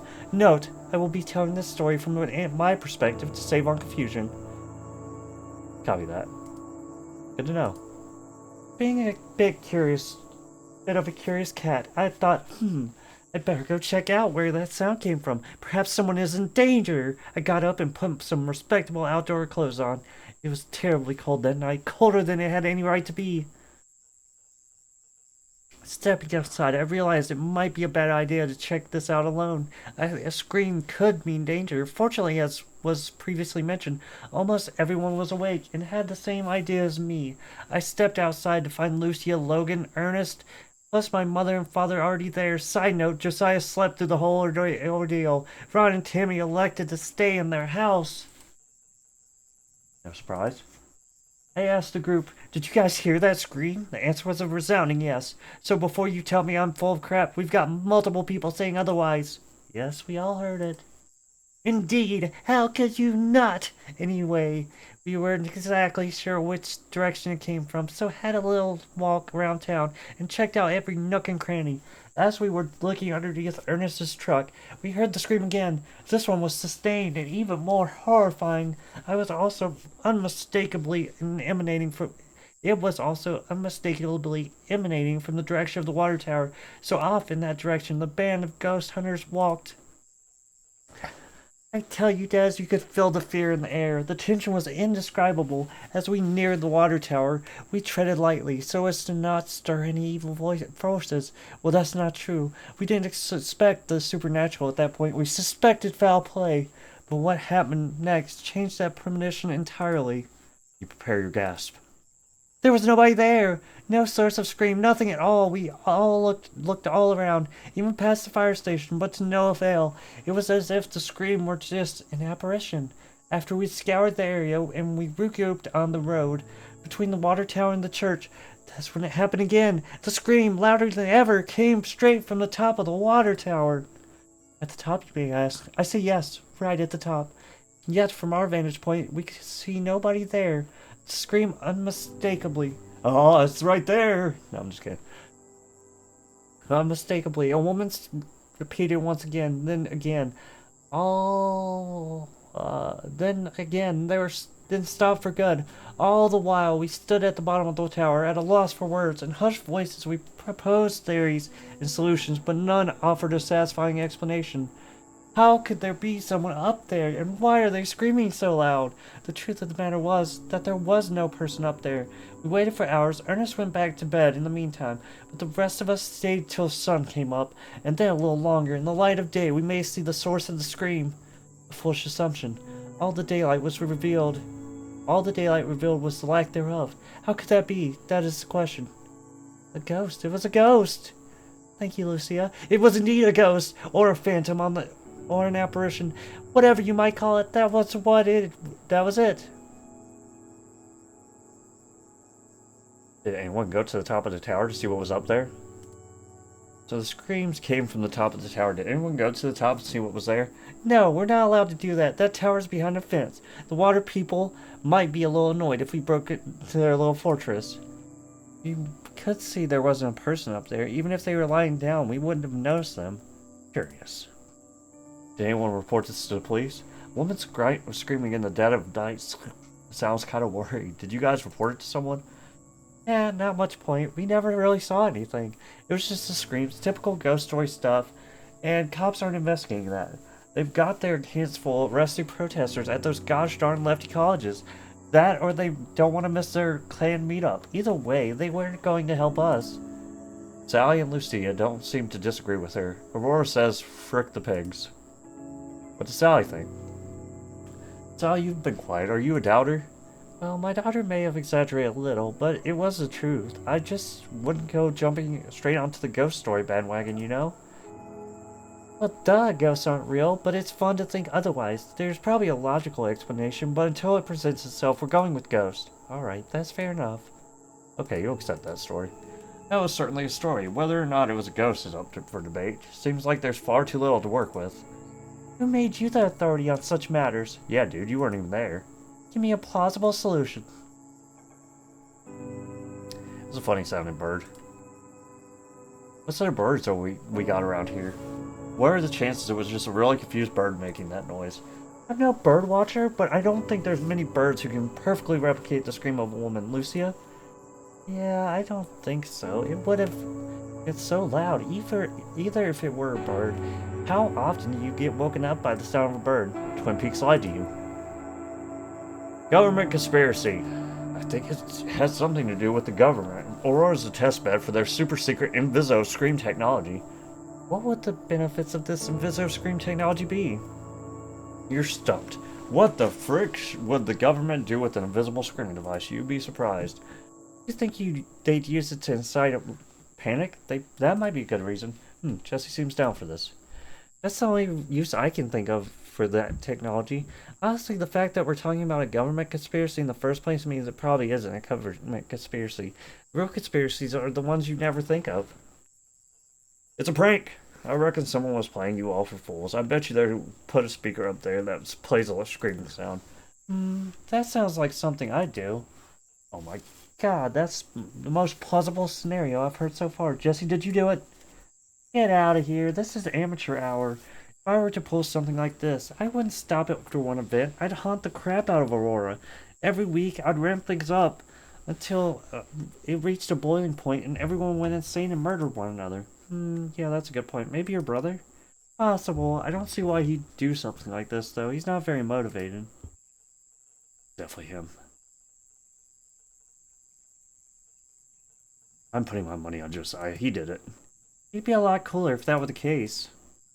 We'll ask him when he comes outside. So bring it quick and catch him off guard. You hear the sound of a door opening. It's over at the gas station. Oh, here he comes. Shh. Josiah walked over to the group. Sugar comes out of the door behind him with a stack of boxes in his hand. As soon as he sees everyone, he drops them on the ground, then runs over and wraps Sally up in a bear hug.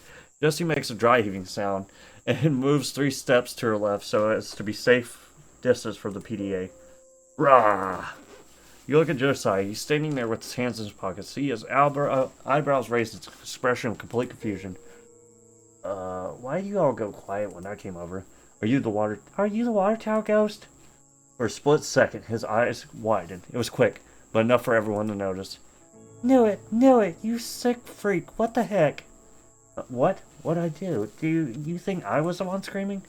Oh, you're a terrible liar. I saw that face when we asked the question. It was the reaction of someone who just got sprung. Bad luck, bucko. I generally have no idea what you're talking about. Mom, what's she talking about? You've been caught, admit it. Sugar has no idea what's happening either. What's he done? Is it bad? He was the water tower ghost and he orchestrated it. Sugar bursts into laughter as he tends to do.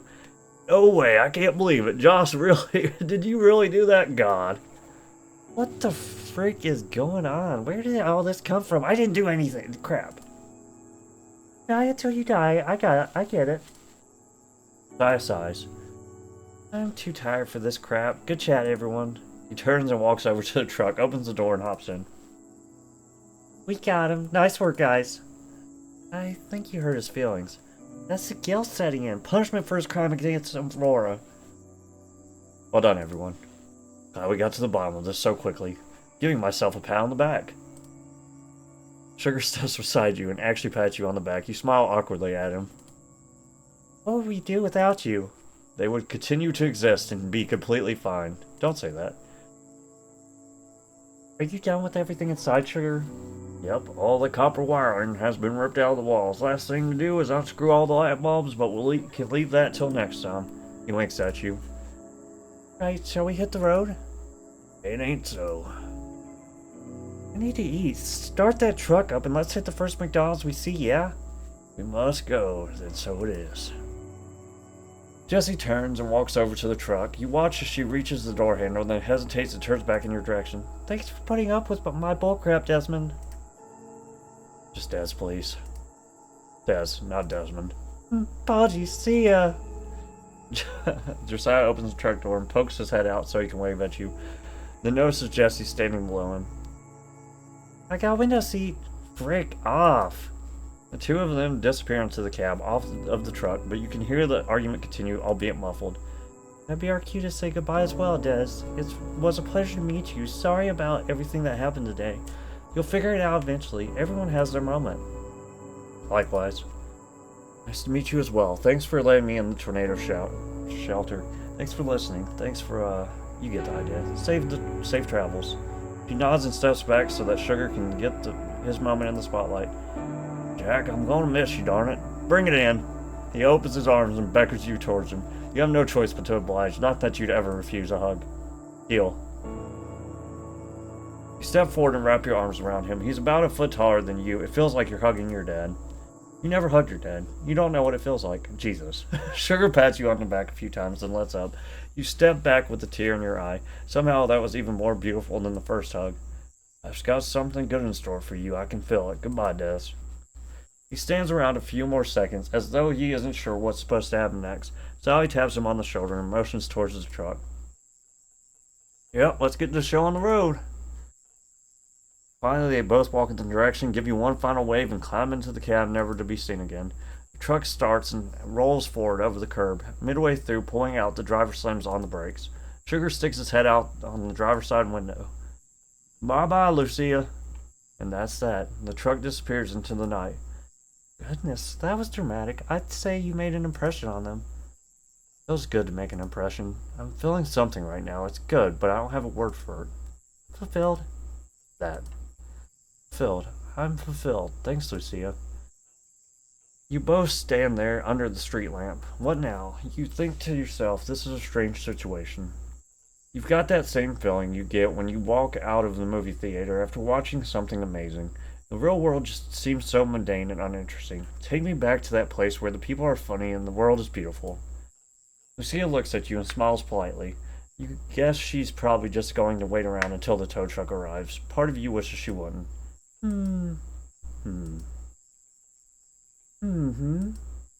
She taps her heel on the edge of the gutter. You look behind her toward the abandoned storefronts. There's something haunting about these places like these. In their heyday, they might have been bustling. People in and out on a regular basis. There would have been lights in the windows, an open sign on the doorbell, a ringing bell as it opened and closed. Now all that's left is a fading husk. You try not to let it get you down. Lord knows you've got enough crap getting you down. An abandoned row of shops ruining your moods is bordering on absurdity. You remember how long the Trotek person said they'd be?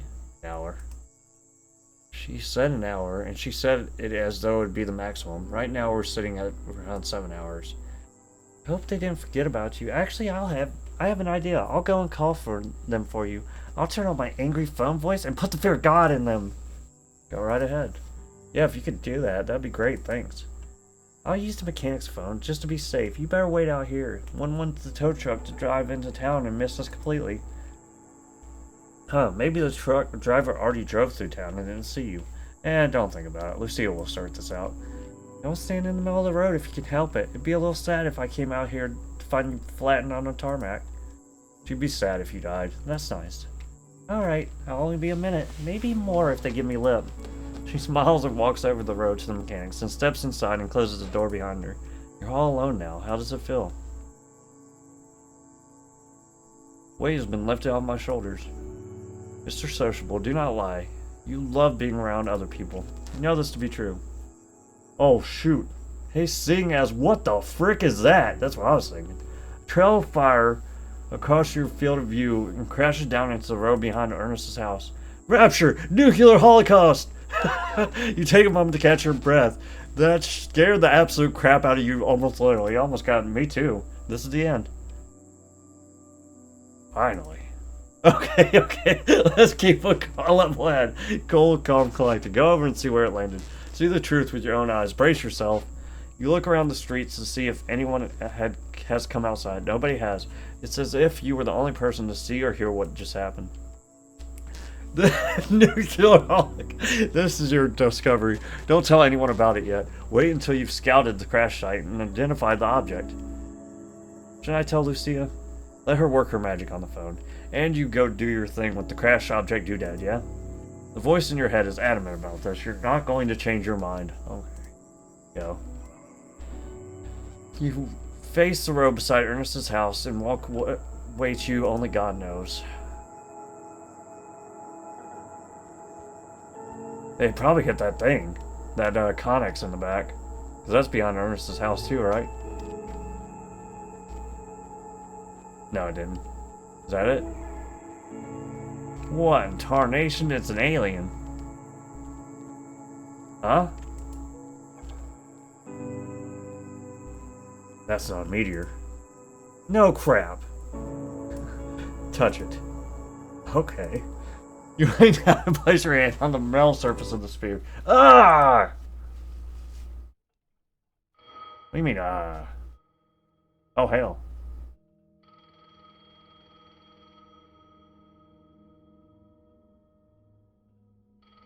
It soul sucked us.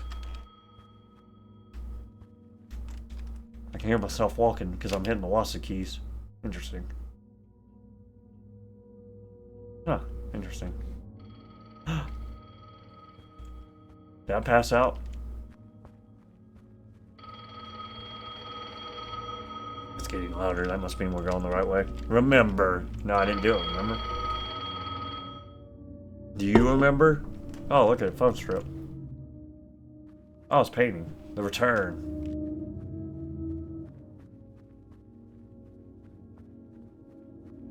Bling, bling.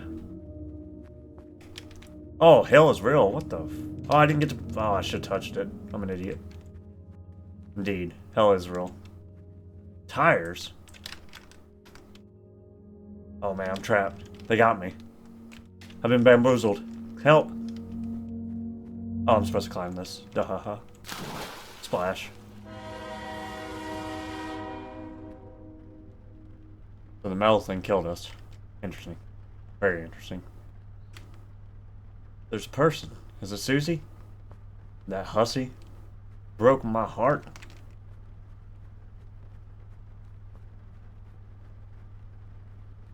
The end. You sure? But what if it isn't the end? What if there's more? Is this endless? It might be. I don't know. We'll see. Nope, invisible wall. They got me. They got me!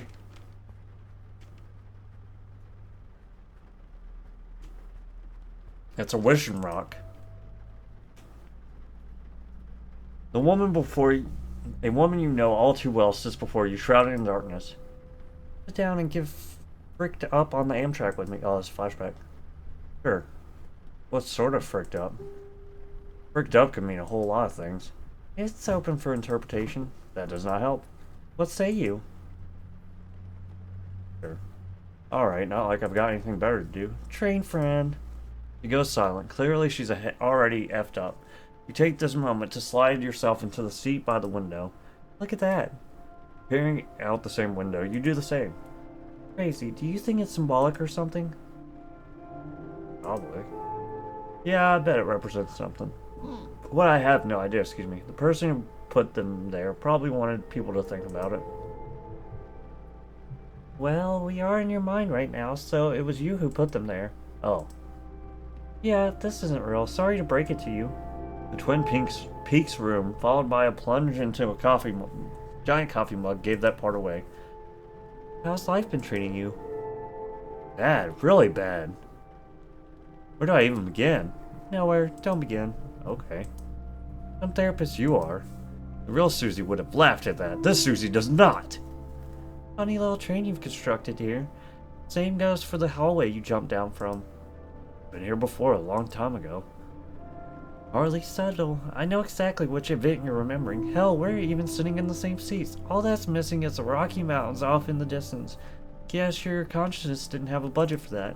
Oh, now everything makes sense. Isn't this romantic? Not even remotely. It's closer to pathetic if we're being honest. Won't hold it against you though. Usually there aren't other people loitering in your head as it's having an emotional breakdown. Emotional breakdown? Frick. I'm having a breakdown? Truth be told, I thought I was on the up. Be serious, you're never ever on the up. This is a breakdown, a very desaturated one at that. The best kind of breakdown. If I'm to deteriorate, this is the place I want to be. Cold, free from stimulation. That's the spirit. Now it's time we went through some crap. You and I. No. You try to get out of your seat and run, but this is dreamland. Your feet are encased in concrete. Before we begin, note this. I am not Susie. I am you. Susie probably wouldn't say that, what I'm about to say, but just pretend she would, yeah? Okay, darling. You can pretend. I can pretend. Lovely. She takes a long, perfect breath, then exhales. It's like a hurricane. If your feet weren't encased in concrete, you'd have been blown into the next dimension. First things first, stop with the perfect crap. I know I'm perfect. You don't need to keep harping on about that fact. It's annoying and weird. She knows? Yes, I know. Thanks and shut up. Next point of discussion. You're also perfect. Holy mackerel. Wowie zowie. I don't believe it. That was hyperbole. You aren't actually perfect. No one is. But you are better than you think you are. A lot better. Perfect. Everything is dandy then, but why? Susie completely ignores what you said. Lucy is pretty cool, isn't she? Don't change the subject. Back it up. I asked you to explain yourself. Why am I so good? That's not how this works. I'm in control. I get to decide what we talk about. So I say again, Lucy is pretty cool, isn't she? She plays a good Susie. What's frick? She acted her brains out. I was fully convinced it was you sitting across the table from me, not her. Curious, wasn't it? One has to wonder how she knew so much. Don't try and find out. That'll ruin the fun. Okay. You're the boss. That begs the question. Do I even have red hair? Lucia probably just made that part up. Frick. Keep the red hair. I like it that way. Red hair is cool. Keep it like that. Oh, thank goodness. I'm glad I have your approval. Great. I hold my approval in high regard. You shouldn't. All opinions are equal, and yours is worthless. Whatever. We aren't here to do the same crap you've been doing all day. Self-reflection is for people who can change. Hold it. Is that what this whole detour has been leading? The grand reveal is that I'm unable to change who I am. Did I say this was leading somewhere? It isn't. I'm just your internal monologue. Dressed as your ex-wife. Have you wondered why I'm dressed up as your ex-wife? A little. I suppose I have. Are you going to tell me why? No. Of course. So? You run out of things to say? I forgot what I was going to say. You did too. Yeah, I've got nothing either. How about art? Let's talk about art. There's no greater way to waste time. Let's do it. Excellent idea. I haven't done enough of that today. How's this? I think we got shocked to death, actually. How's this? I think as a society, we require weird stuff. I'm talking borderline incomprehensible.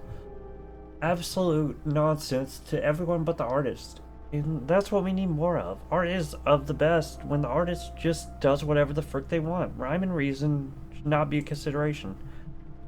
I'll one up that. I want state-sanctioned art. I want the government to give people obscene amounts of money so that they can make whatever they want with absolutely no restriction. I know art grants exist, but I need it to be taken to the next level. Borrow a tenner from the annual military budget and allocate it to arts. One less F-35 won't kill anyone. Actually, I better be careful saying things like that. I'm no expert on the current geopolitical climate. Perhaps the U.S. military really does need $800 billion every year. I bet they're putting it to really, really good use, teehee. He's just rambling. Shout out to our good friends over at Lockheed Martin, artists of the battlefield. Please wrap it up. Yes, I know. The U.S. military and Lockheed Martin are the devil. Please conclude the essay. Have you ever felt like killing someone? Yeah, I have. Only human. We all get a lot of hate in our hearts, some more than others, but no one can deny it altogether. I won't ask who it was you wanted dead. Those are the thoughts we keep to ourselves. She flicks her hair behind her shoulder. There's a lot of people I'd like dead. Not in that sense that I want to kill them with my own hands. It's just I wish they'd stop being alive, preferably soon. Some people live too long, you know? You nod along because you like listening to her speak. That's one of my biggest fears. Sooner or later, we're going to figure out how to live forever, and when unchecked, capitalism gets a hold of that. Well, I'd be a naive dumb butt if I said it hasn't already happened. Life is no longer a human right. Don't go to the hospital. You'll live to regret it. You worthless freaking scumbag. Oh, guess what? You're now forever in debt to this faceless corporation because you wanted to continue living. Give us $1,000 a month and please don't pull the trigger of that gun. You have to in your mouth. Dead people don't pay bills. Are these your thoughts or hers? I'm angry. You're angry. We're all angry. What a sorry existence. That's life. At some point you just have to accept we're all getting fricked and there's nothing to be done. If you say anything like that again, I'm going to throw you off a bridge. Can she throw you off a bridge? Is that possible? Life is death. Death brings change. Why? That needs an explanation. No, it doesn't. Death will bring change. It's pretty simple. Susie is right. The answer is obvious. I propose a toast to... Who might it be dedicated to? To all those who never got what they deserved. Produces a glass of milk from the air and raises it to the ceiling. You do the same. Their time will come. Cheers. Here's to death. You down the glass of milk and throw it out the window. Death will bring change. Hell is real. Jesus loves you. Some of those that work forces. She lets out a deep sigh. God, I wish I could write slogans as a job. I have so much to say. Can't help but wonder where the hell this is leading. Right now, nowhere fast. Do you think everyone is sad just like you are? Yeah. We're all sad. We just don't admit it. We're all liars. Oh! Suddenly a gun is in her hand and she's pointing it directly at you. I don't like that. Don't be afraid. It's all in your head. You're about to die. This is it. What now? How should you know? You're the one behind the gun. I don't have a clue what happens next. Why not? What? What do you mean, why not? Why don't you know? Because I'm lost. In your mind. In your mind. In my mind. Today was a bad day. It was. That's true. Today was also a good day. No. It was all bad, not good. It was good. No, it wasn't. Shut up. It was good. Why, then? Tell me why it was good. You learned something. Something? Oh, something. What's that? You can endure. Says who? Are you saying that? You are. You know you'll endure. Because? I'm not convinced. Why will I endure? Because you've been doing it this whole time. Not exactly. I've barely been getting by.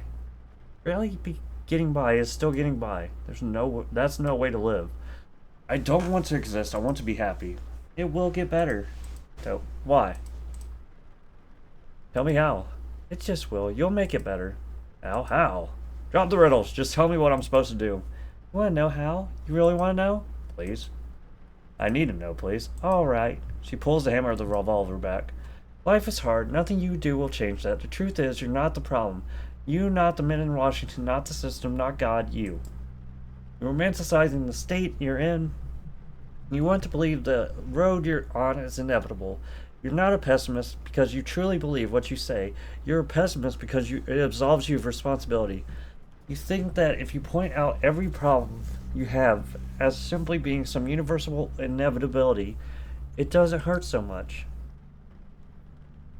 But it still hurts. You're a wreck. You live every day as though it's the worst. You're worse. You complain and complain and yet somehow manage to say nothing at all. You want to change society for the better, but society doesn't know you exist. You spend all your time constructing a perfect world in your mind, and all the while the real world is falling to pieces. You're a devout opinion holder, but you don't do a darn thing with them. You scream at walls because it's easier than putting yourself in the line of fire. On the rare occasions you're met with even the slightest pushback, you retreat like a spooked horse. You go quiet, or you just say something stupid, and just like that, you made yourself a fool. You're nothing but a zero. You don't make a difference. You don't even exist. This is not helping. You said it would get better. This is not better.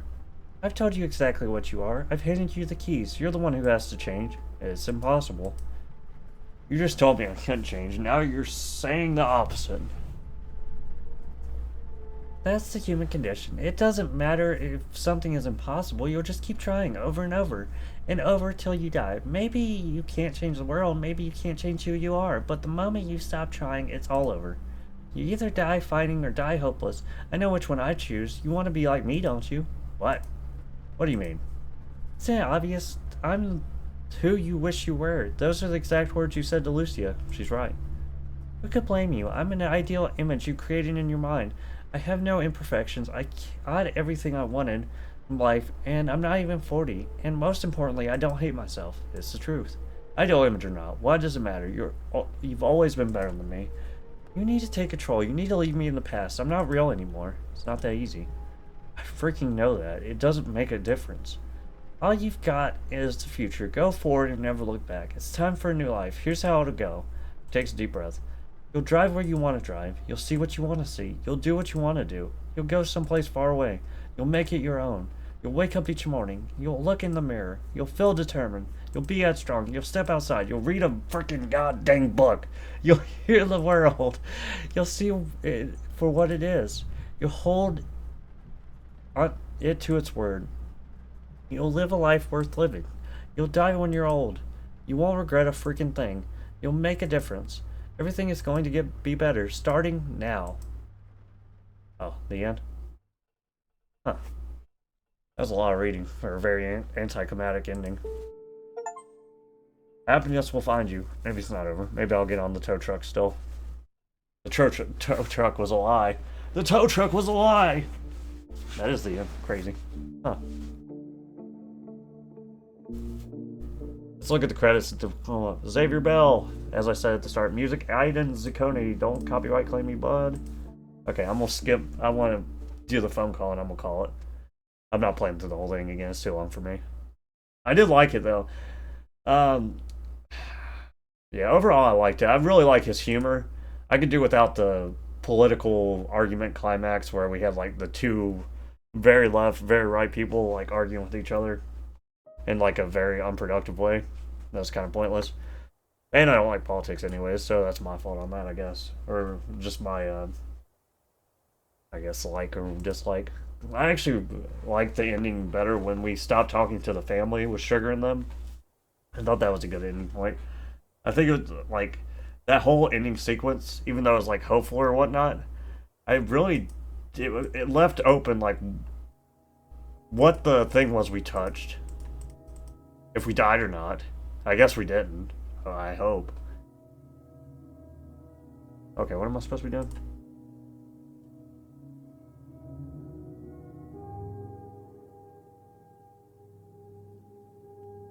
Okay, we gotta call what's-her-face.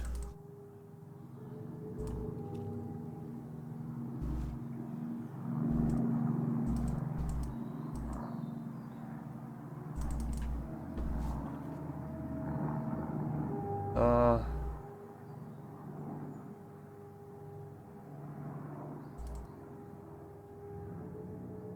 You ease off the accelerator and let your car roll towards its destination. The payphone grows in size as you draw near. You press down on the brakes and turn left into the gravel offshoot. Actually, there's one other thing I want to look at as well. The payphone sits alone on a concrete slab a few meters from where you parked. Get out of your car. You're greeted with a great gust of wind. As you step out of the car, the scent of smoke lingers in the air. Oh, wow, we actually got out of the car. Crazy. This rock! Suspicious. You look down at the rock. There it sits, all alone, no companions in sight. How familiar. Get a closer look. Now is not the time to be looking at rocks. Do what you came here to do and stop wasting time. The rock can come afterwards. God dang it. But the rock.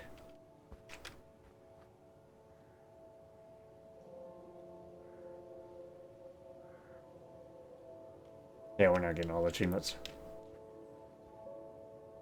Wretched contraption. You approach the lonely payphone. Rust eats away as edges and that once vibrant paint is fading. Examine its details. Looking closer at the metallic surface, you see various engravings of love and rebellion. Names of people you'll never know. Words of wisdom you'll forget in 2 minutes. Jay and Cindy forever. Nice compassion. Shoot your landlord. Too direct. D.B. Cooper lives. Not freaking likely. What are you looking for? Excellent question. What are you looking for? There's a phone call to be made. Stop stalling. Grab the phone. Pick up the phone and look at the buttons. Laid bare, 1 to 9, all scratched and worn from 1,000 years of torment. Dollar number. One digit after another, just like you used to do on your parents' landline. Keep pressing those numbers. You dial the rest of the numbers and then hold the phone to your ear and wait. A bead of sweat rolls down your forehead. You wait an excruciatingly long time, but nothing happens. Maybe the phone is broken. No, it's a payphone. Payphone. You forgot to put the coins in the slot. Oh. Rummaging through your pockets, you somehow produce 4 quarters. You push each of them into the slot and listen as they fall into the belly of the contraption. With a satisfying series of clinks and clangs. Try again. You dial the number and hold the phone to your ear ringing. Noise on the other end of the line, then a voice. Ahoy hoy. Breathe mysteriously. You take a deep breath but choke on your saliva midway through the act and enter a violent coughing fit. Yes, is that you coughing? Are you okay? You remembered what your coughing sounds like. This is good. Answer. Yes, it's me. Hi, Susie. Sorry, I think I swallowed a fly. Hey, I didn't recognize the number. Where are you? In front of a payphone. Staying in front of the most pathetic-looking payphone ever. I'm sure that payphone is saying the same thing about you. Please be a joke. Please. Is that too harsh? Sorry, I thought it'd be funny. You breathe a sigh of relief. Anyway, you're still coming, right? 6:30 sharp? You check your phone. 2:30. Plenty of time. Yes, my dear. Of course, you thought I wouldn't show? Just making sure. It's a long drive. I'd be a little sad if you were wrapped around a power pole somewhere. You'd be sad if you died. This is good. How far away are you? No idea. I haven't gotten ETA, but I left Lubbock around an hour ago. I might have taken the scenic route by mistake. What was the name of the town again? Seymour. If you left Lubbock an hour ago and you're heading in the right direction, I'd say you're roughly 2 hours away. Why don't you just use your map on your phone? No reception. I would if I could. Why do you think I'm calling from a payphone? All right. Well, all you need to do is drive east. You're bound to come across signs that point you in the right direction eventually. Try and make her laugh. Remember the Texas Chainsaw Massacre? If I don't show tonight, assume that's what happened to me. Yeah. She laughed. You definitely didn't hear it. I'm a bit busy at the moment, but we'll talk tonight. Stay safe. She hangs up on the phone before you can get another word in. Did that go well? As well as it could have gone. She should have really, dropped hints that this isn't going to work out. I really hate that she's leading him on like this, to be honest. Definitely since he's traveling all this way. You can take some consolation in the fact that she hasn't changed her mind yet. Hell, it's a miracle she accepted your invite to this thing in the first place. You sit in the phone back in its holder and step away from the payphone. Take in your surroundings. Turning toward the horizon, you see nothing. Wind blows in from the west, bringing with it stench of gasoline and exhaust fumes. Somewhere in the sickening haze, an interstate highway dwells. You should be driving in the opposite direction, straight east. All good things reside in the east, you know that. Go back to your car. You turn away from the payphone.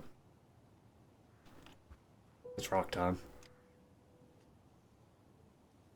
Inside the payphone, this peculiar rock, its size and location demand attention, yet there's no reason for it to be here. I need to look at this rock. There may be bugs underneath. You lean down to examine the geological oddity. It seems to be buried in the ground. There's no telling what lies beneath. Try and lift it. Feel around the surface, searching for anything to grip on, but it's futile. The boulder is too round and too pristine to be turned over by someone as meager as you. A line of ants make their way past your thumb and over the ridge of the rock. Their black and shiny bodies contrast nicely against the gray surface. The Tampanoma sessile, and also known as the odorous house ant. Cool. The procession of ants march across the ridge and down to the ground before snaking off towards some unseen kingdom of dirt. They're unperturbed by the presence of a philosophical behemoth like you. Philosophical behemoth? Me? It's true. This is what happens when you spend too much time alone. Now, don't be selfish. Dedicate some of that brain power to thinking about these ants. They've earned it. My God, to these creatures? You're probably more like Godzilla, or any of those giant Japanese monsters, kaiju, that step on things. God, it must suck living in constant fear of being stepped on. Yeah, that would suck. That last one was actually probably the better answer. Guess it's just a fact of life. We all get stepped on sooner or later. Turn your attention back to the rock at your feet. The line of ants has disappeared. Take a seat. After double checking to make sure there are no ants remaining, you lower yourself onto the hard surface. It's not even close to being comfortable, yet you feel oddly relaxed. Perhaps the feeling is in some way related to being connected with the natural world. This rock is now forever embedded in your consciousness and has become something greater, something personal. Can't agree more. There's something inherently satisfying about naturally occurring objects that facilitate human needs. This rock serving as a chair, a tree providing shade from the sun, a long stick for poking things. Whoa. This is fun to think about, but don't say any of it out loud. People will think you're the Unabomber or something. Good call. Anyway, weren't you supposed to be on the way to a dinner with your ex-wife? It might be smart to focus on your mind on that instead of a rock you found in the middle of nowhere. You nod to yourself solemnly and rise from the boulder. The road awaits. Speak to a rock. Rock the Casbah. Nice.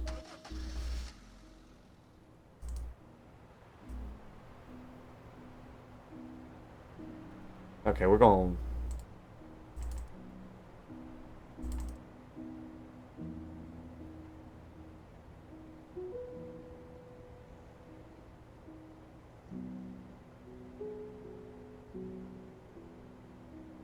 Alright, we're gonna be a shower pisser.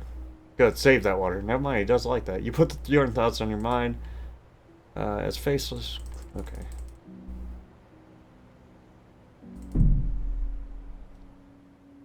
No.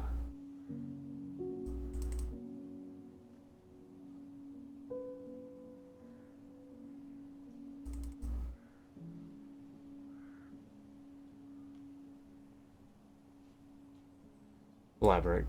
Give me the first reason. If the horse had the devil in it, gotta keep beating it for a while after it dies. What the? Is he being sarcastic? It'll be weird if you don't laugh, but what if he's serious? Dilemma. Laugh. You fake a laugh. You think I'm joking? Oh dear. Just kidding. Anyway, seems like you're stuck here with that car going kaplunk. And puts a cigarette. No.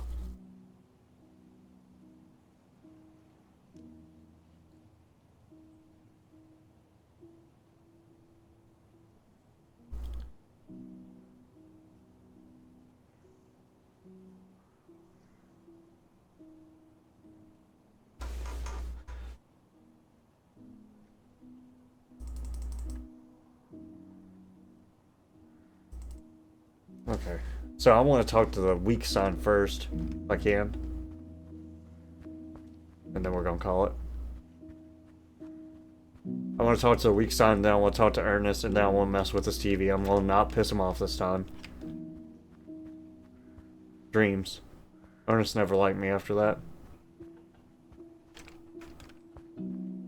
Hopefully I can interact with it. I might have to talk to Ernest first. Nope, can't interact with it yet. God dang it. Okay, my bad.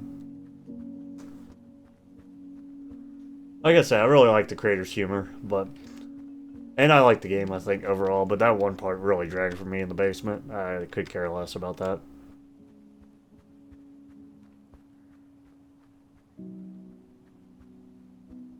I do think I like Trail of the Wretched a lot more, though. It had more of a flowing story. This one, it kind of got, like, stuck in not really having much of a point. Besides this guy's, like, super cynical thoughts and friends.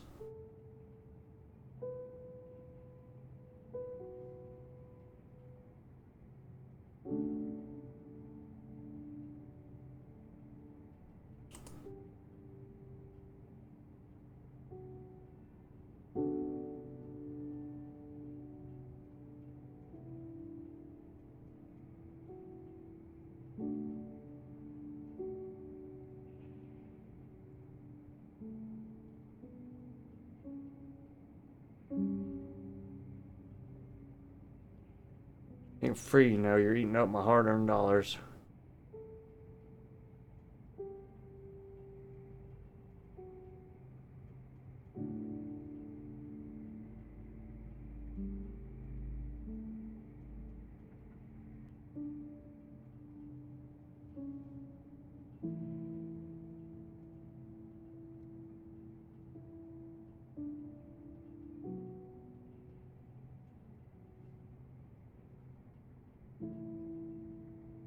Sounds exciting. I'm off the chain. I'm unhinged. You don't even know the half of it. Why are you freaking out all of a sudden? Revealing my true form. By true form, you mean edgy loser, then sure. Oh. Ernest gives you an unsure look. About now, you're glad he can't hear your thoughts. So, do you need a tour guide? Sure. Oh well. Yeah, coffee sounds good.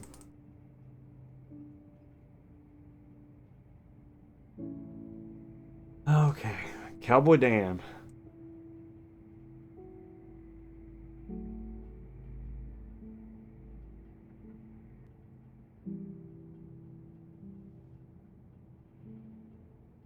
This is a mug about Aurora Rodeo 1997. Must have been quite the bash if they had mugs around for it. You ever been to a rodeo? No. I have, but this guy probably hasn't. Nah, not my crowd. You're from the city, ain't you? Rodeos are a big deal in small towns like this. Well, they were a big deal. We haven't had one since 97. Why'd they stop? Any particular reason that was the last one? One of the rodeo clowns, I think his name was Jack, had his... Oh, I'm Jack. Had his chest caved in when he got crushed against the gate. Went to God there and then. Another one of the clowns ran in to help and got himself gored beyond repair. He died in the ambulance. Yes, people lost their appetite for watching Death Divine cow wrangling after that. That's too bad. Shame. I'd imagine the rodeo was an important event for a place like this. Ain't that the truth? I reckon you could summarize the history of Aurora into two categories. Pre-rodeo clown massacre and post-rodeo clown massacre. He takes a sip from his Aurora rodeo mug. Maybe I'm oversimplifying. Truth is, nothing good has happened to this town since. Why do you keep the mugs? I'm having a hard time drinking out of this mug now. Why in the world would you want to keep them? It's a bit morbid. I never got to thinking about it. Wouldn't be right to throw them away. No, it's nice to have something to remind you of the past. You wonder if there were any mugs made for the Hindenburg. There were definitely album covers. I'm gonna leave. You know what? I think I'll get out of your hair. Yep. You let me know when the tow truck gets here, right? See if I can't help lend a hand. Will do. Off you go then. Oh, see, he's nice. I wish I wouldn't have pissed him off on the full playthrough, because I'd like to see more of what he's gonna do, but... Ernest's living room is bare and depressing. At your feet lies a stained rug lined haphazardly with the couch on the back of the wall. Just opposite that couch is a CRT television. Next to the VHS player and a stack of tapes. They're all housed within the same beige casing, like a time capsule from your childhood. Ernest watches you suspiciously from his seat at the dining table. Don't be going through my stuff. Can you play one of the tapes? Let me play one tape, please. Alright, just one, but there's nothing interesting in them. You're going to be disappointed. Give him a sarcastic thumbs up and begin sorting through the stack of VHS tapes. 60 advertisements. Boring. JFK Nixon debates to 1960 has potential. Plane crash. That's the one, baby. Put the VHS into the player. You slide the VHS out of its case and turn the TV on. Press the big round button on the front of the TV, then take a seat on Ernest's sorry excuse for couch. I think this one's short. You wait patiently for the picture to appear on the screen. Give it a second. Hughes plane crash. Give it a second, the screen lights up in glorious black and white. Howard Hughes, famous flyer and sportsman, was dragged out of this wreckage of an experimental plane he was testing. Survived. He was seriously injured. After ripping the corner from 2 homes in Beverly Hills, California, the plane finally plunged into this house. The force of the impact virtually wrecked the building and caused the plane to catch fire. The flyer said that the accident was due to motor failure shortly after his takeoff. He failed to make a crash landing on a golf course. Dennis O'Keefe, film actor, inspects damage done the home of Lieutenant Colonel Myers, chief interpreter at the Nuremberg war trials. America's aviation trailblazers willingly pay the price in man's conquest of the air. That was fun. Finally, the video ends. The TV screen goes dark, and you're left slightly intrigued, but ultimately disappointed. You were hoping for something more visceral. Howard Hughes sure was something. You look over to Ernest and catch himself smiling to himself. He found that tape far more entertaining than you did. He wipes the grin off his face as soon as he notices you watching. Alright, you've had your look at my tapes. You're done now.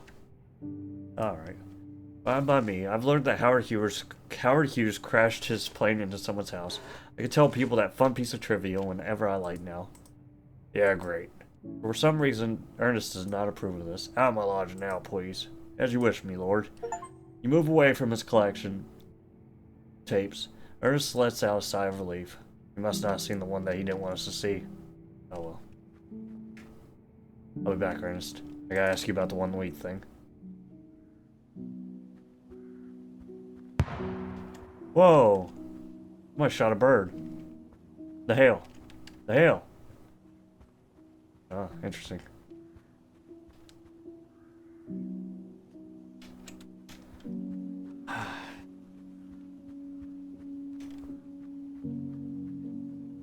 It'd be crazy if they did have somebody up there the whole time, and unless you knew to look up there, you wouldn't see it. The ghost! Okay, after this, I'm done.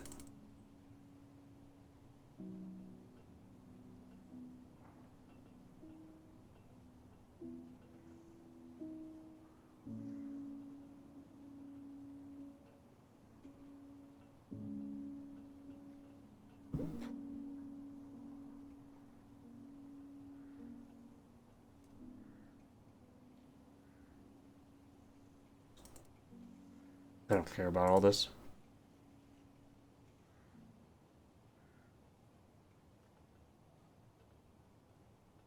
Okay, deal. Okay, we gotta go ask Ernest. And we're done. We're done! Oh yeah, I should go into the church as well. Oh, I can salute this flag as well, actually. Stop saying flammable object. That's annoying.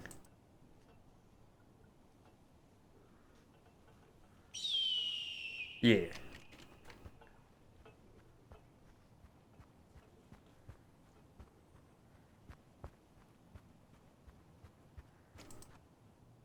Oh, I actually got to go in. Interesting. I pissed in the shower. Interesting. Very interesting. Hidden. Oh. Oh crap, that's a person. You don't dare make a noise. The man sprawled across the pew seems to be in a deep, deep sleep. His snoring is quite inconsistent, and an empty bottle of liquor sits carelessly in his limp palm. Judging by the half-dried puddle of alcohol on the floor, he's been here for some time. What do I do? What kind of questions that? People who are asleep do not wish to be disturbed. They wish to be alone, especially when they're in a state like this, passed out in a church pew draped in the U.S. flag. That's the definition of vulnerable. He's desecrating the flag. This will not stand. He's not desecrating the flag. He's using his blanket. There is no greater comfort than the embrace of freedom. He loves his country, and his country loves him. A perfect synergy. I guess it's okay, then. It's more than okay. It's beautiful. Okay. You leave the man where he lies, and hop up to the lectern. And the Bible lays open, covered in dust. Hold on. You see that person up there? What are they doing? Oh, is that Jesus? It's cardboard Jesus. The person on the balcony is still as a statue. You raise your hand up and wave apprehensively, but no response. I'm scared. I'm scared. Why are they standing with their arms open like that? It's like they're not even real.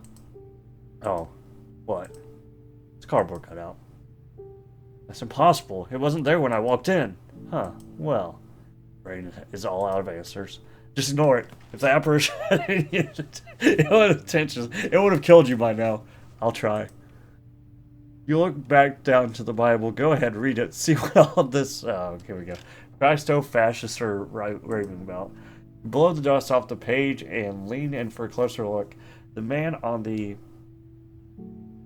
bench stirs for a moment, then returns to his slumber.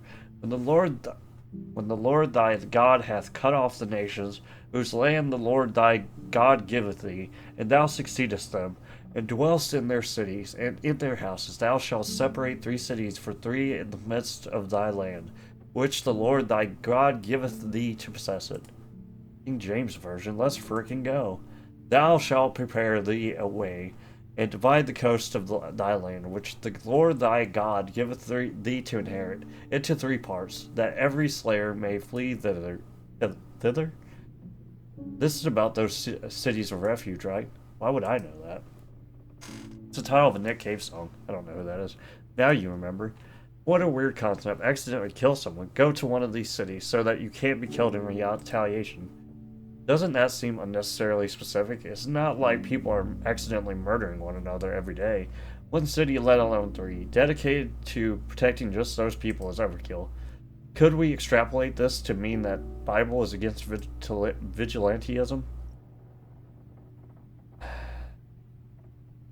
I wouldn't go that far. It's just saying that you aren't going to hell for killing someone on accident. Never let logic get in the way of a good old Christian extrapolation.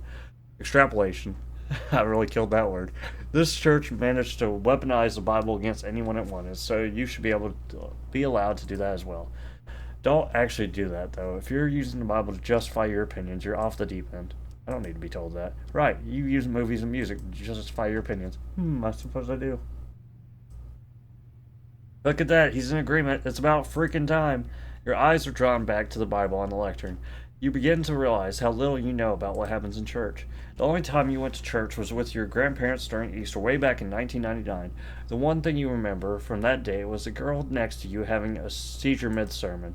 No wonder I never went again. If ever there was a sign that God exists, it would be that. He knew you were a bad man, so he made sure you never returned. You laugh, then stop once you realize you never found out if the seizure girl died. The last image you remember of her is the blood-curdling eyes as she got dragged up the aisle and out the front door. You feel almost guilty about the whole thing. What if she had died? What if you had gone your whole life not giving a single crap about it? Don't let it get you down. She was probably fine. If not, well, it's been over 20 years. No point dwelling on it. You spent your entire adult life dwelling, but for once you listen to your brain and forget it. You should probably leave now before the guy on the pew wakes up. Leave. You step away from the podium. Yeah, I wish I would have done a better run on the, full run. But that's okay. It is what it is. Oh, look at this. Opportunity. Oh, okay, we're going to vandalize. Okay, child of God. Ha! Got him. Lol. That's funny. Can I vandalize him too?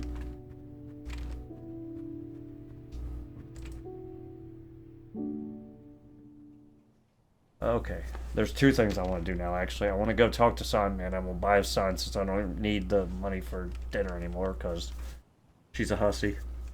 That's just wasting my time and got me stuck in this stupid town. I didn't ever find out about this thing either, but I don't think I ever am, because I'm not replaying this whole thing. Where's Sign-Man at? Over here? Yep. The Hat Man.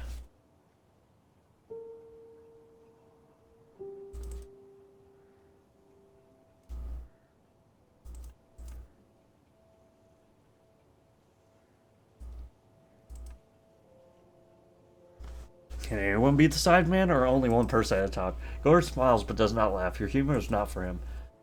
Okay. Sure, I'll buy one. I want the kangaroo. Kangaroo sign is cool. Even the Australian one. 200. Freaking hell. Accept offer. I'll take it. You freaking idiot. You're supposed to barter. Haven't you seen it? Watch American Pickers? Pleasure doing business. He holds out his hand, ready to receive the cold hard cash that you just forfeited. You pull out your pocket and hand him 200s. That was supposed to be for dinner tonight. I'll take the sign over to your car soon. You might have to put it on the roof though, since I doubt it'll fit in the trunk. But before that, he holds his hand for a shake. Yeah, okay, shake the hand.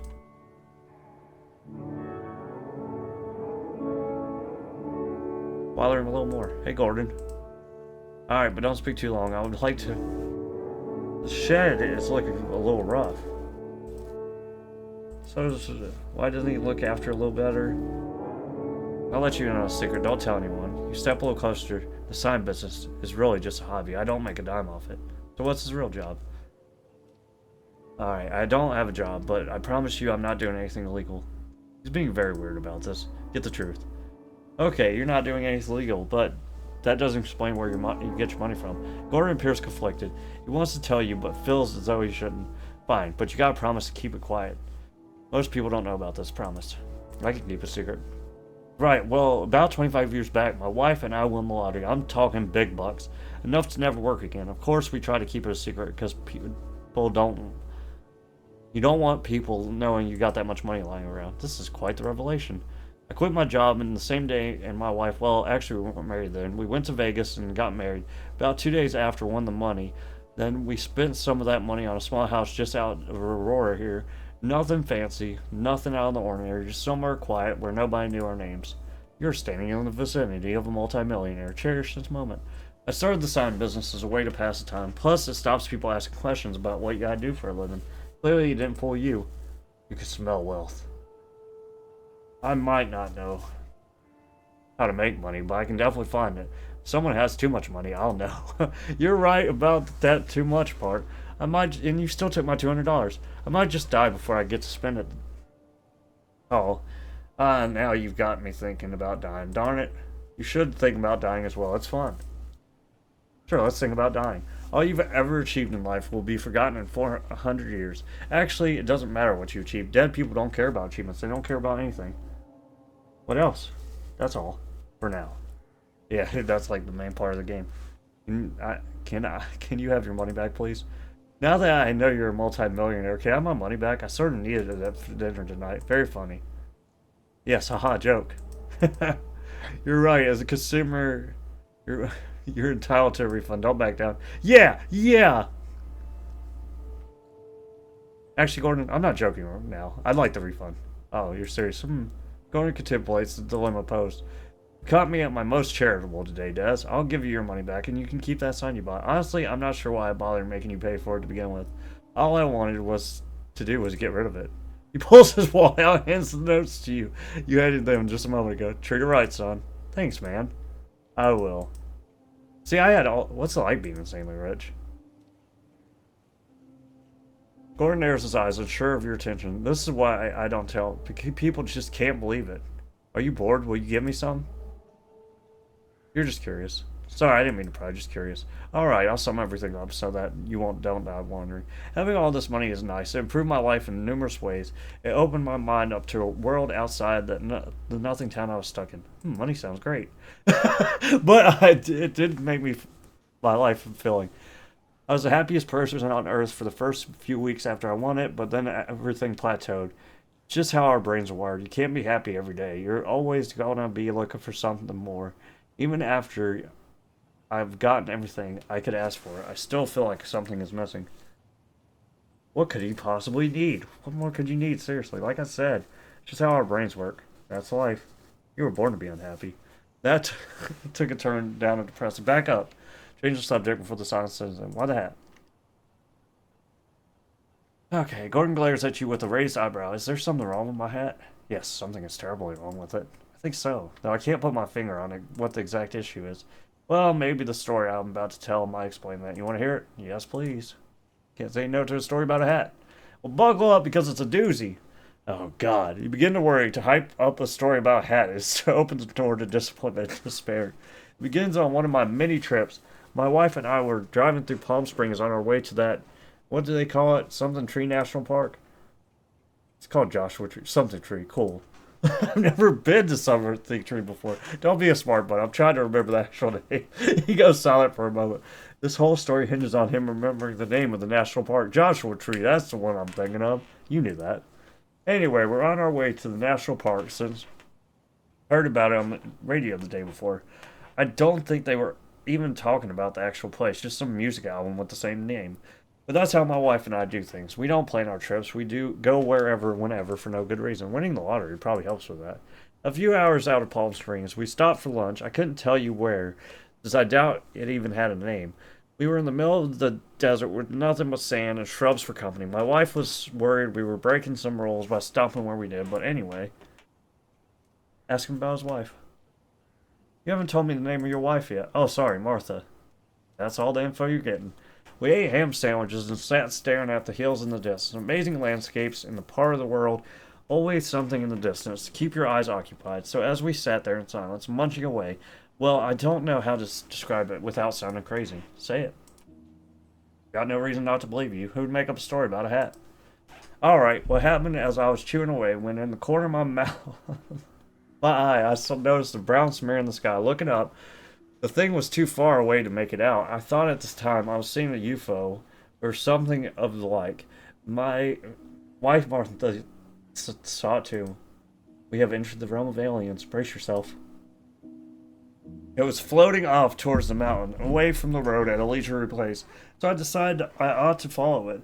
After about 5 minutes of trudging through the bushes and the sand, the smudge starts ascending. Up another 5 minutes and a few hundred meters further into the brush, I watched it crash down into the desert.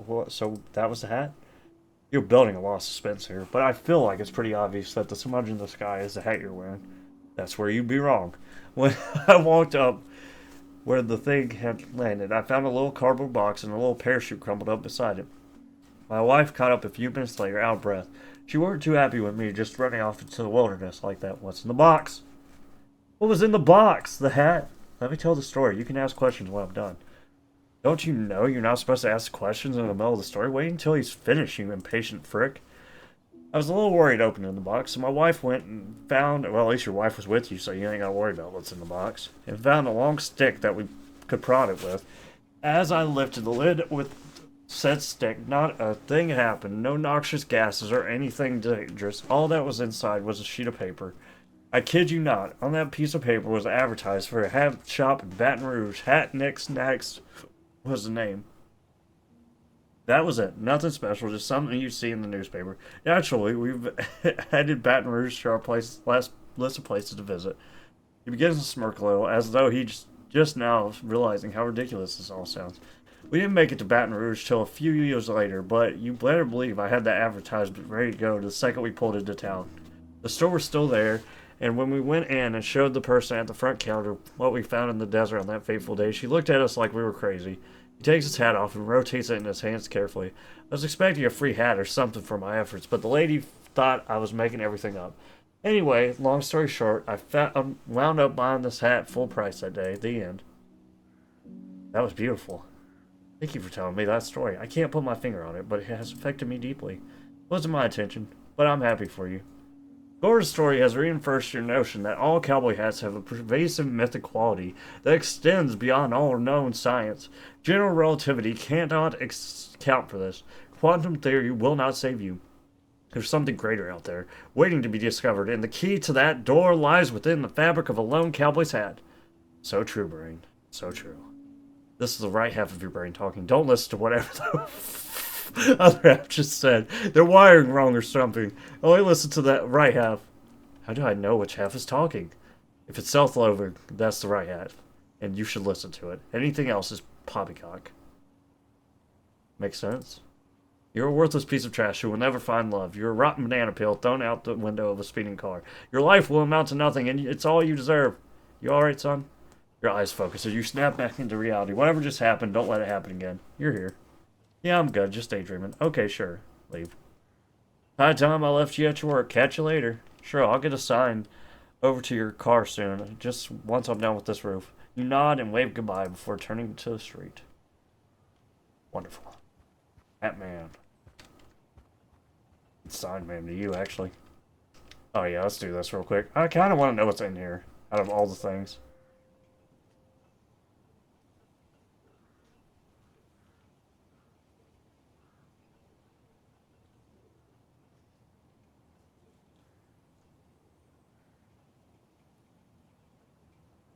Okay, time to go forth. Who could help me open that, though? Ernest? I gotta talk to him anyways, actually.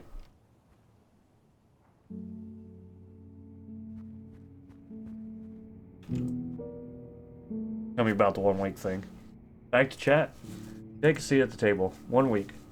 Does he know what's inside the card? Cool tape collection he's got over there. I need to know more about your tape collection, please. This is why I don't like people. You're getting cocky, wanting to know too much about me. You're making conversation. This is how people interact. They want to learn more. Fine, you already know by now, but collect tapes of no particular description. That's it. Where do you find the one that you watch? Is there a story behind the Howard Hughes one I watched? Seems like an odd thing to keep on a VHS. The original owner is dead. Why don't you ask them why they taped it? Where are they buried? Well, tell me where they are, and I'll do exactly that. They'd probably be more... Oh, Jesus. Ernest reveals the slowest of smirks, but only for a brief moment. It was so brief you weren't even sure if it was real or hallucination. Right enough about the darn tapes. I didn't invite you into my house so I could explain my hobbies, right? Okay, 1 week. What happened to 1 week, Ernest? What? 1 week! 1 week, something's happening. What? Ernest ponders the question. He probably thinks it's a riddle or something. I don't. Oh, you're talking about that sign over the fire station. 1 week! Yes, what's happening in 1 week? You know how long that sign's been sitting there? 1 week? 1 week, or is that too obvious? 3 months. You had to answer your question in case you hadn't figured it out yet. Nothing happens in 1 week. Another day, another disappointment. When it got put there, it said something I can't remember. Nothing interesting, mind you. Just your typical roadwork stuff. Where's the magic? It's not what I like to hear. Not at all. Too bad. Why don't you go ask one of the Sugar's kids about it? I have a feeling they're behind the whole thing. On it. I'll get to the bottom of this. Don't you fret, Ernie. Ernest. Don't push your luck. Have you ever wondered what's inside the container next to the City Hall? What are you talking about? The container next to the City Hall. What I just said. The container next to the City Hall. What's inside of it? How should I know? I didn't put it there. Who did? Okay, you didn't put it there. I could cross you off my list. But maybe you could tell me who did. Why do you give a darn? Answer the question, Ernest. Don't change the subject. You're barking up the wrong tree. I got nothing to tell you. Nobody knows what's inside it. No, that's not true. Don't waste your time. Don't listen to him. He's just jaded. He doesn't have your conviction. You will succeed. You will navigate this web of lies, and you will find love. Yeah, yeah. Go out and get her done. Oh, I love this. This is my bet. This is the best. You know what? I think I'll get out of your hair. I like Ernest. I kind of want to get to the end just to see if Ernest shows up. I'd like to talk to him at the end, but I don't think that's going to happen. I love this part, though. This is, like, way better than my first playthrough. This is lovely. Let's talk to the Sugar kids. Don't change the subject, Ernest.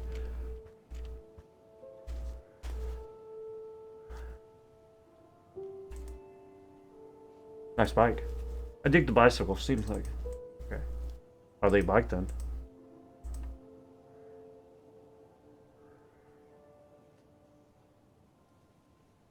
Okay, I can't be mean to him because I need to know. 1 week. So 1 week, hey? Jesse smiles. That's right, 1 week. Till what? Spill the beans. Nope, not a chance.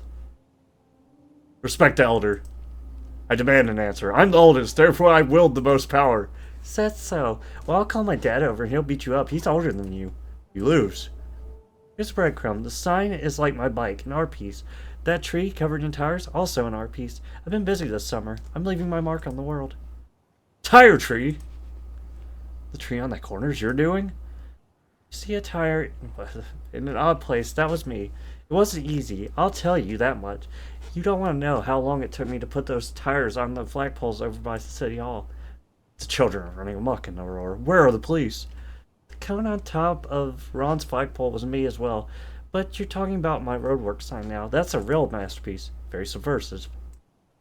Pretty good at this. That sign was gripping. Seriously, I stood there looking at it for a good 5 minutes. I didn't consider for a moment that it was an art piece. Well, crap, thanks. She thought you were going to hate it. Don't ever give me approval. It'll go to my head. I don't need that. That's really smart. Whoa. That seems like a horrible way to live your life, but also extremely clever. If you always think you're crap, you'll be in a constant state of trying to improve yourself. The only way is up. Sure. If that's how you want to interpret it, by all means. You're crap. You think you're crap, because you are crap. There's no trickery of the mind here.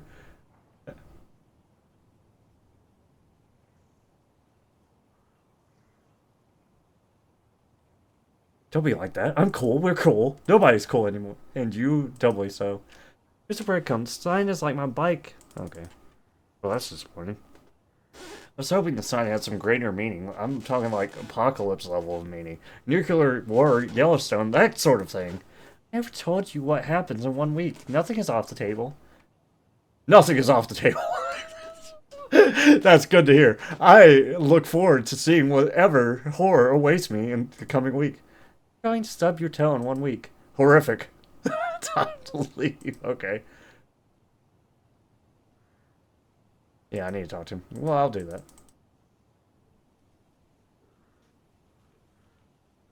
Right. Who else can I talk to about the Connex? Oh, let's talk to Sign Man. Sign Man might know. Did he put it there? I can't interact with... Oh, yeah, I can. Okay, sick. Sign Man. Help.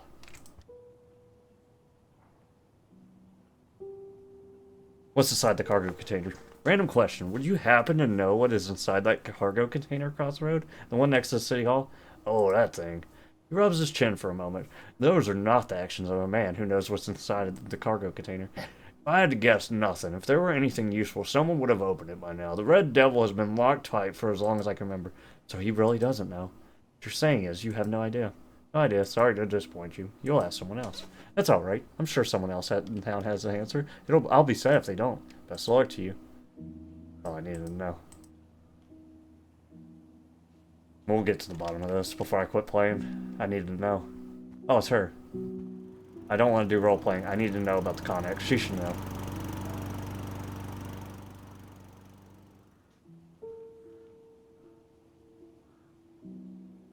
You've been searching for her your whole life. Why did you say, oh, well, She's laughing. Is that your line for women over 70? She can't be that old. It's for women in their 40s, actually. Don't be silly. Okay, you can stop hitting on her now. Oh, I forgot to introduce myself. Des, blah, blah, blah.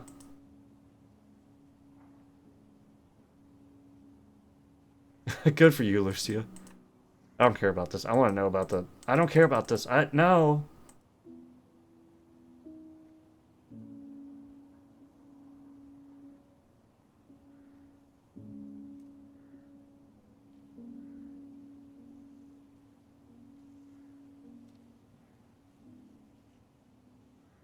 Shut up, Lucia.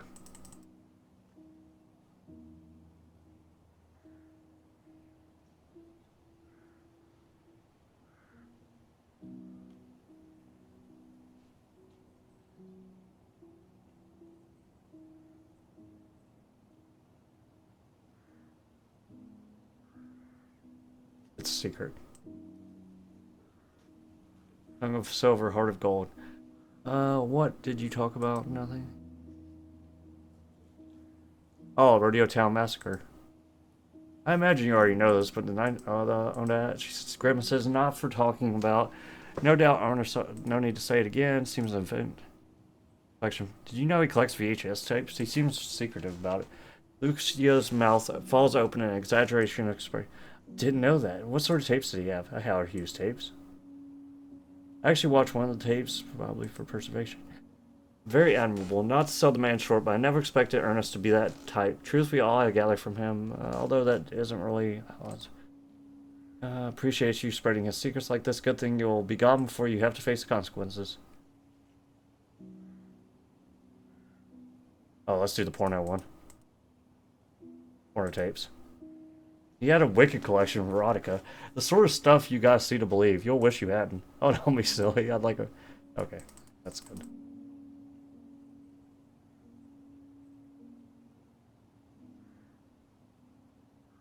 Oh, I don't want to do all these. Very mysterious indeed. That's a fitting title. Have you wondered how he manages blah blah blah? I'll tell her. I'm telling her anyways. You know, he actually told me how he manages to stay afloat. Lucia leans in with a look of anticipation. Go on. Bill, he won the lottery. A very large sum of money, by all counts. That basically set him up for life. The sign business is just his hobby. It's also his way of hiding the fact that he doesn't actually work. Well, I never. You've got to be joking. You're not joking, are you? You shake your head. That's amazing. You just made my day. It feels like I've spent my whole life wondering about Gordon. Every time I ask him how he manages, he just deflects. Now I know, and I can die content. You feel dirty when you reveal information that people told you in good faith? I'm a bad man. So dirty. Stop revealing people's secrets then, you friend. Don't worry, I'll keep that information to myself. I think I'm the only person who cares if we're being realistic. That does not absolve you of your sin. Regardless of the money situation, I wish he'd act like he lives here. I was like, blah. Yeah.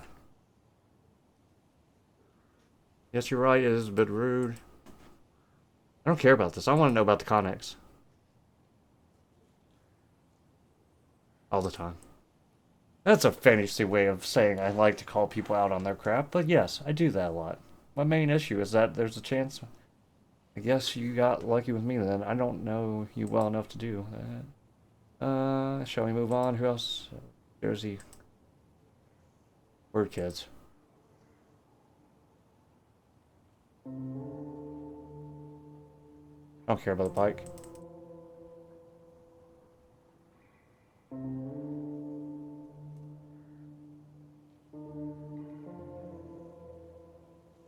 Yeah, sorry. I don't want to read these. I just want to figure out about the context.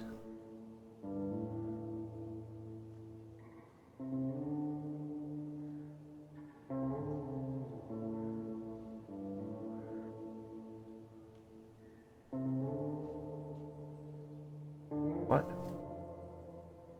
Can I ask you to do something? Would you be able to take a peek at the look of the back? Just look for anything that might be out of the ordinary.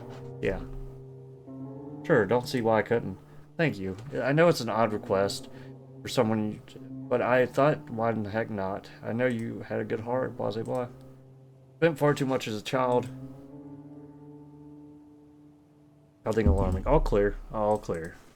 I'm no doctor, but I say you'll probably live past... Okay. Well, that's good to hear. Thanks for doing that, really. You gave her a smile and pat it. Okay, no more talking. I've talked. Okay, bye-bye. I need to know what's in the Connex. Who else knows about the Connex?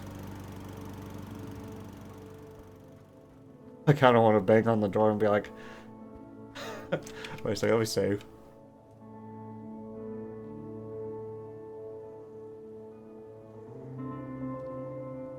Oh, I got 3 save slots. What's it say? Aurora tire tree. And it's spelled correctly that time for some reason. There's a tower up there too. Oh, no, that's a dish.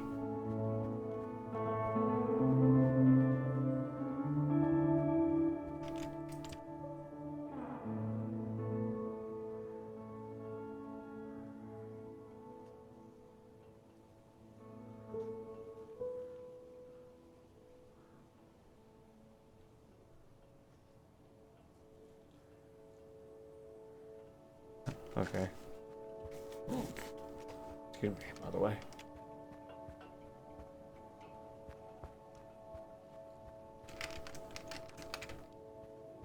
I can't talk to the 1 week son anymore? Okay. There's only a few more people to talk about that Connex with, and if I don't find it out before the next act, I'm gonna be upset.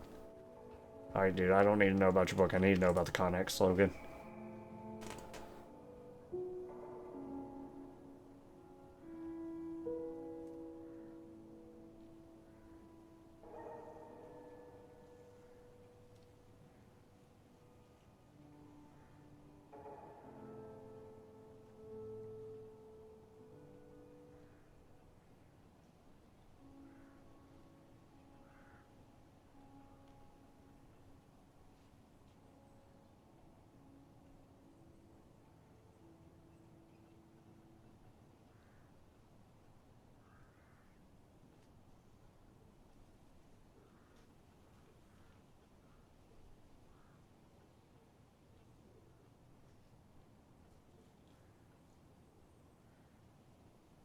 You did it. You should too. I salute the flag. You should be doing it the same. You're full of crap. You haven't saluted a flag once in your life. You ain't the type. Oh, no, I did. I'm in my saluting era. I actually saluted the flag just a little earlier today, so you're wrong. Logan is unimpressed.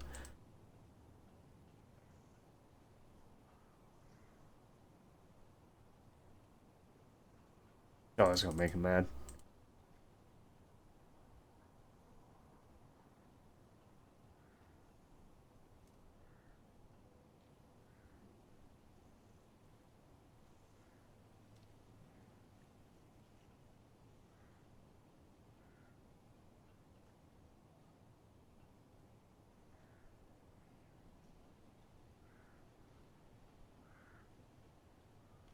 Yeah, I don't care about the fish, actually. I guess we'll talk to Sugar. Sugar might know. I don't know who else to talk to about it.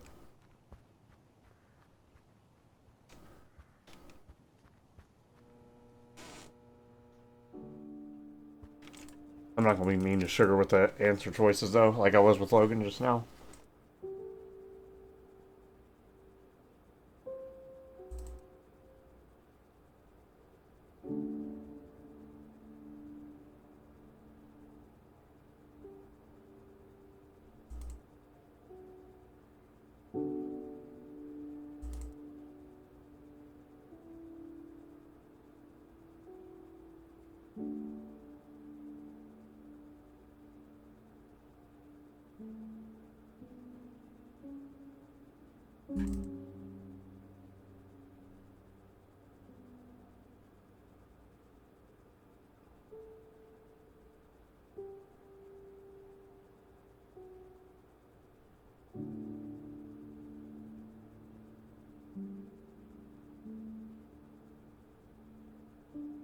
I'll spineless.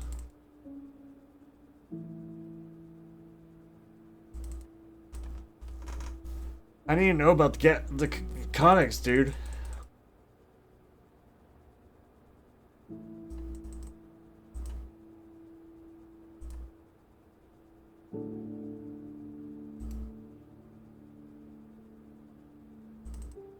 Ah, nobody knows about the conics. Who haven't I talked to? Talked to Josie, I've talked to Sugar. I guess I could try to talk to the priest again, I guess.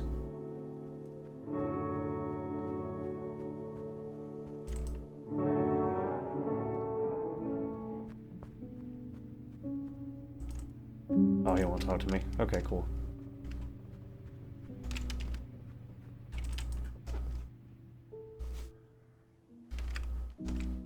Let me look at the comics again. Maybe something's changed.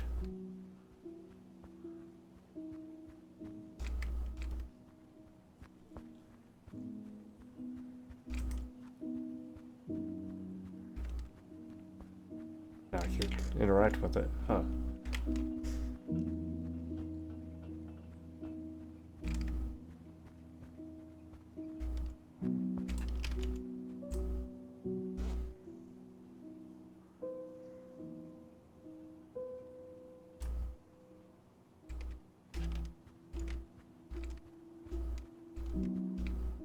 I'll never know. I'll never know!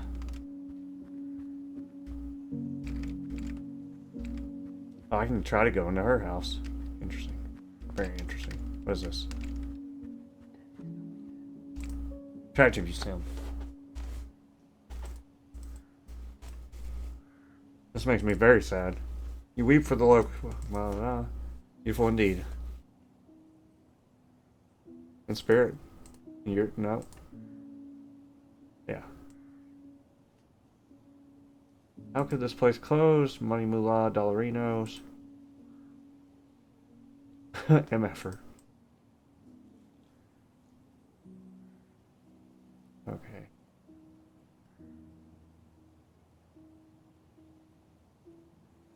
Oh yeah, brother. Bro, I'm never gonna find out what's in that comics. I'm about to call it.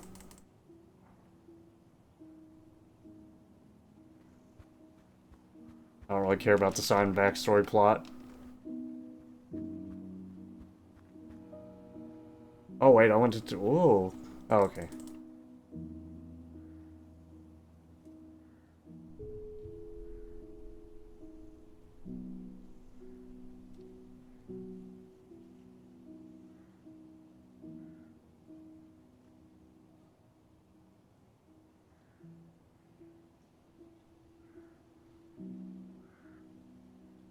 Key ingredient is having somebody at the house with the front porch. Hopefully, with the housing market fix itself. Alternatively, you could just be.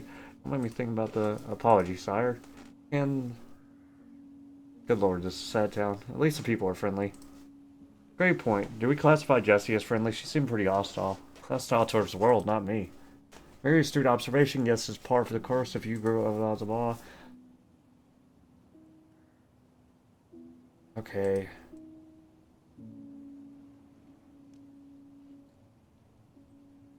You've been here for over 5 minutes. Lucio's patio, like you own the place. You lift yourself. Okay. Nice. It's in the codex. Keep trying to hold the tab key while I'm walking around. I keep hitting the shift key because I think it's sprint for some reason, even though it's definitely not. You guys know what's in the codex, by chance?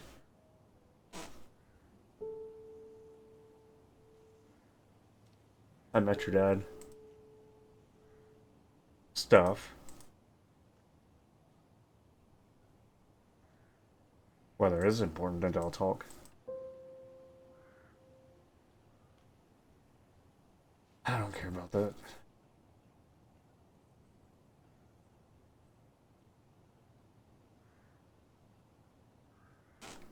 At some point, I might be able to ask Lucia about the thing. Maybe.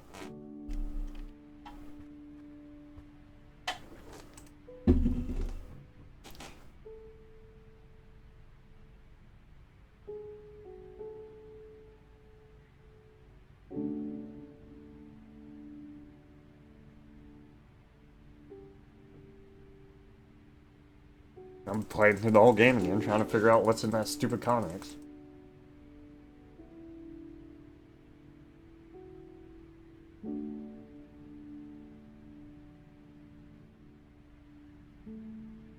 Oh, I know what I'm saying.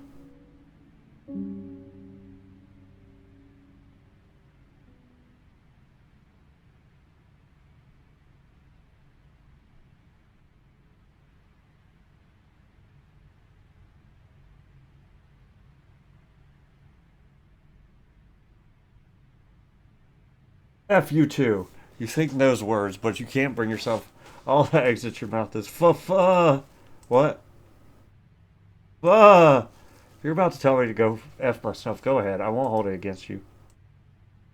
Fuh. God dang it, I can't do it. I'm so sorry. It's okay. Not okay. Can't what? Collins. Oh, well, dang.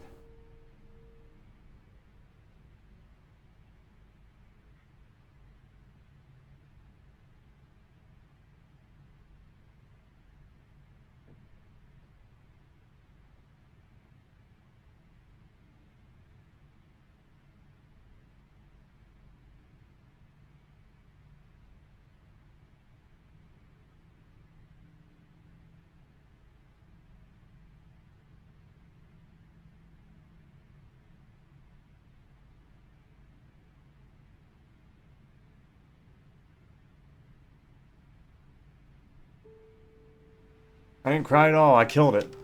Wonderful. I'm the best. That wheel's going. Oh, because of the tornado. That makes sense.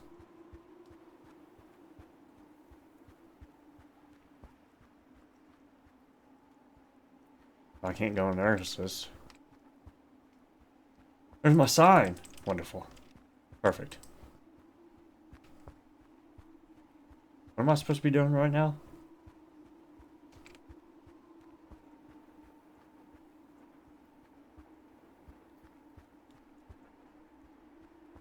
Oh yeah, helping sugar, I guess.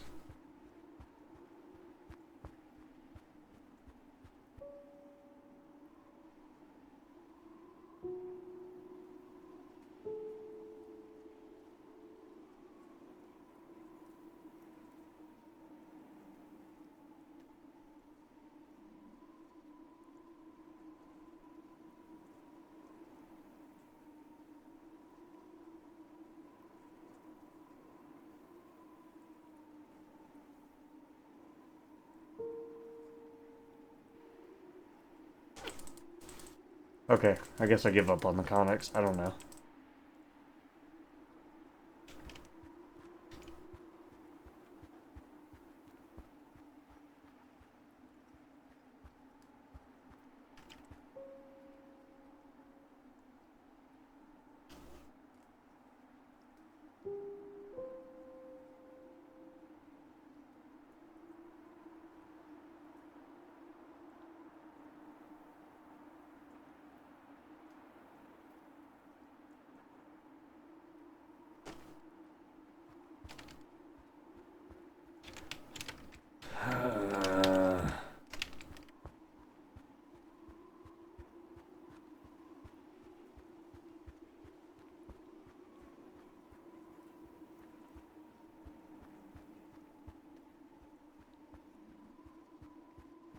Yeah, I'm gonna call it. I don't know.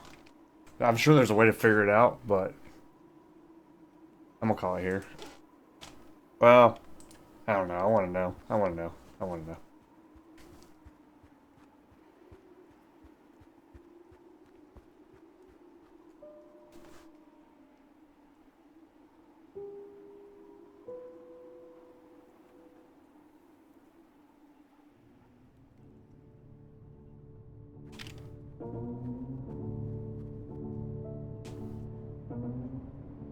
Okay, Lucia sits alone at the table. She waves. Isn't this a funny turn of events? Very funny. Yeah, it is funny, although that's ignoring all the other terrible things that happened today.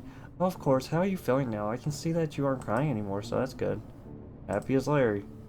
I'm fine now. I look to the future with newfound anticipation. That's good to hear, I think. She twiddles her thumbs. Do you know any card games? Only blackjack. Okay, can't wait. Only a few. They'll be fine.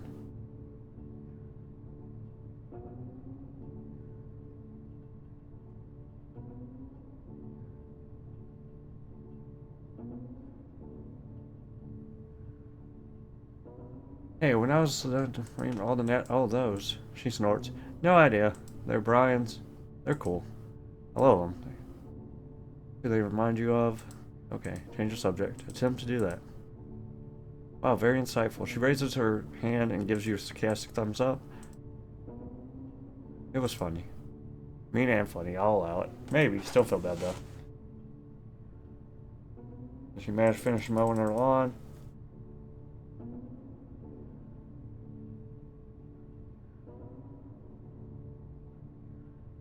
I don't care about this. I want to know about this stupid thing.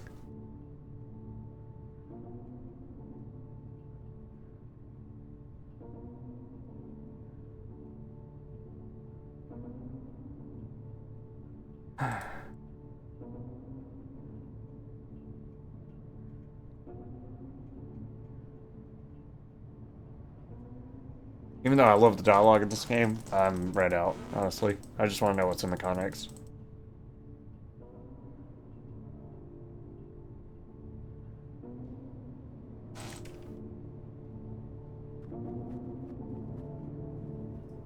It's a drunk.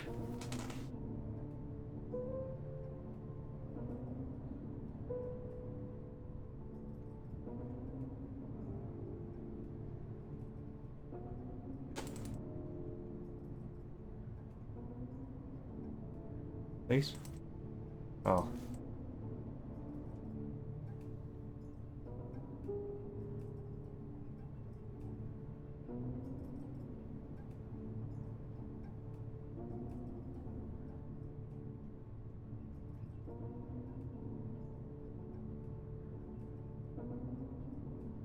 Do you enjoy sleep? How was your little afternoon nap? I hope the flag kept you warm. The Reverend lowered his arms from the light and for the first time looks directly in your eyes. You best watch your mouth, son. I know you ain't from around here. Something about the way he says the word shakes you to the core. There is a burning, unbridled hate for all living things deep in this man's heart. You know better than to go searching for it. Leave him alone. Well, good chat. Well, you suck. I don't like you. Either. Okay, now that the group's here, let's see if we can ask about this Connex.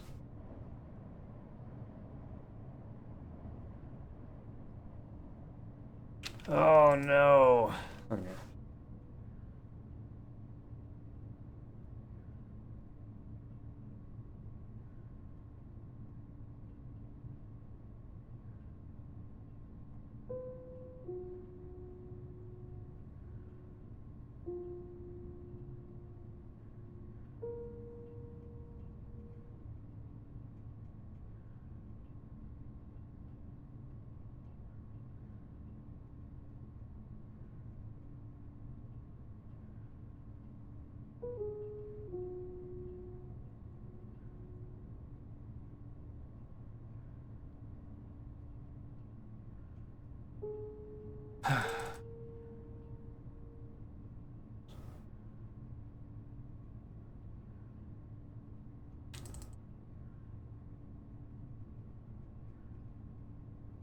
Never gonna know, bro.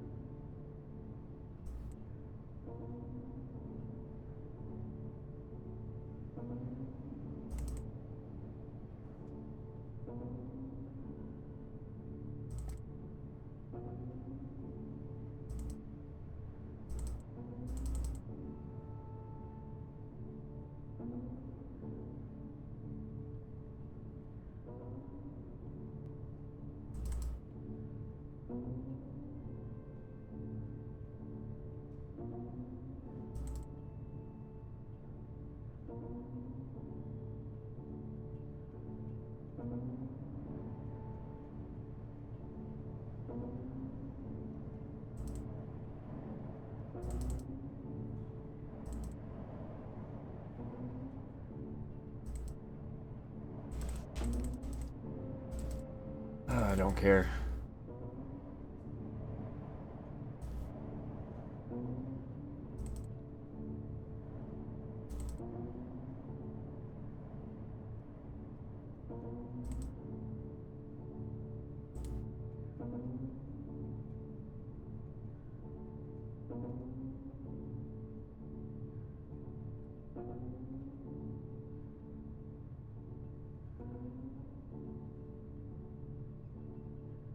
Okay, so I'm forcing these options anyways.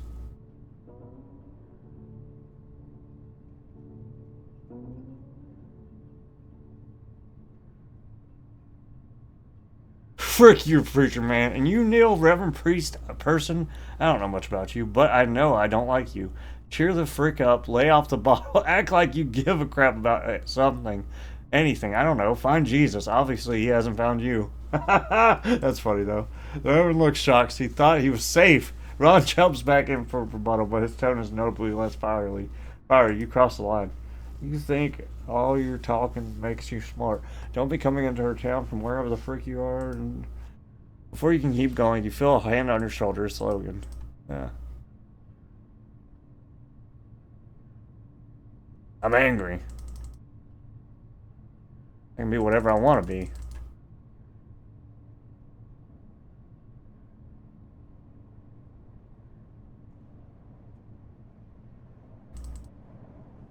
I'll never find out about the Connex. It's impossible.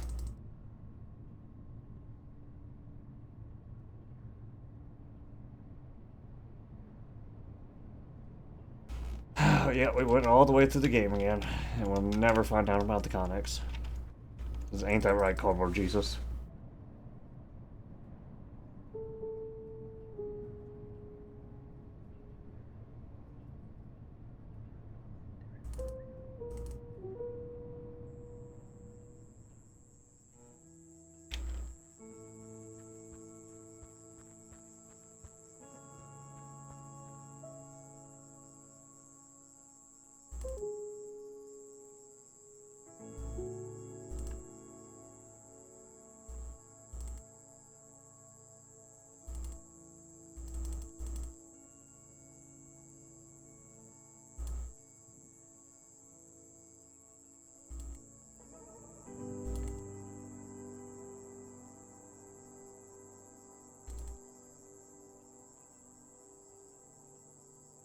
Yeah, I don't think we're ever gonna find out about the Connex.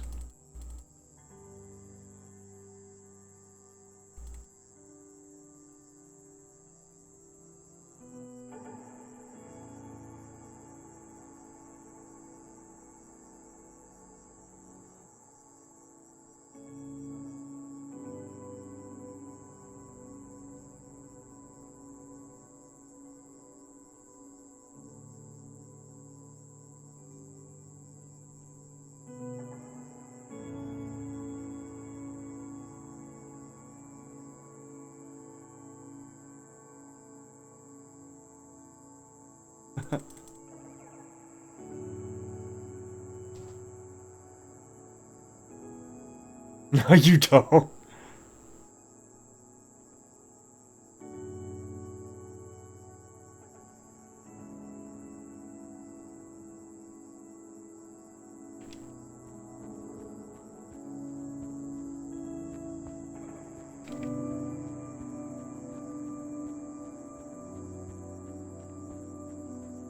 You know, there's a lot of mysteries that I didn't figure out in this game, but it is what it is, I guess.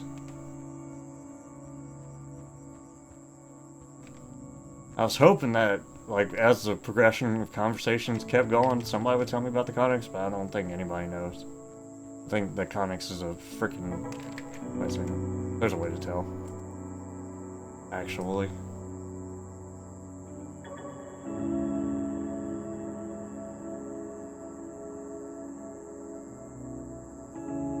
That's basketball.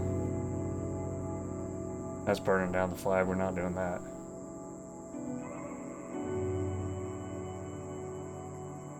Hidden place. I don't know. I think that's just a ring over here, ain't it? Circle ring that they're standing next to? Maybe if I would have done that earlier or something. Regardless, I'm gonna call it quits here, guys. Alright, guys. Thanks for watching as always. Sorry we didn't figure out. I'll probably cut out that part, because... No, I'll just leave it. It's just extra dialogue stuff, so... Alright, guys. Bye!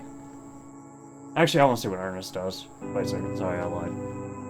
Curious if Ernest actually shows up or not. Well, I won't know, because I didn't get to the tow truck. Actually. Oh, there's Jesus. Why's Jesus here?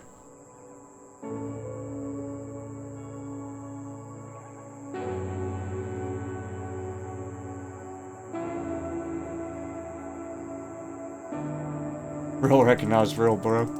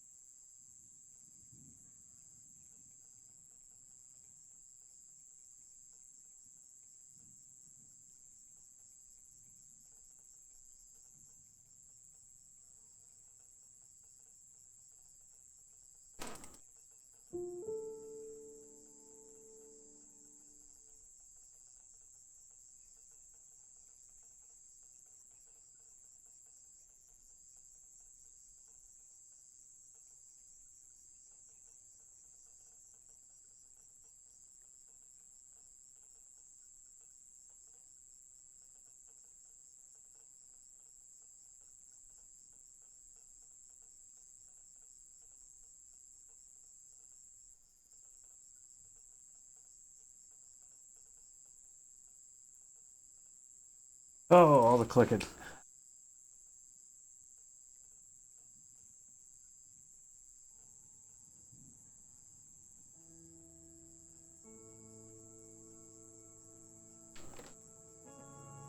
Oh, wait.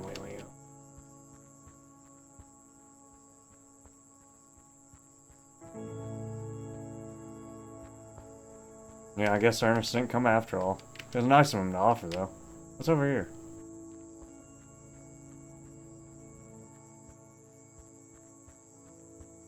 Invisible wall. My favorite. I can't believe we never found out what was in the Connex. Very sad.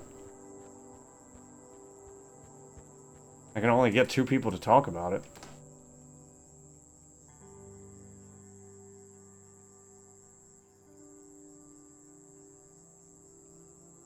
Oh wait, what? No crap, a few meters back, you finally stopped blowing. You watched with bated breath. Oh, what is happening? It's not a meteor, no crap. As you eternally debate the qualities of the object, a truck appears before you, but not the kind you've been hoping for.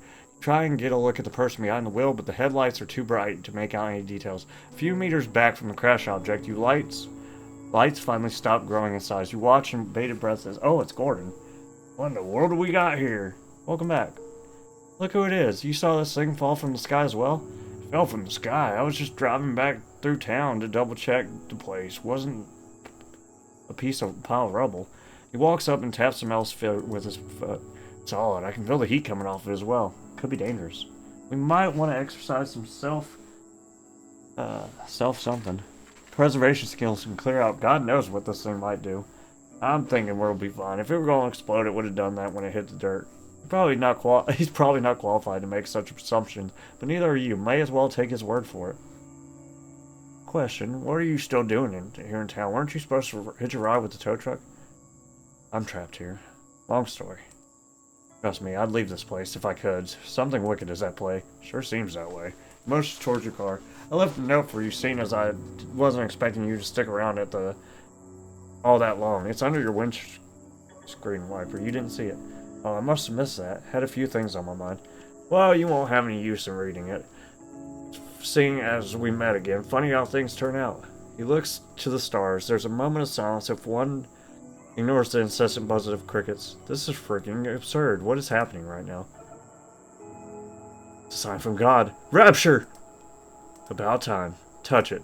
No. Why? What if it electrocutes me or something? I doubt that. Just touch it and see what happens. Why doesn't he touch it? You first. Rock, paper, scissors? Okay. Deal. Scissors. Form a peace sign with your index and frick! Gordon chose rock. The hell's the deal?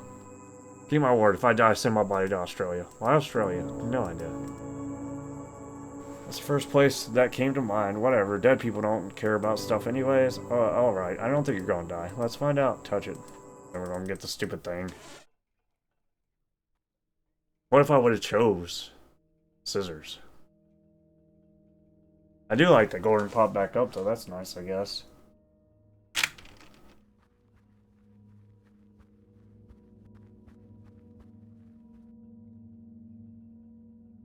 I'm totally skipping through this whole dialogue at the end. I don't care. There's no painting. Should've looked at the painting last time. Oh well.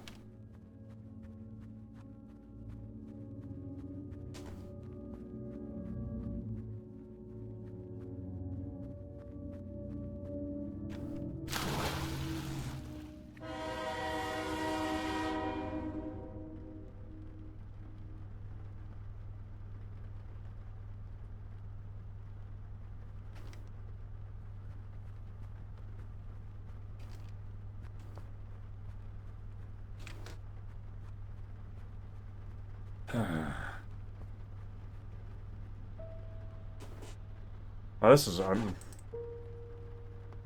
not interested.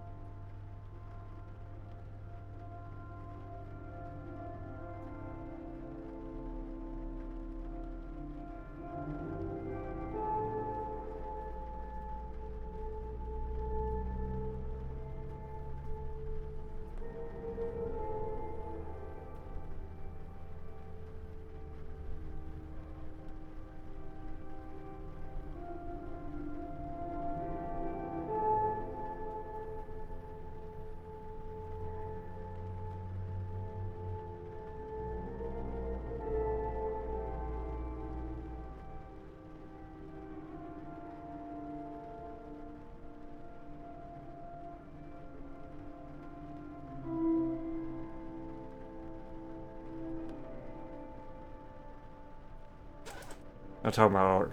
Oh, he's talking about Star Wars.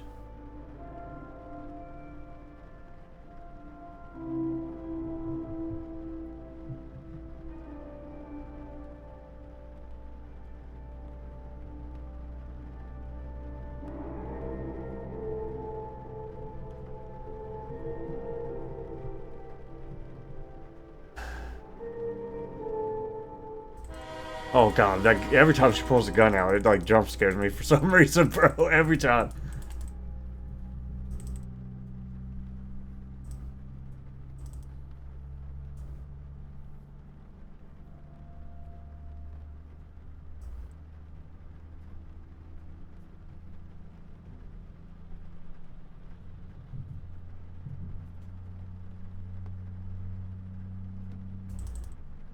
Oh, okay.